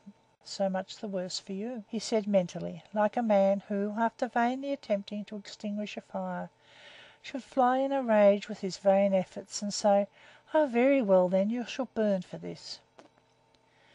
This man, so subtle and astute in official life, did not realize all the senselessness of such an attitude to his wife. He did not realize it because it was too terrible to him to realize his actual position, and he shut down and locked and sealed up in his heart that secret place where lay his feelings towards his family, that is, his wife and son. He who had been such a careful father had from the end of that winter become peculiarly frigid to his son, and adopted to him just the same bantering tone he used with his wife. "Ah, young man," was the greeting with which he met him. Alexey Alexandrovitch asserted and believed that he had never in any previous year had so much official business as that year. But he was not aware that he sought work for himself that year, that this was one of the means for keeping shut that secret place where lay his feelings towards his wife and son, and his thoughts about them, which became more terrible the longer they lay there. If anyone had the right to ask Alexey Alexandrovitch what he thought of his wife's behavior, the mild and peaceable Alexey Alexandrovitch would have made no answer, but he would have been greatly angered with any man who should question him on the subject. For this reason there positively came into Alexey Alexandrovitch's face a look of haughtiness and severity whenever anyone inquired after his wife's health. Alexey Alexandrovitch did not want to think at all about his wife's behavior, and he actually succeeded in not thinking about it at all. Alexey Alexandrovitch's permanent summer villa was in Peterhof, and the Countess Lidia Ivanovna used as a rule to spend the summer there close to Anna, and constantly seeing her. That year Countess Lidia Ivanovna declined to settle in Peterhof, was not once at Anna Arkadyevna's, and in conversation with Alexey Alexandrovitch hinted at the unsuitability of Anna's close intimacy with Betsy and Vronsky. Alexey Alexandrovitch sternly cut her short, roundly declaring his wife to be above suspicion, and from that time began to avoid Countess Lidia Ivanovna. He did not want to see, and did not see, that many people in society cast dubious glances on his wife. He did not want to understand, and did not understand, why his wife had so particularly insisted on staying at Tsarskoe, where Betsy was staying, and not far from the camp of Vronsky's regiment. He did not allow himself to think about it, and he did not think about it. But all the same, though he never admitted it to himself, and had no proofs, not even suspicious evidence, in the bottom of his heart he knew beyond all doubt that he was a deceived husband, and he was profoundly miserable about it. How often, during those 8 years of happy life with his wife, Alexey Alexandrovitch had looked at other men's faithless wives and other deceived husbands, and asked himself, "How can people descend to that? How is it that they don't put an end to such a hideous position?" But now, when the misfortune had come upon himself, he was so far from thinking of putting an end to the position that he would not recognize it at all, would not recognize it just because it was too awful, too unnatural. Since his return from abroad, Alexey Alexandrovitch had twice been at their country villa. Once he dined there, another time he spent the evening there with a party of friends, but he had not once stayed the night there, as it had been his habit to do in previous years. The day of the races had been a very busy one for Alexey Alexandrovitch, but when mentally sketching out the day in the morning, he made up his mind to go to their country house to see his wife immediately after dinner, and from there to the races, which all the court were to witness, and which he was bound to be present. He was going to see his wife because he had determined to see her once a week to keep up appearances. And besides, on that day, as it was the 15th, he had to give his wife some money for her expenses, according to their usual arrangement. With his habitual control over his thoughts, though he thought all this about his wife, he did not let his thoughts stray further in regard to her. That morning was a very full one for Alexander Alexandrovitch. The evening before, Countess Lidia Ivanovna had sent him a pamphlet by a celebrated traveller in China who was staying at Petersburg, and with it she enclosed a note begging him to see the traveller himself, as he was an extremely interesting person from various points of view, and likely to be useful. Alexey Alexandrovitch had not time to read the pamphlet through in the evening, and finished it in the morning. Then people began arriving with petitions, and there came the reports, interviews, appointments, dismissals, apportionment of rewards, pensions, grants, notes, the workaday round, as Alexey Alexandrovitch called it, that always took up so much time. Then there was private business of his own, a visit from the doctor and the steward who managed his property. The steward did not take up much time.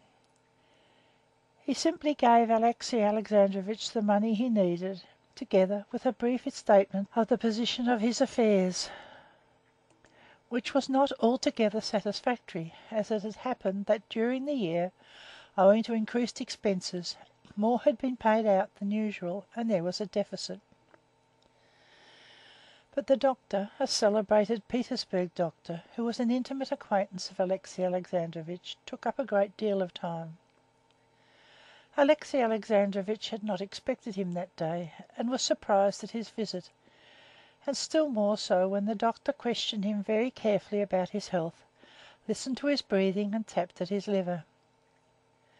Alexey Alexandrovitch did not know that his friend Lidia Ivanovna, noticing that he was not as well as usual that year, had begged the doctor to go and examine him. "Do this for my sake," the Countess Lidia Ivanovna had said to him. "I will do it for the sake of Russia, Countess," replied the doctor. "A priceless man," said the Countess Lidia Ivanovna. The doctor was extremely dissatisfied with Alexey Alexandrovitch. He found the liver considerably enlarged and the digestive powers weakened, while the course of mineral waters had been quite without effect. He prescribed more physical exercise as far as possible, and as far as possible less mental strain, and above all no worry. In other words, just what was as much out of Alexey Alexandrovitch's power as abstaining from breathing. Then he withdrew, leaving in Alexey Alexandrovitch an unpleasant sense that something was wrong with him and that there was no chance of curing it. As he was coming away, the doctor chanced to meet on the staircase an acquaintance of his, Sludin, who was a secretary of Alexander Alexandrovitch's department. They had been comrades at the university, and though they rarely met, they thought highly of each other and were excellent friends, and so there was no one to whom the doctor would have given his opinion of a patient so freely as to Sludin. "How glad I am that you've been seeing him," said Sludin. "He's not well, and I fancy— Well, what do you think of him?" "I'll tell you," said the doctor, beckoning over Sludin's head to his coachman to bring the carriage round.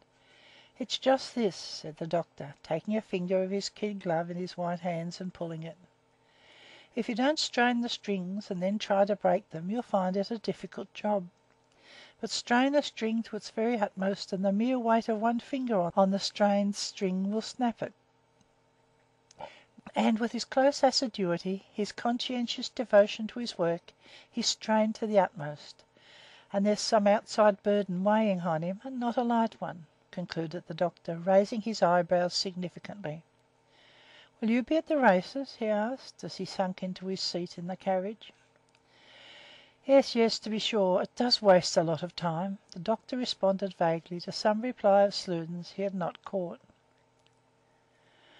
Directly after the doctor, who had taken up so much time, came the celebrated traveller, and Alexey Alexandrovitch, by means of the pamphlet he had only just finished reading and his previous acquaintance with the subject, impressed the traveller by the depth of his knowledge of the subject and the breadth of enlightenment of his view of it.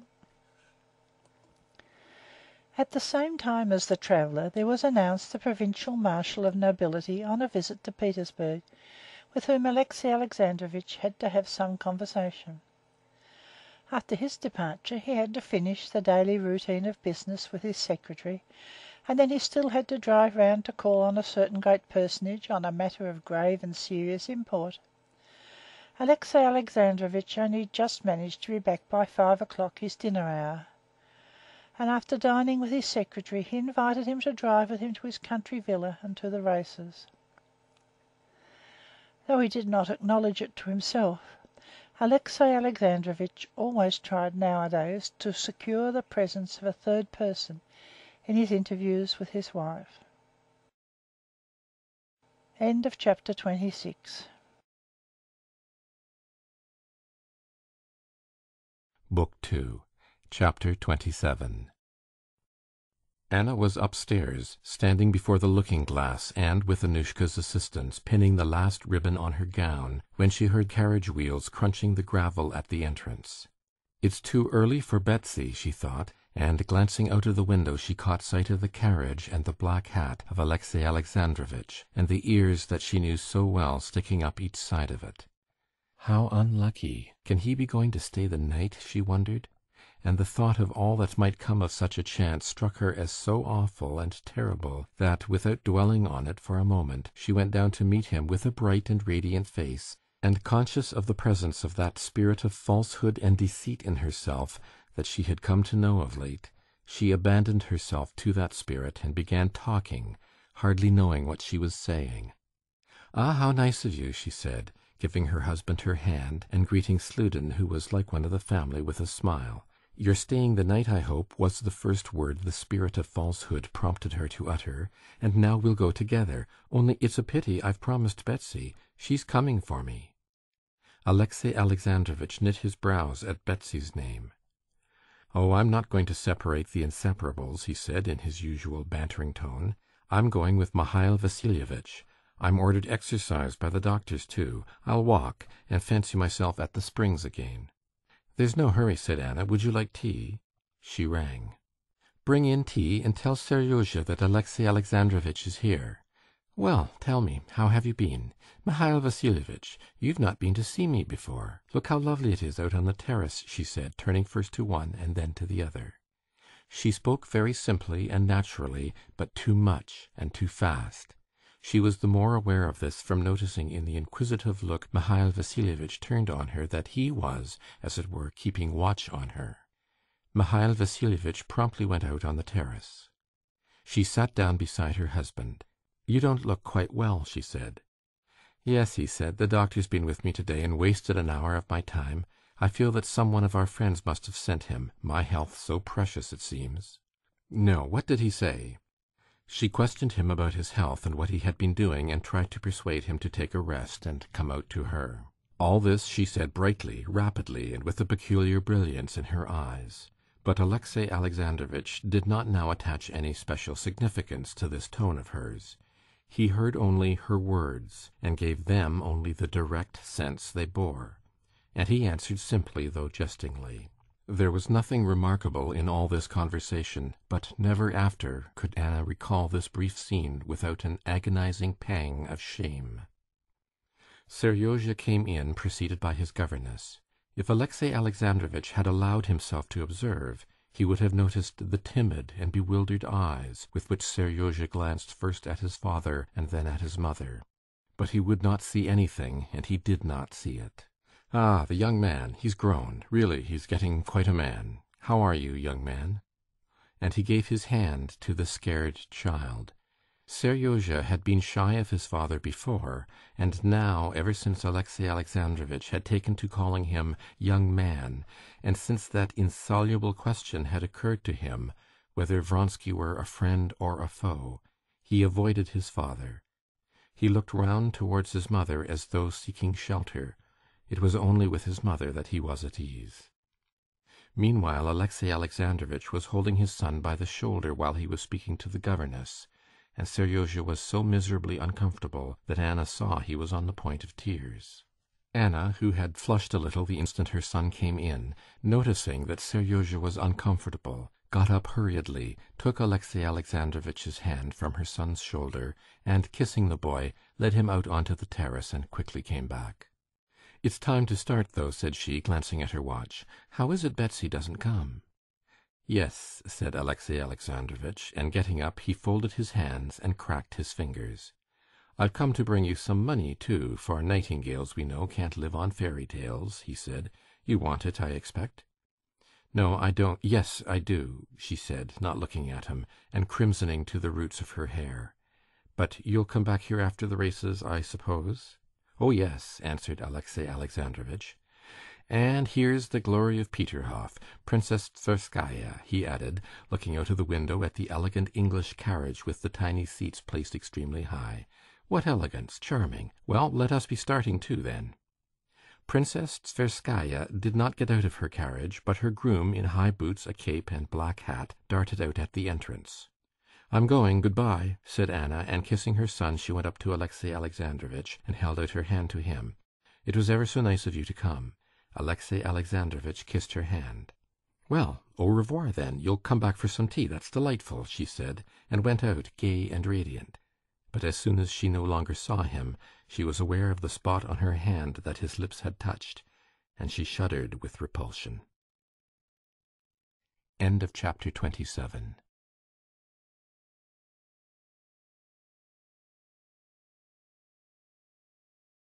Book 2, Chapter 28. When Alexey Alexandrovitch reached the race-course, Anna was already sitting in the pavilion beside Betsy, in that pavilion where all the highest society had gathered. She caught sight of her husband in the distance.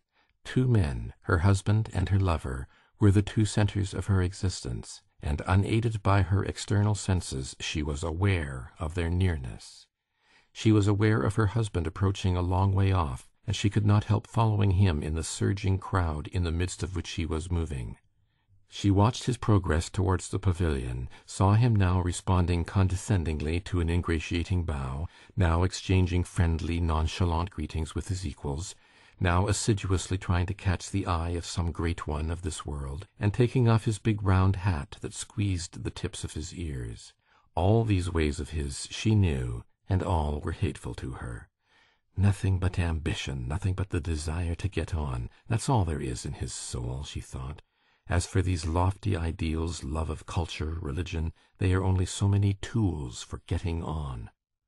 From his glances towards the ladies' pavilion, he was staring straight at her, but did not distinguish his wife in the sea of muslin, ribbons, feathers, parasols, and flowers. She saw that he was looking for her, but she purposely avoided noticing him. "Alexey Alexandrovitch," Princess Betsy called to him, "I'm sure you don't see your wife. Here she is." He smiled his chilly smile. "There's so much splendor here that one's eyes are dazzled," he said, and he went into the pavilion. He smiled to his wife as a man should smile on meeting his wife after only just parting from her, and greeted the princess and other acquaintances, giving to each what was due, that is to say, jesting with the ladies and dealing out friendly greetings among the men. Below, near the pavilion, was standing an adjutant-general, of whom Alexey Alexandrovitch had a high opinion, noted for his intelligence and culture. Alexey Alexandrovitch entered into conversation with him. There was an interval between the races, and so nothing hindered conversation. The adjutant-general expressed his disapproval of races. Alexey Alexandrovitch replied defending them. Anna heard his high measured tones, not losing one word, and every word struck her as false and stabbed her ears with pain. When the 3-mile steeplechase was beginning, she bent forward and gazed with fixed eyes at Vronsky as he went up to his horse and mounted, and at the same time she heard that loathsome, never-ceasing voice of her husband. She was in an agony of terror for Vronsky, but a still greater agony was the never-ceasing, as it seemed to her, stream of her husband's shrill voice with its familiar intonations. "I'm a wicked woman, a lost woman," she thought, "but I don't like lying. I can't endure falsehood, while as for him," her husband, "it's the breath of his life, falsehood. He knows all about it, he sees it all.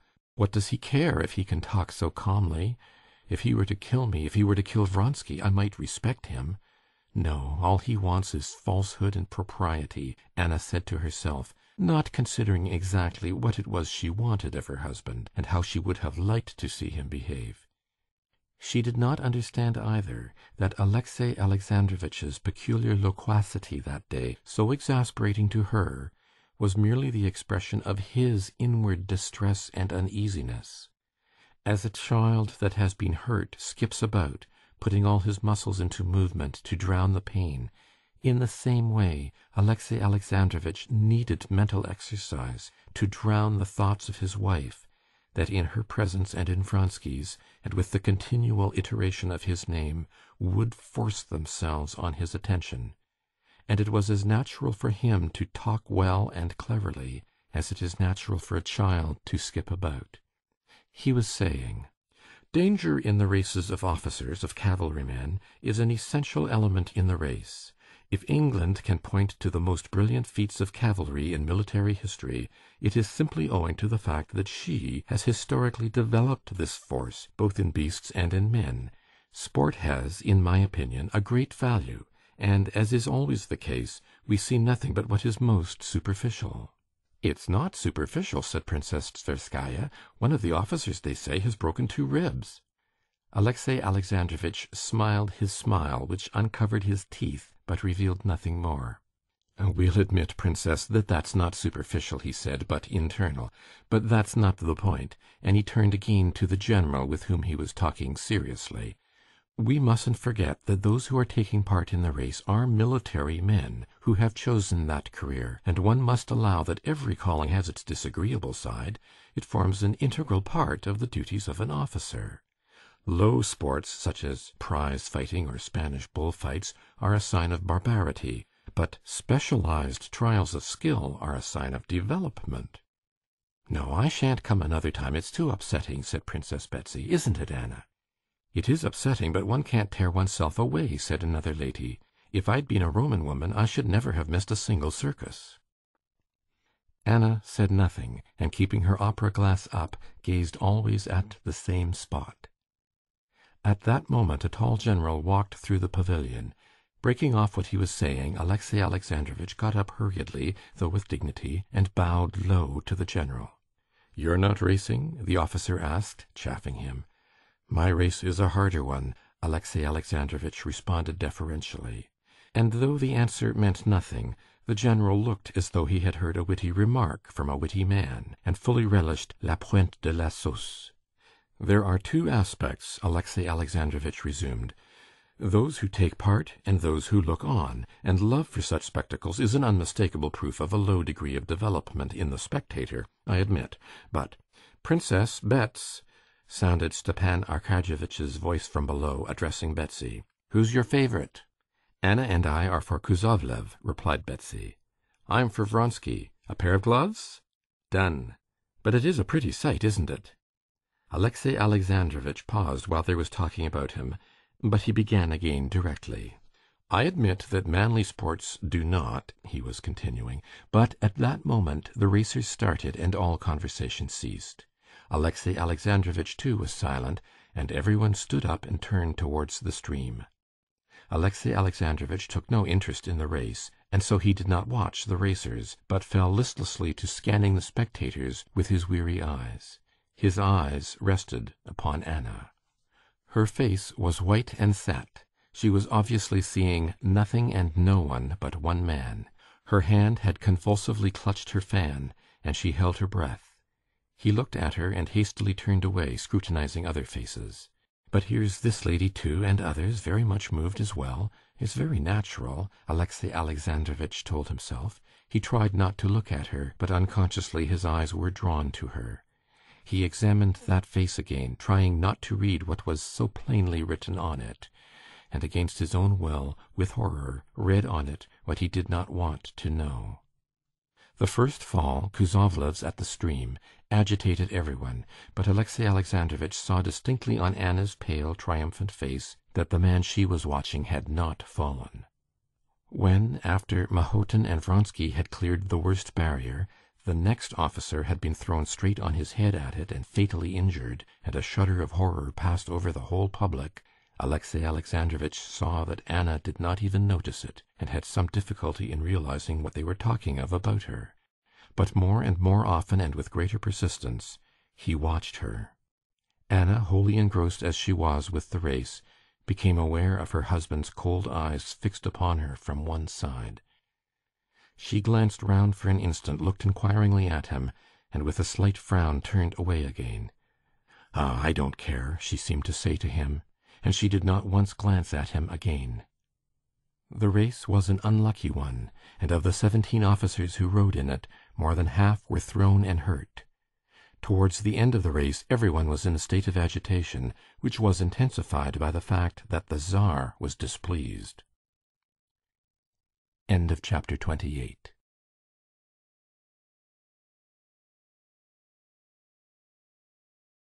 Book 2, Chapter 29. Everyone was loudly expressing disapprobation. Everyone was repeating a phrase someone had uttered. The lions and gladiators will be the next thing.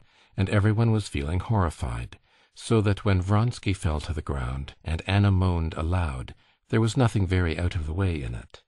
But afterwards a change came over Anna's face which really was beyond decorum. She utterly lost her head. She began fluttering like a caged bird. At one moment would have got up and moved away, at the next turned to Betsy. "Let us go," she said. But Betsy did not hear her. She was bending down, talking to a general who had come up to her. Alexey Alexandrovitch went up to Anna and courteously offered her his arm. "Let us go, if you like," he said in French, but Anna was listening to the general and did not notice her husband. "He's broken his leg too, so they say," the general was saying. "This is beyond everything." Without answering her husband, Anna lifted her opera glass and gazed towards the place where Vronsky had fallen, but it was so far off and there was such a crowd of people about it that she could make out nothing. She laid down the opera glass and would have moved away, but at that moment an officer galloped up and made some announcement to the Tsar. Anna craned forward, listening. "Stiva, Stiva!" she cried to her brother, but her brother did not hear her. Again she would have moved away. "Once more I offer you my arm if you want to be going," said Alexey Alexandrovitch, reaching towards her hand. She drew back from him with aversion, and without looking in his face answered, "No, no, let me be. I'll stay." She saw now that from the place of Vronsky's accident an officer was running across the course towards the pavilion. Betsy waved her handkerchief to him. The officer brought the news that the rider was not killed, but the horse had broken its back. On hearing this, Anna sat down hurriedly and hid her face in her fan. Alexey Alexandrovitch saw that she was weeping, and could not control her tears, nor even the sobs that were shaking her bosom. Alexey Alexandrovitch stood so as to screen her, giving her time to recover herself. "For the third time I offer you my arm," he said to her, after a little time, turning to her. Anna gazed at him and did not know what to say. Princess Betsy came to her rescue. "No, Alexey Alexandrovitch, I brought Anna, and I promised to take her home," put in Betsy. "Excuse me, princess," he said, smiling courteously, but looking her very firmly in the face, "but I see that Anna's not very well, and I wish her to come home with me." Anna looked about her in a frightened way, got up submissively, and laid her hand on her husband's arm. "I'll send to him and find out and let you know," Betsy whispered to her. As they left the pavilion, Alexey Alexandrovitch, as always, talked to those he met, and Anna had, as always, to talk and answer, but she was utterly beside herself, and moved, hanging on her husband's arm, as though in a dream. "Is he killed or not? Is it true? Will he come or not? Shall I see him today?" she was thinking. She took her seat in her husband's carriage in silence, and in silence drove out of the crowd of carriages. In spite of all he had seen, Alexey Alexandrovitch still did not allow himself to consider his wife's real condition.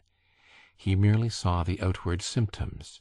He saw that she was behaving unbecomingly, and considered it his duty to tell her so. But it was very difficult for him not to say more, to tell her nothing but that. He opened his mouth to tell her she had behaved unbecomingly, but he could not help saying something utterly different.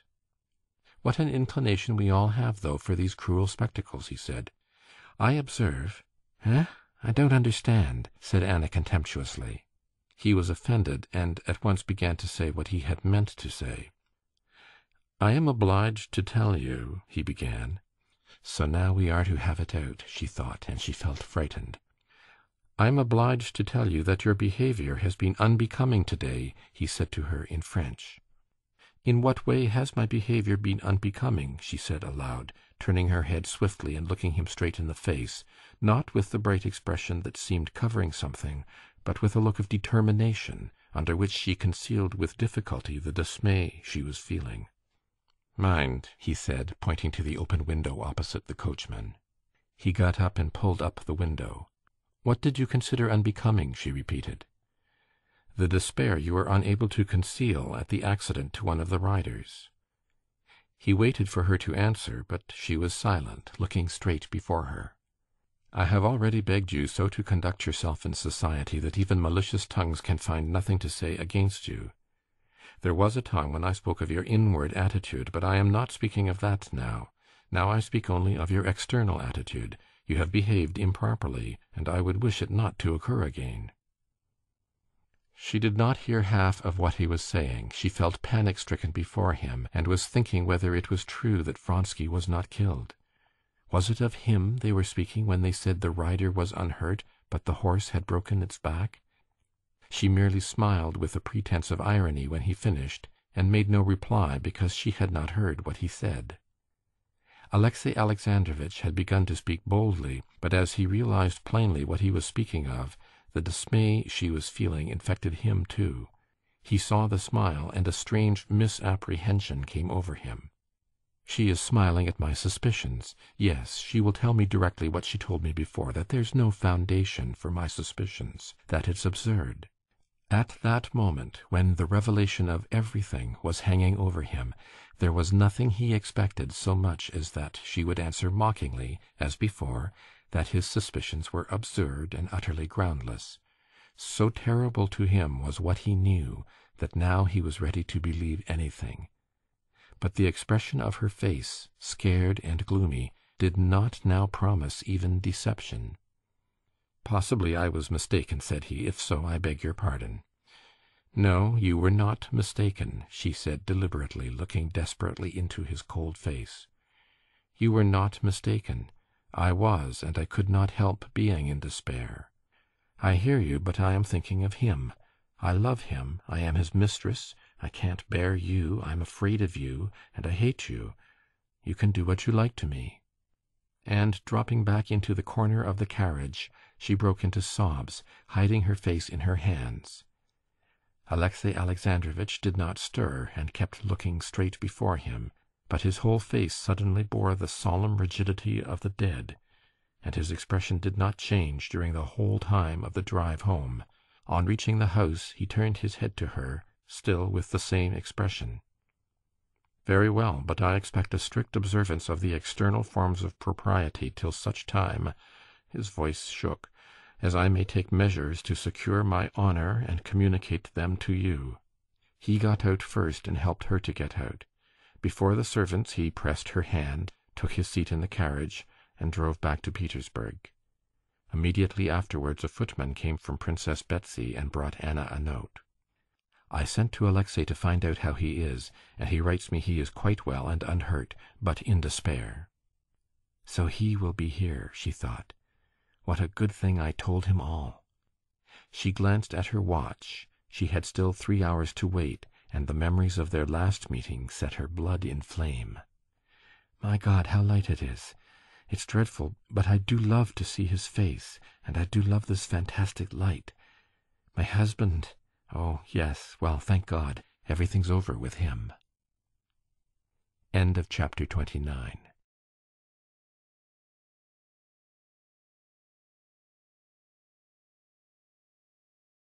Book 2, Chapter 30. In the little German watering place to which the Shtcherbatskys had betaken themselves, as in all places indeed where people are gathered together, the usual process, as it were, of the crystallization of society went on, assigning to each member of that society a definite and unalterable place. Just as the particle of water in frost definitely and unalterably takes the special form of the crystal of snow, so each new person that arrived at the springs was at once placed in his special place. Fürst, Shtcherbatsky, samt Gemahlin und Tochter, by the apartments they took, and from their name, and from the friends they made, were immediately crystallized into a definite place marked out for them. There was visiting the watering place that year a real German Fürstin, in consequence of which the crystallizing process went on more vigorously than ever.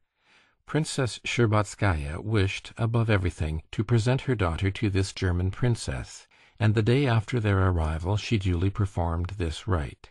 Kitty made a low and graceful curtsy in the very simple, that is to say, very elegant frock that had been ordered her from Paris. The German princess said, "I hope the roses will soon come back to this pretty little face," and for the Shtcherbatskys certain definite lines of existence were at once laid down, from which there was no departing.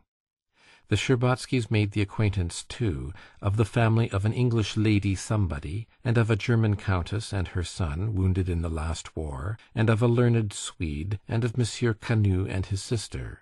But yet, inevitably, the Shtcherbatskys were thrown most into the society of a Moscow lady, Marya Yevgenyevna Rtishcheva, and her daughter, whom Kitty disliked, because she had fallen ill like herself over a love affair, and a Moscow colonel, whom Kitty had known from childhood and always seen in uniform and epaulettes, and who now, with his little eyes and his open neck and flowered cravat, was uncommonly ridiculous and tedious, because there was no getting rid of him.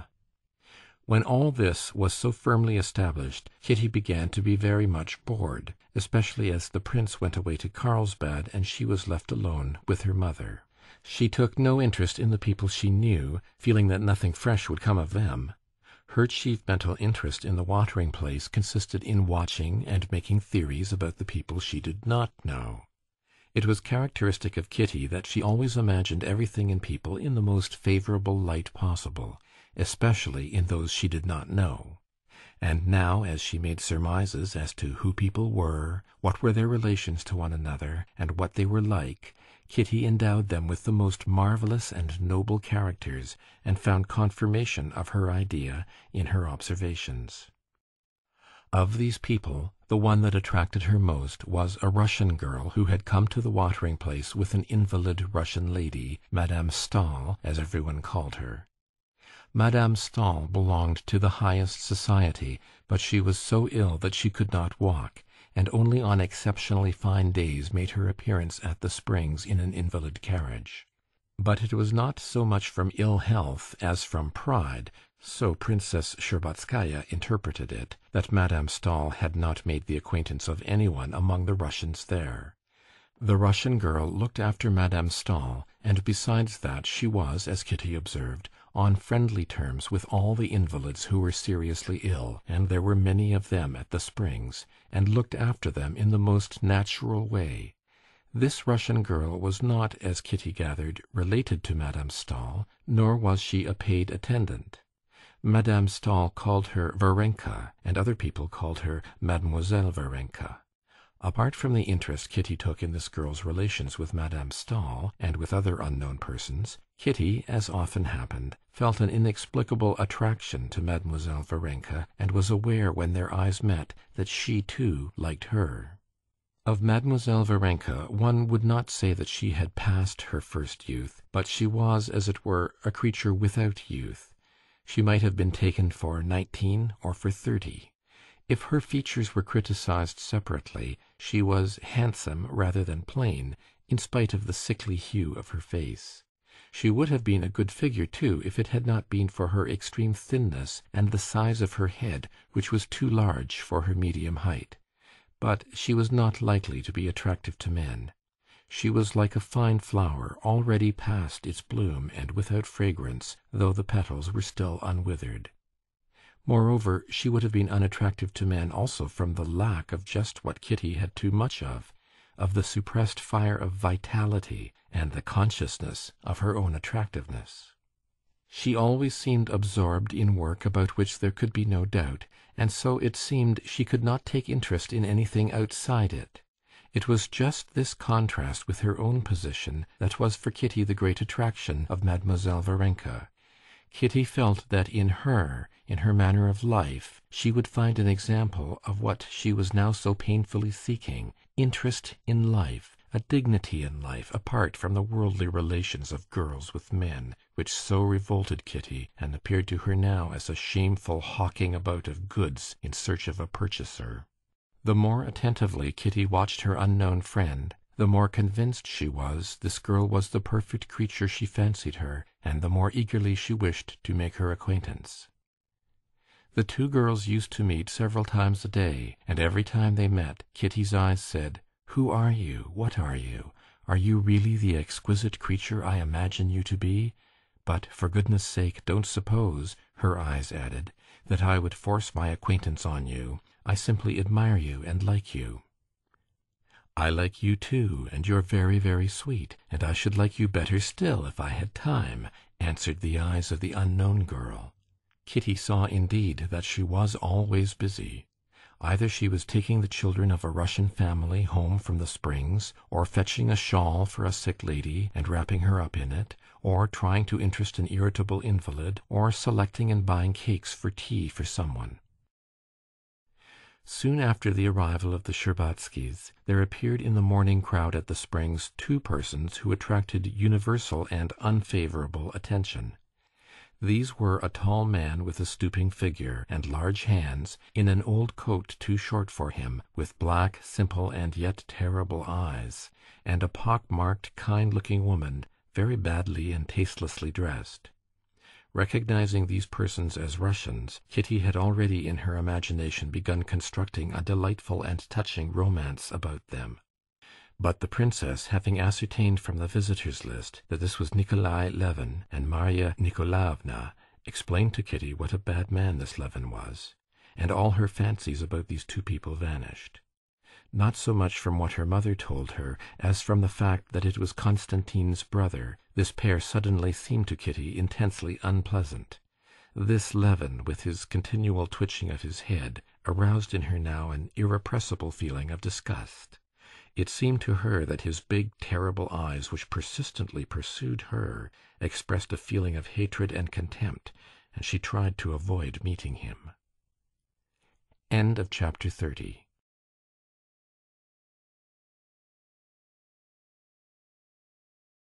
Book 2, Chapter 31. It was a wet day. It had been raining all the morning, and the invalids with their parasols had flocked into the arcades. Kitty was walking there with her mother and the Moscow colonel, smart and jaunty in his European coat, bought ready-made at Frankfurt. They were walking on one side of the arcade, trying to avoid Levin, who was walking on the other side. Varenka, in her dark dress, in a black hat with a turned-down brim, was walking up and down the whole length of the arcade with a blind Frenchwoman, and every time she met Kitty they exchanged friendly glances. "Mamma, couldn't I speak to her?" said Kitty, watching her unknown friend, and noticing that she was going up to the spring, and that they might come there together. "Oh, if you want to so much, I'll find out about her first, and make her acquaintance myself," answered her mother. "What do you see in her out of the way? A companion she must be. If you like, I'll make acquaintance with Madame Stahl. I used to know her belle-sœur," added the princess, lifting her head haughtily. Kitty knew that the princess was offended that Madame Stahl had seemed to avoid making her acquaintance. Kitty did not insist. "How wonderfully sweet she is," she said, gazing at Varenka just as she handed a glass to the Frenchwoman. "Look how natural and sweet it all is." "It's so funny to see your engouement," said the princess. "No, we'd better go back," she added, noticing Levin coming towards them with his companion and a German doctor to whom he was talking very noisily and angrily. They turned to go back when suddenly they heard not noisy talk, but shouting. Levin, stopping short, was shouting at the doctor, and the doctor too was excited. A crowd gathered about them. The princess and Kitty beat a hasty retreat, while the colonel joined the crowd to find out what was the matter. A few minutes later the colonel overtook them. "What was it?" inquired the princess. "Scandalous and disgraceful," answered the colonel. "The one thing to be dreaded is meeting Russians abroad. That tall gentleman was abusing the doctor, flinging all sorts of insults at him because he wasn't treating him quite as he liked, and he began waving his stick at him. It's simply a scandal." "Oh, how unpleasant," said the princess. "Well, and how did it end?" "Luckily, at that point, the one in the mushroom hat, intervened. A Russian lady, I think she is," said the colonel. "Mademoiselle Varenka?" asked Kitty. "Yes, yes. She came to the rescue before anyone. She took the man by the arm and led him away." "There, mamma," said Kitty, "you wonder that I'm enthusiastic about her." The next day, as she watched her unknown friend, Kitty noticed that Mademoiselle Varenka was already on the same terms with Levin and his companion as with her other protégés. She went up to them, entered into conversation with them, and served as interpreter for the woman, who could not speak any foreign language. Kitty began to entreat her mother still more urgently to let her make friends with Varenka, and, disagreeable as it was to the princess to seem to take the first step in wishing to make the acquaintance of Madame Stahl, who thought fit to give herself airs, she made inquiries about Varenka, and having ascertained particulars about her tending to prove that there could be no harm, though little good, in the acquaintance, she herself approached Varenka and made acquaintance with her. Choosing a time when her daughter had gone to the spring, while Varenka had stopped outside the baker's, the princess went up to her. "Allow me to make your acquaintance," she said, with her dignified smile. "My daughter has lost her heart to you," she said. "Possibly you do not know me. I am—" "That feeling is more than reciprocal, princess," Varenka answered hurriedly. "What a good deed you did yesterday to our poor compatriot," said the princess. Varenka flushed a little. "I don't remember. I don't think I did anything," she said. "Why, you saved that Levin from disagreeable consequences." "Yes, sa compagne called me, and I tried to pacify him. He's very ill, and was dissatisfied with the doctor. I'm used to looking after such invalids." "Yes, I've heard you live at Mentone with your aunt, I think, Madame Stahl. I used to know her belle-sœur." "No, she's not my aunt.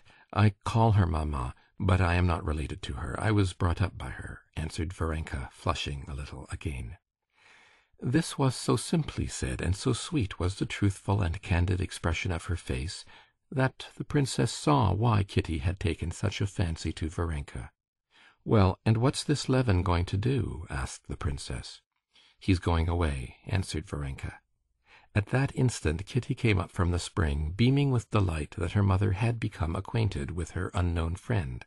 "Well, see, Kitty, your intense desire to make friends with Mademoiselle—" "Varenka," Varenka put in, smiling. "That's what everyone calls me." Kitty blushed with pleasure, and slowly, without speaking, pressed her new friend's hand, which did not respond to her pressure, but lay motionless in her hand. The hand did not respond to her pressure, but the face of Mademoiselle Varenka glowed with a soft, glad, though rather mournful smile that showed large but handsome teeth. "I have long wished for this too," she said. "But you are so busy." "Oh, no, I'm not at all busy," answered Varenka, but at that moment she had to leave her new friends, because two little Russian girls, children of an invalid, ran up to her. "Varenka, mamma's calling," they cried, and Varenka went after them. End of chapter 31.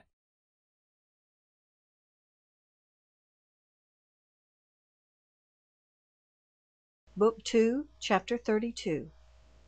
The particulars which the princess had learned in regard to Varenka's past and her relations with Madame Stahl were as follows. Madame Stahl, of whom some people said that she had worried her husband out of his life, while others said it was he who had made her wretched by his immoral behavior, had always been a woman of weak health and enthusiastic temperament.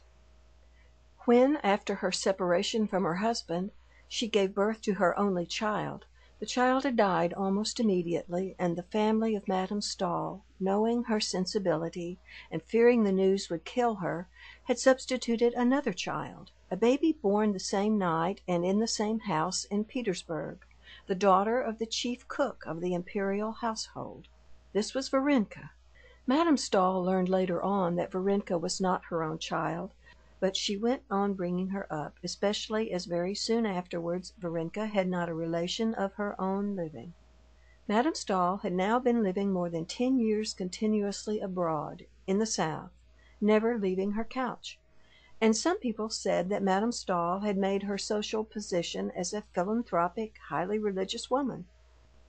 Other people said she really was at heart the highly ethical being, living for nothing but the good of her fellow creatures, which she represented herself to be. No one knew what her faith was, Catholic, Protestant, or Orthodox, but one fact was indubitable. She was in amicable relations with the highest dignitaries of all the churches and sects. Varenka lived with her all the while abroad, and everyone who knew Madame Stahl knew and liked Mademoiselle Varenka, as everyone called her. Having learned all these facts, the princess found nothing to object to in her daughter's intimacy with Varenka, more especially as Varenka's breeding and education were of the best.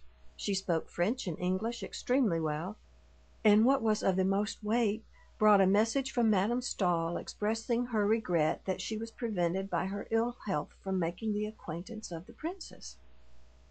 After getting to know Varenka, Kitty became more and more fascinated by her friend, and every day she discovered new virtues in her. The princess, hearing that Varenka had a good voice, asked her to come and sing to them in the evening. Kitty plays, and we have a piano, not a good one, it's true, but you will give us so much pleasure, said the princess with her affected smile, which Kitty disliked particularly just then, because she noticed that Varenka had no inclination to sing. Varenka came, however, in the evening and brought a roll of music with her. The princess had invited Marya Yevgenyevna and her daughter and the colonel. Varenka seemed quite unaffected by there being persons present she did not know, and she went directly to the piano. She could not accompany herself, but she could sing music at sight very well. Kitty, who played well, accompanied her. "You have an extraordinary talent," the princess said to her after Varenka had sung the first song extremely well. Marya Yevgenyevna and her daughter expressed their thanks and admiration. "Look," said the colonel, looking out of the window, "what an audience has collected to listen to you." There actually was quite a considerable crowd under the windows. "I am very glad it gives you pleasure," Varenka answered simply. Kitty looked with pride at her friend. She was enchanted by her talent and her voice and her face, but most of all by her manner, by the way Varenka obviously thought nothing of her singing and was quite unmoved by their praises. She seemed only to be asking, "Am I to sing again, or is that enough?" If it had been I, thought Kitty, how proud I should have been. How delighted I should have been to see that crowd under the windows. But she's utterly unmoved by it. Her only motive is to avoid refusing and to please Mamma. What is there in her? What is it gives her the power to look down on everything, to be calm and independently of everything? How I should like to know it and to learn it of her, thought Kitty, gazing into her serene face. The princess asked Varenka to sing again, and Varenka sang another song, also smoothly, distinctly, and well, standing erect at the piano and beating time on it with her thin, dark-skinned hand. The next song in the book was an Italian one. Kitty played the opening bars and looked round at Varenka. "Let's skip that," said Varenka, flushing a little. Kitty let her eyes rest on Varenka's face with a look of dismay and inquiry. "Very well, the next one," she said hurriedly, turning over the pages and at once feeling that there was something connected with the song. "No," answered Varenka with a smile, laying her hand on the music. "No, let's have that one." And she sang it just as quietly, as coolly, as well as the others. When she had finished, they all thanked her again and went off to tea. Kitty and Varenka went out into the little garden that adjoined the house. "Am I right that you have some reminiscences connected with that song?" said Kitty. "Don't tell me," she added hastily, "only say if I'm right." "No, why not? I'll tell you simply," said Varenka, and without waiting for a reply, she went on. "Yes, it brings up memories, once painful ones. I cared for someone once, and I used to sing him that song." Kitty, with big, wide-open eyes, gazed silently, sympathetically at Varenka. "I cared for him, and he cared for me, but his mother did not wish it, and he married another girl. He's living now not far from us, and I see him sometimes. You didn't think I had a love story too," she said, and there was a faint gleam in her handsome face of that fire which Kitty felt must once have glowed all over her. "I didn't think so? Why, if I were a man, I could never care for anyone else after knowing you. Only I can't understand how he could, to please his mother, forget you and make you unhappy. He had no heart." "Oh no, he's a very good man, and I'm not unhappy. Quite the contrary, I'm very happy. Well, so we shan't be singing any more now," she added, turning towards the house. "How good you are, how good you are!" cried Kitty, and stopping her, she kissed her. "If I could only be even a little like you!" "Why should you be like anyone? You're nice as you are," said Varenka, smiling her gentle, weary smile. "No, I'm not nice at all. Come tell me. Stop a minute. Let's sit down," said Kitty, making her sit down again beside her. "Tell me, isn't it humiliating to think that a man has disdained your love, that he hasn't cared for it?" "But he didn't disdain it. I believe he cared for me, but he was a dutiful son." "Yes, but if it hadn't been on account of his mother, if it had been his own doing?" said Kitty, feeling she was giving away her secret, and that her face, burning with the flush of shame, had betrayed her already. "In that case he would have done wrong, and I should not have regretted him," answered Varenka, evidently realizing that they were now talking not of her but of Kitty. "But the humiliation," said Kitty, "the humiliation one can never forget, she said, remembering her look at the last ball during the pause in the music. "Where is the humiliation? Why, you did nothing wrong." "Worse than wrong, shameful." Varenka shook her head and laid her hand on Kitty's hand. "Why, what is there shameful?" she said. "You didn't tell a man who didn't care for you that you loved him, did you?" "Of course not. I never said a word, but he knew it. No, no, there are looks, there are ways. I can't forget it, if I live 100 years." "Why so? I don't understand. The whole point is whether you love him now or not," said Varenka, who called everything by its name. "I hate him. I can't forgive myself." "Why? What for?" "The shame, the humiliation. Oh, if every one were as sensitive as you are," said Varenka. "There isn't a girl who hasn't been through the same, and it's all so unimportant." "Why, what is important?" said Kitty, looking into her face with inquisitive wonder. "Oh, there's so much that's important," said Varenka, smiling. "Why, what?" "Oh, so much that's more important," answered Varenka, not knowing what to say. But at that instant they heard the princess's voice from the window. "Kitty, it's cold. Either get a shawl or come indoors." "It really is time to go in," said Varenka, getting up. "I have to go on to Madame Bertha's. She asked me to." Kitty held her by the hand, and with passionate curiosity and entreaty her eyes asked her, "What is it? What is this of such importance that gives you such tranquillity? You know, tell me." But Varenka did not even know what Kitty's eyes were asking her. She merely thought that she had to go to see Madame Bertha too that evening, and to make haste home in time for Maman's tea at 12 o'clock. She went indoors, collected her music, and saying good-bye to everyone, was about to go.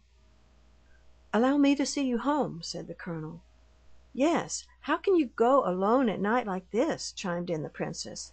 "Anyway, I'll send Parasha."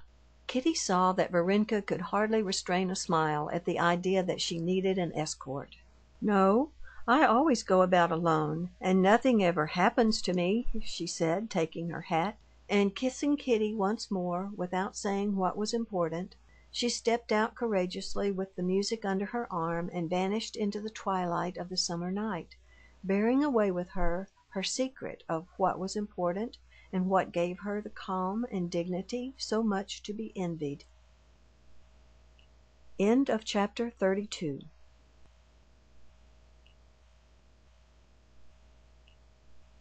Book 2, Chapter 33. Kitty made the acquaintance of Madame Stahl too, and this acquaintance, together with her friendship with Varenka, did not merely exercise a great influence on her, it also comforted her in her mental distress. She found this comfort through a completely new world being opened to her by means of this acquaintance, a world having nothing in common with her past, an exalted, noble world, from the height of which she could contemplate her past calmly. It was revealed to her that besides the instinctive life to which Kitty had given herself up hitherto, there was a spiritual life. This life was disclosed in religion, but a religion having nothing in common with that one which Kitty had known from childhood, and which found expression in litanies and all-night services at the widow's home, where one might meet one's friends, and in learning by heart Slavonic texts with the priest. This was a lofty, mysterious religion connected with a whole series of noble thoughts and feelings, which one could do more than merely believe because one was told to, which one could love. Kitty found all this out not from words. Madame Stahl talked to Kitty as to a charming child that one looks on with pleasure as on the memory of one's youth, and only once she said in passing that in all human sorrows nothing gives comfort but love and faith, and that in the sight of Christ's compassion for us no sorrow is trifling, and immediately talked of other things. But in every gesture of Madame Stahl, in every word, in every heavenly, as Kitty called it, look, and above all in the whole story of her life, which she heard from Varenka, Kitty recognized that something that was important, of which till then she had known nothing. Yet, elevated as Madame Stahl's character was, touching as was her story, and exalted and moving as was her speech, Kitty could not help detecting in her some traits which perplexed her. She noticed that when questioning her about her family, Madame Stahl had smiled contemptuously, which was not in accord with Christian meekness. She noticed, too, that when she had found a Catholic priest with her, Madame Stahl had studiously kept her face in the shadow of the lampshade, and had smiled in a peculiar way. Trivial as these two observations were, they perplexed her, and she had her doubts as to Madame Stahl. But on the other hand, Varenka, alone in the world, without friends or relations, with a melancholy disappointment in the past, desiring nothing, regretting nothing, was just that perfection of which Kitty dared hardly dream. In Varenka she realized that one has but to forget oneself and love others, and one will be calm, happy, and noble. And that was what Kitty longed to be. Seeing now clearly what was the most important, Kitty was not satisfied with being enthusiastic over it. She at once gave herself up with her whole soul to the new life that was opening to her. From Varenka's accounts of the doings of Madame Stahl and other people whom she mentioned, Kitty had already constructed the plan of her own future life. She would, like Madame Stahl's niece, Aline, of whom Varenka had talked to her a great deal, seek out those who were in trouble, wherever she might be living, help them as far as she could, give them the gospel, read the gospel to the sick, to criminals, to the dying. The idea of reading the gospel to criminals, as Aline did, particularly fascinated Kitty. But all these were secret dreams, of which Kitty did not talk either to her mother or to Varenka. While awaiting the time for carrying out her plans on a large scale, however, Kitty, even then at the Springs, where there were so many people ill and unhappy, readily found a chance for practicing her new principles in imitation of Varenka.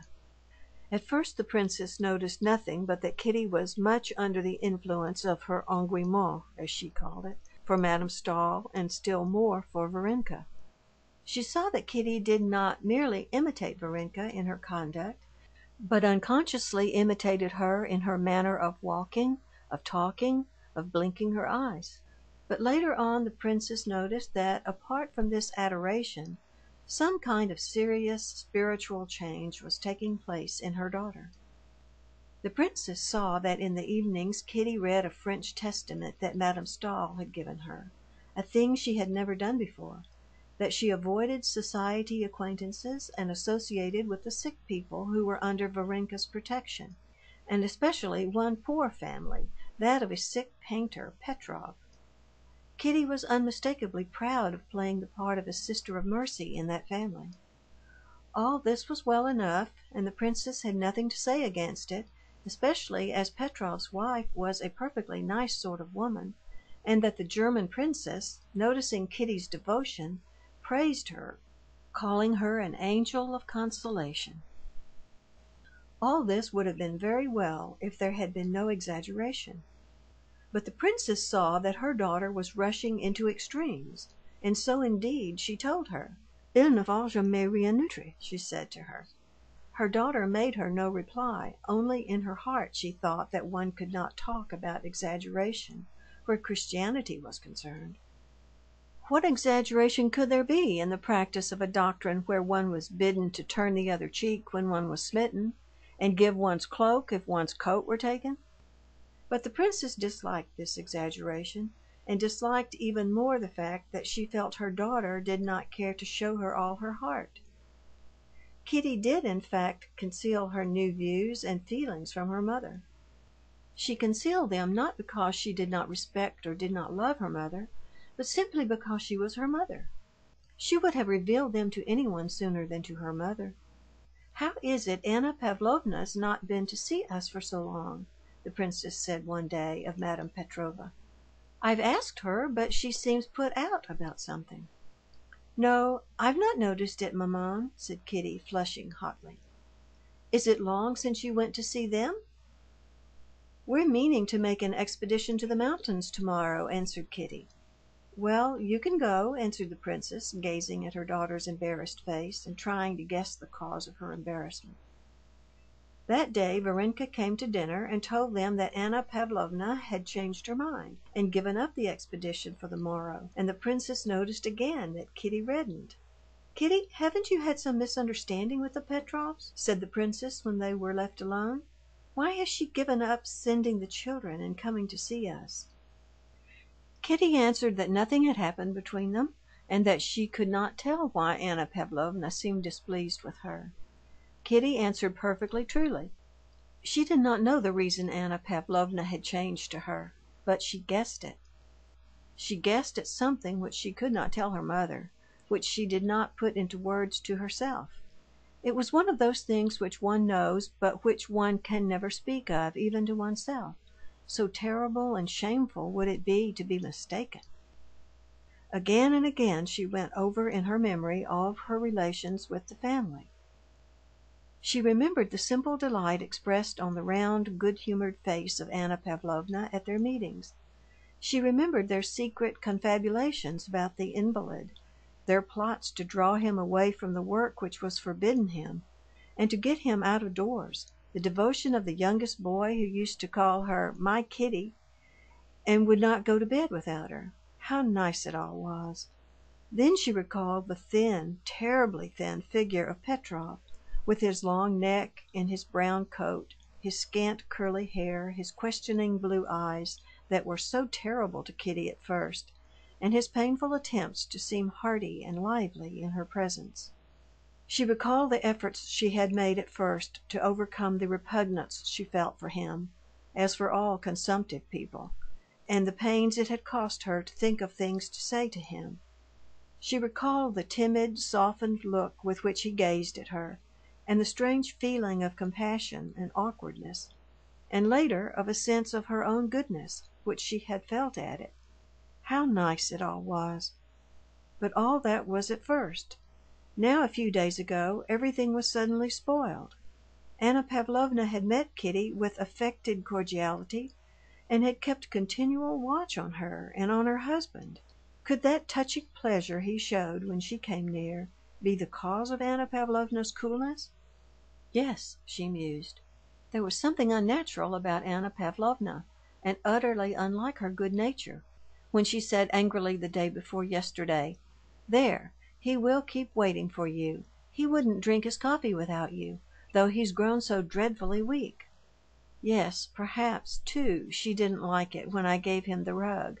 It was all so simple, but he took it so awkwardly, and was so long thanking me that I felt awkward too. And then that portrait of me he did so well, and most of all that look of confusion and tenderness. Yes, yes, that's it, Kitty repeated to herself with horror. No, it can't be, it oughtn't to be. He's so much to be pitied, she said to herself directly after. This doubt poisoned the charm of her new life.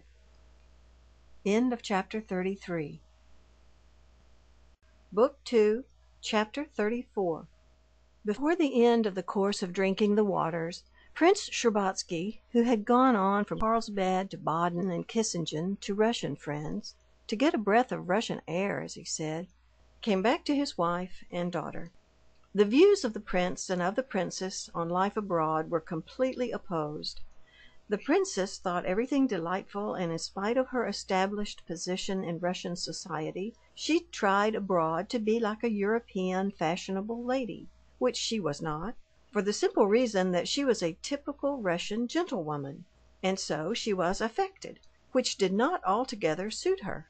The prince, on the contrary, thought everything foreign detestable, got sick of European life, kept to his Russian habits, and purposely tried to show himself abroad less European than he was in reality. The prince returned thinner, with the skin hanging in loose bags on his cheeks, but in the most cheerful frame of mind. His good humor was even greater when he saw Kitty completely recovered.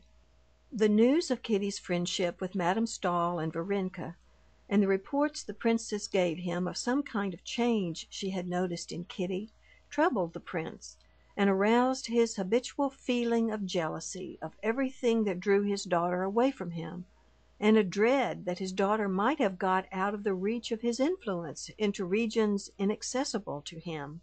But these unpleasant matters were all drowned in the sea of kindliness and good humor which was always within him, and more so than ever since his course of Carlsbad waters. The day after his arrival, the prince, in his long overcoat, with his Russian wrinkles and baggy cheeks propped up by a starched collar, set off with his daughter to the spring in the greatest good humor. It was a lovely morning. The bright, cheerful houses with their little gardens, the sight of the red-faced, red-armed, beer-drinking German waitresses working away merrily did the heart good. But the nearer they got to the springs, the oftener they met sick people, and their appearance seemed more pitiable than ever among the everyday conditions of prosperous German life. Kitty was no longer struck by this contrast. The bright sun, the brilliant green of the foliage, the strains of the music were for her the natural setting of all these familiar faces, with their changes to greater emaciation or to convalescence, for which she watched.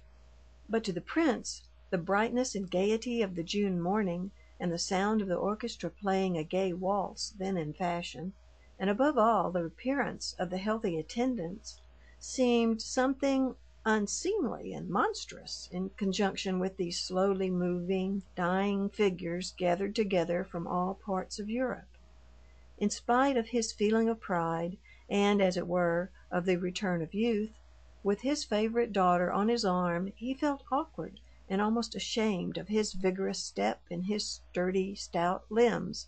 He felt almost like a man not dressed in a crowd. "Present me to your new friends," he said to his daughter, squeezing her hand with his elbow. "I like even your horrid Soden for making you so well again. Only it's melancholy, very melancholy here." "Who's that?" Kitty mentioned the names of all the people they met, with some of whom she was acquainted and some not. At the entrance of the garden they met the blind lady, Madame Berthe, with her guide, and the prince was delighted to see the old Frenchwoman's face light up when she heard Kitty's voice. She at once began talking to him with French exaggerated politeness, applauding him for having such a delightful daughter, extolling Kitty to the skies before her face, and calling her a treasure, a pearl, and a consoling angel. "Well, she's the second angel then," said the prince, smiling. "She calls Mademoiselle Varenka angel number 1. "Oh, Mademoiselle Varenka, she's a real angel, allez," Madame Berthe assented. In the arcade they met Varenka herself. She was walking rapidly towards them, carrying an elegant red bag. "Here is Papa come," Kitty said to her. Varenka made, simply and naturally as she did everything, a movement between a bow and a curtsy, and immediately began talking to the prince without shyness, naturally as she talked to everyone. "Of course I know you. I know you very well," the prince said to her with a smile, in which Kitty detected with joy that her father liked her friend. "Where are you off to in such haste?" "Maman's here," she said, turning to Kitty. "She has not slept all night, and the doctor advised her to go out. I'm taking her her work." "So that's angel number 1?" said the prince, when Varenka had gone on. Kitty saw that her father had meant to make fun of Varenka, but that he could not do it because he liked her. "Come, so we shall see all your friends," he went on, "even Madame Stahl, if she deigns to recognize me." "Why, did you know her, Papa?" Kitty asked apprehensively, catching the gleam of irony that kindled in the prince's eyes at the mention of Madame Stahl. "I used to know her husband, and her too a little, before she joined the Pietists." "What is a Pietist, Papa?" asked Kitty, dismayed to find that what she prized so highly in Madame Stahl had a name. "I don't quite know myself. I only know that she thanks God for everything, for every misfortune, and thanks God too that her husband died. And that's rather droll, as they didn't get on together." "Who's that? What a piteous face!" he asked, noticing a sick man of medium height sitting on a bench, wearing a brown overcoat and white trousers that fell in strange folds about his long, fleshless legs. This man lifted his straw hat, showed his scanty curly hair and high forehead, painfully reddened by the pressure of the hat. "That's Petrov, an artist," answered Kitty, blushing. "And that's his wife," she added, indicating Anna Pavlovna, who, as though on purpose, at the very instant they approached, walked away after a child that had run off along a path. "Poor fellow, and what a nice face he has," said the prince. "Why don't you go up to him? He wanted to speak to you." "Well, let us go then," said Kitty, turning round resolutely. "How are you feeling today?" she asked Petrov. Petrov got up, leaning on his stick, and looked shyly at the prince. "This is my daughter," said the prince. "Let me introduce myself." The painter bowed and smiled, showing his strangely dazzling white teeth. "We expected you yesterday, princess," he said to Kitty. He staggered as he said this, and then repeated the motion, trying to make it seem as if it had been intentional. "I meant to come, but Varenka said that Anna Pavlovna sent word you were not going." "Not going?" said Petrov, blushing, and immediately began to cough, and his eyes sought his wife. "Anita, Anita," he said loudly, and the swollen veins stood out like cords on his thin white neck. Anna Pavlovna came up.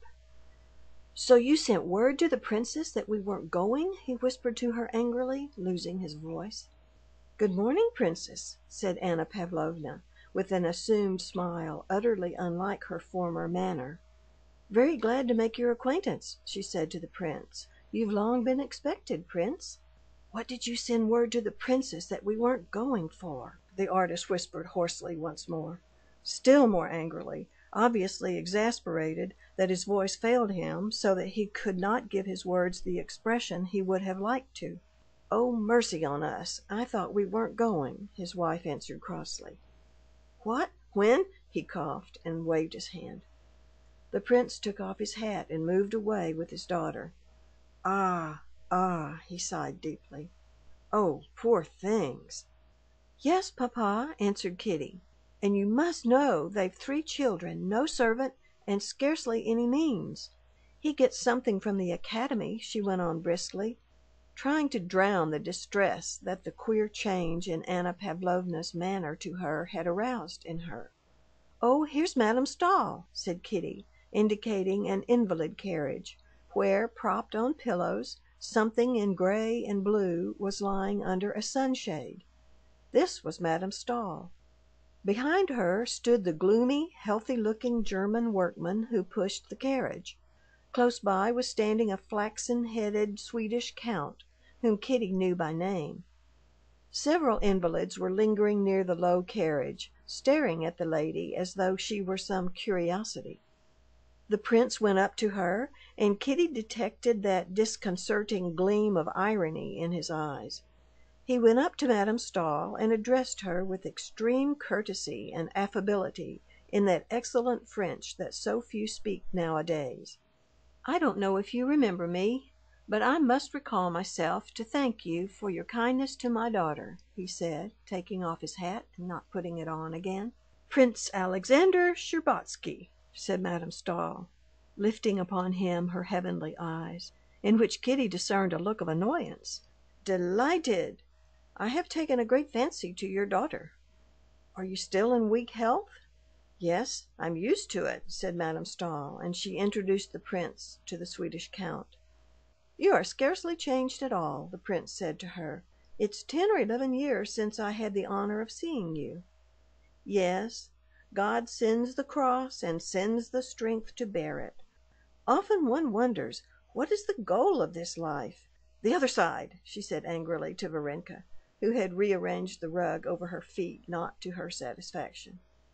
"To do good, probably," said the prince, with a twinkle in his eye. "That is not for us to judge," said Madame Stahl, perceiving the shade of expression on the prince's face. "So you will send me that book, dear count? I'm very grateful to you," she said to the young Swede. "Ah!" cried the prince, catching sight of the Moscow colonel standing near, and with a bow to Madame Stahl he walked away with his daughter and the Moscow colonel, who joined them. "That's our aristocracy, prince," the Moscow colonel said with ironical intention. He cherished a grudge against Madame Stahl for not making his acquaintance. "She's just the same," replied the prince. "Did you know her before her illness, prince? That's to say, before she took to her bed?" "Yes, she took to her bed before my eyes," said the prince. "They say it's 10 years since she has stood on her feet." "She doesn't stand up because her legs are too short. She's a very bad figure." "Papa, it's not possible!" cried Kitty. "That's what wicked tongues say, my darling, and your Varenka catches it too," he added. "Oh, these invalid ladies!" "Oh no, papa," Kitty objected warmly. "Varenka worships her, and then she does so much good. Ask anyone. Everyone knows her and Aline Stahl." "Perhaps so," said the prince, squeezing her hand with his elbow. "But it's better when one does good so that you may ask everyone and no one knows." Kitty did not answer, not because she had nothing to say, but because she did not care to reveal her secret thoughts even to her father. But, strange to say, although she had so made up her mind not to be influenced by her father's views, not to let him into her inmost sanctuary, she felt that the heavenly image of Madame Stahl, which she had carried for a whole month in her heart, had vanished, never to return, just as the fantastic figure made up of some clothes thrown down at random vanishes when one sees that it is only some garment lying there. All that was left was a woman with short legs, who lay down because she had a bad figure and worried patient Varenka for not arranging her rug to her liking. And by no effort of the imagination could Kitty bring back the former Madame Stahl. End of chapter 34.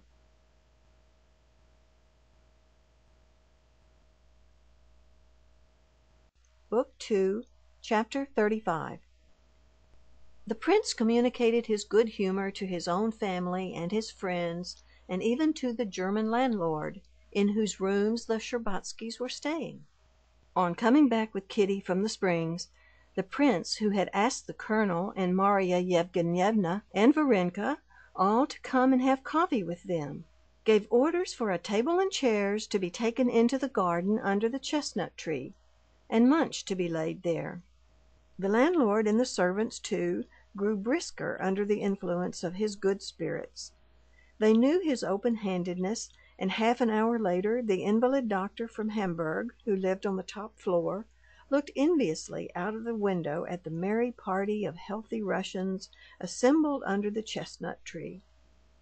In the trembling circles of shadow cast by the leaves, at a table, covered with a white cloth, and set with coffee pot, bread and butter, cheese, and cold game, sat the princess, in a high cap with lilac ribbons, distributing cups and bread and butter. At the other end sat the prince, eating heartily and talking loudly and merrily.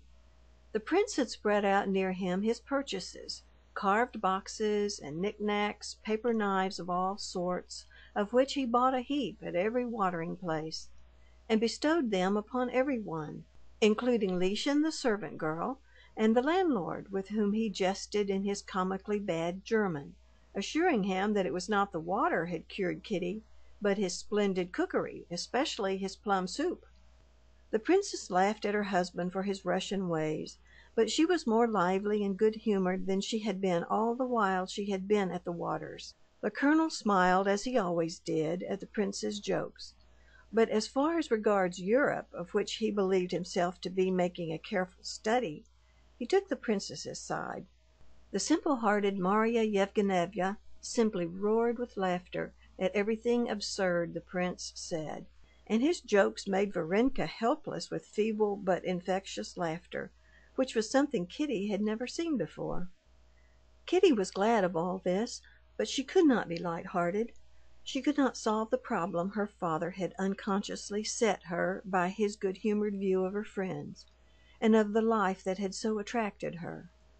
To this doubt there was joined the change in her relations with the Petrovs, which had been so conspicuously and unpleasantly marked that morning. Everyone was good-humored, but Kitty could not feel good-humored, and this increased her distress. She felt a feeling such as she had known in childhood, when she had been shut in her room as a punishment, and had heard her sister's merry laughter outside. "Well, but what did you buy this mass of things for?" said the princess, smiling, and handing her husband a cup of coffee. "One goes for a walk, one looks in a shop, and they ask you to buy. Ehrlich, Durchlach? Directly they say, Durchlach, I can't hold out. I lose $10. "It's simply from boredom," said the princess. "Of course it is. Such boredom, my dear, that one doesn't know what to do with oneself." "How can you be bored, prince? There's so much that's interesting now in Germany," said Marya Yevgenyevna. "But I know everything that's interesting. The plum soup I know, and the peas sausages I know. I know everything." "No, you may say what you like, prince. There's the interest of their institutions," said the colonel. But what is there interesting about it? They're all as pleased as brass halfpence. They've conquered everybody, and why am I to be pleased at that? I haven't conquered anyone, and I'm obliged to take off my own boots, yes, and put them away too. In the morning, get up and dress at once, and go to the dining room to drink bad tea. How different it is at home. You get up in no haste, you get cross, grumble a little, and come round again. You've time to think things over, and no hurry. But time's money, you forget that, said the colonel. Time indeed, that depends. Why, there's time one would give a month of for sixpence, and time you wouldn't give half an hour of for any money. Isn't that so, Katenka? What is it? Why are you so depressed? I'm not depressed. Where are you off to? Stay a little longer, he said to Varenka. I must be going home, said Varenka, getting up, and again she went off into a giggle. When she had recovered, she said good-bye and went into the house to get her hat. Kitty followed her. Even Varenka struck her as different. She was not worse, but different from what she had fancied her before. Oh dear, it's a long while since I've laughed so much, said Varenka, gathering up her parasol and her bag. How nice he is, your father. Kitty did not speak. When shall I see you again? Asked Varenka. Mamma meant to go and see the Petrovs. Won't you be there? Said Kitty, to try Varenka. Yes, answered Varenka. They're getting ready to go away, so I promised to help them pack. Well, I'll come too then. No, why should you? Why not? Why not? Why not? Said Kitty, opening her eyes wide, and clutching at Varenka's parasol, so as not to let her go. No, wait a minute. Why not? Oh, nothing. Your father has come, and besides, they will feel awkward at your helping. No, tell me why you don't want me to be often at the Petrovs. You don't want me to. Why not? I didn't say that, said Varenka quietly. No, please tell me. Tell you everything? Asked Varenka. Everything, everything, Kitty assented. Well, there's really nothing of any consequence. Only that Mihail Alexeyevitch, that was the artist's name, had meant to leave earlier, and now he doesn't want to go away, said Varenka, smiling. Well, well? Kitty urged impatiently, looking darkly at Varenka. Well, and for some reason Anna Pavlovna told him that he didn't want to go because you are here. Of course, that was nonsense, but there was a dispute over it, over you. You know how irritable these sick people are. Kitty, scowling more than ever, kept silent, and Varenka went on speaking alone, trying to soften or soothe her, and seeing a storm coming, she did not know whether of tears or of words. So you'd better not go. You understand, you won't be offended? And it serves me right, and it serves me right, Kitty cried quickly, snatching the parasol out of Varenka's hand and looking past her friend's face. Varenka felt inclined to smile, looking at her childish fury, but she was afraid of wounding her. How does it serve you right? I don't understand, she said. It serves me right because it was all sham, because it was all done on purpose and not from the heart. What business had I to interfere with outsiders? And so it's come about that I am a cause of quarrel, and that I've done what nobody asked me to do, because it was all a sham, a sham, a sham. A sham with what object? Said Varenka gently. Oh, it's so idiotic, so hateful. There was no need whatever for me, nothing but sham, she said, opening and shutting the parasol. But with what object? To seem better to people, to myself, to God, to deceive everyone. No, now I won't descend to that. I'll be bad, but anyway, not a liar, a cheat. But who is a cheat? Said Varenka reproachfully. You speak as if... But Kitty was in one of her gusts of fury, and she would not let her finish. I don't talk about you, not about you at all. You're perfection. Yes, yes, I know you're all perfection. But what am I to do if I'm bad? This would never have been if I weren't bad. So let me be what I am. I won't be a sham. What have I to do with Anna Pavlovna? Let them go their way and me go mine. I can't be different. And yet it's not that. It's not that. What is not that? Asked Varenka in bewilderment. Everything. I can't act except from the heart, and you act from principle. I liked you simply, but you most likely only wanted to save me, to improve me. You are unjust, said Varenka. But I'm not speaking of other people. I'm speaking of myself. Kitty, they heard her mother's voice. Come here. Show papa your necklace. Kitty, with a haughty air, without making peace with her friend, took the necklace in a little box from the table and went to her mother. What's the matter? Why are you so red? Her mother and father said to her with one voice. Nothing, she answered. I'll be back directly. And she ran back. She's still here, she thought. What am I to say to her? Oh dear, what have I done? What have I said? Why was I rude to her? What am I to do? What am I to say to her? Thought Kitty, and she stopped in the doorway. Varenka, in her hat and with the parasol in her hands, was sitting at the table examining the spring which Kitty had broken. She lifted her head. Varenka, forgive me, do forgive me, whispered Kitty, going up to her. I don't remember what I said. I really didn't mean to hurt you, said Varenka, smiling. Peace was made, but with her father's coming all the world in which she had been living was transformed for Kitty. She did not give up everything she had learned, but she became aware that she had deceived herself in supposing she could be what she wanted to be. Her eyes were, it seemed, opened. She felt all the difficulty of maintaining herself without hypocrisy and self-conceit on the pinnacle to which she had wished to mount. Moreover, she became aware of all the dreariness of the world of sorrow, of sick and dying people, in which she had been living. The efforts she had made to like it seemed to her intolerable, and she felt a longing to get back quickly into the fresh air, to Russia, to Ergushovo, where, as she knew from letters, her sister Dolly had already gone with her children. But her affection for Varenka did not wane. As she said good-bye, Kitty begged her to come to them in Russia. "I'll come when you get married," said Varenka. "I shall never marry." "Well, then, I shall never come." "Well, then, I shall be married simply for that. Mind now, remember your promise," said Kitty. The doctor's prediction was fulfilled. Kitty returned home to Russia cured. She was not so gay and thoughtless as before, but she was serene.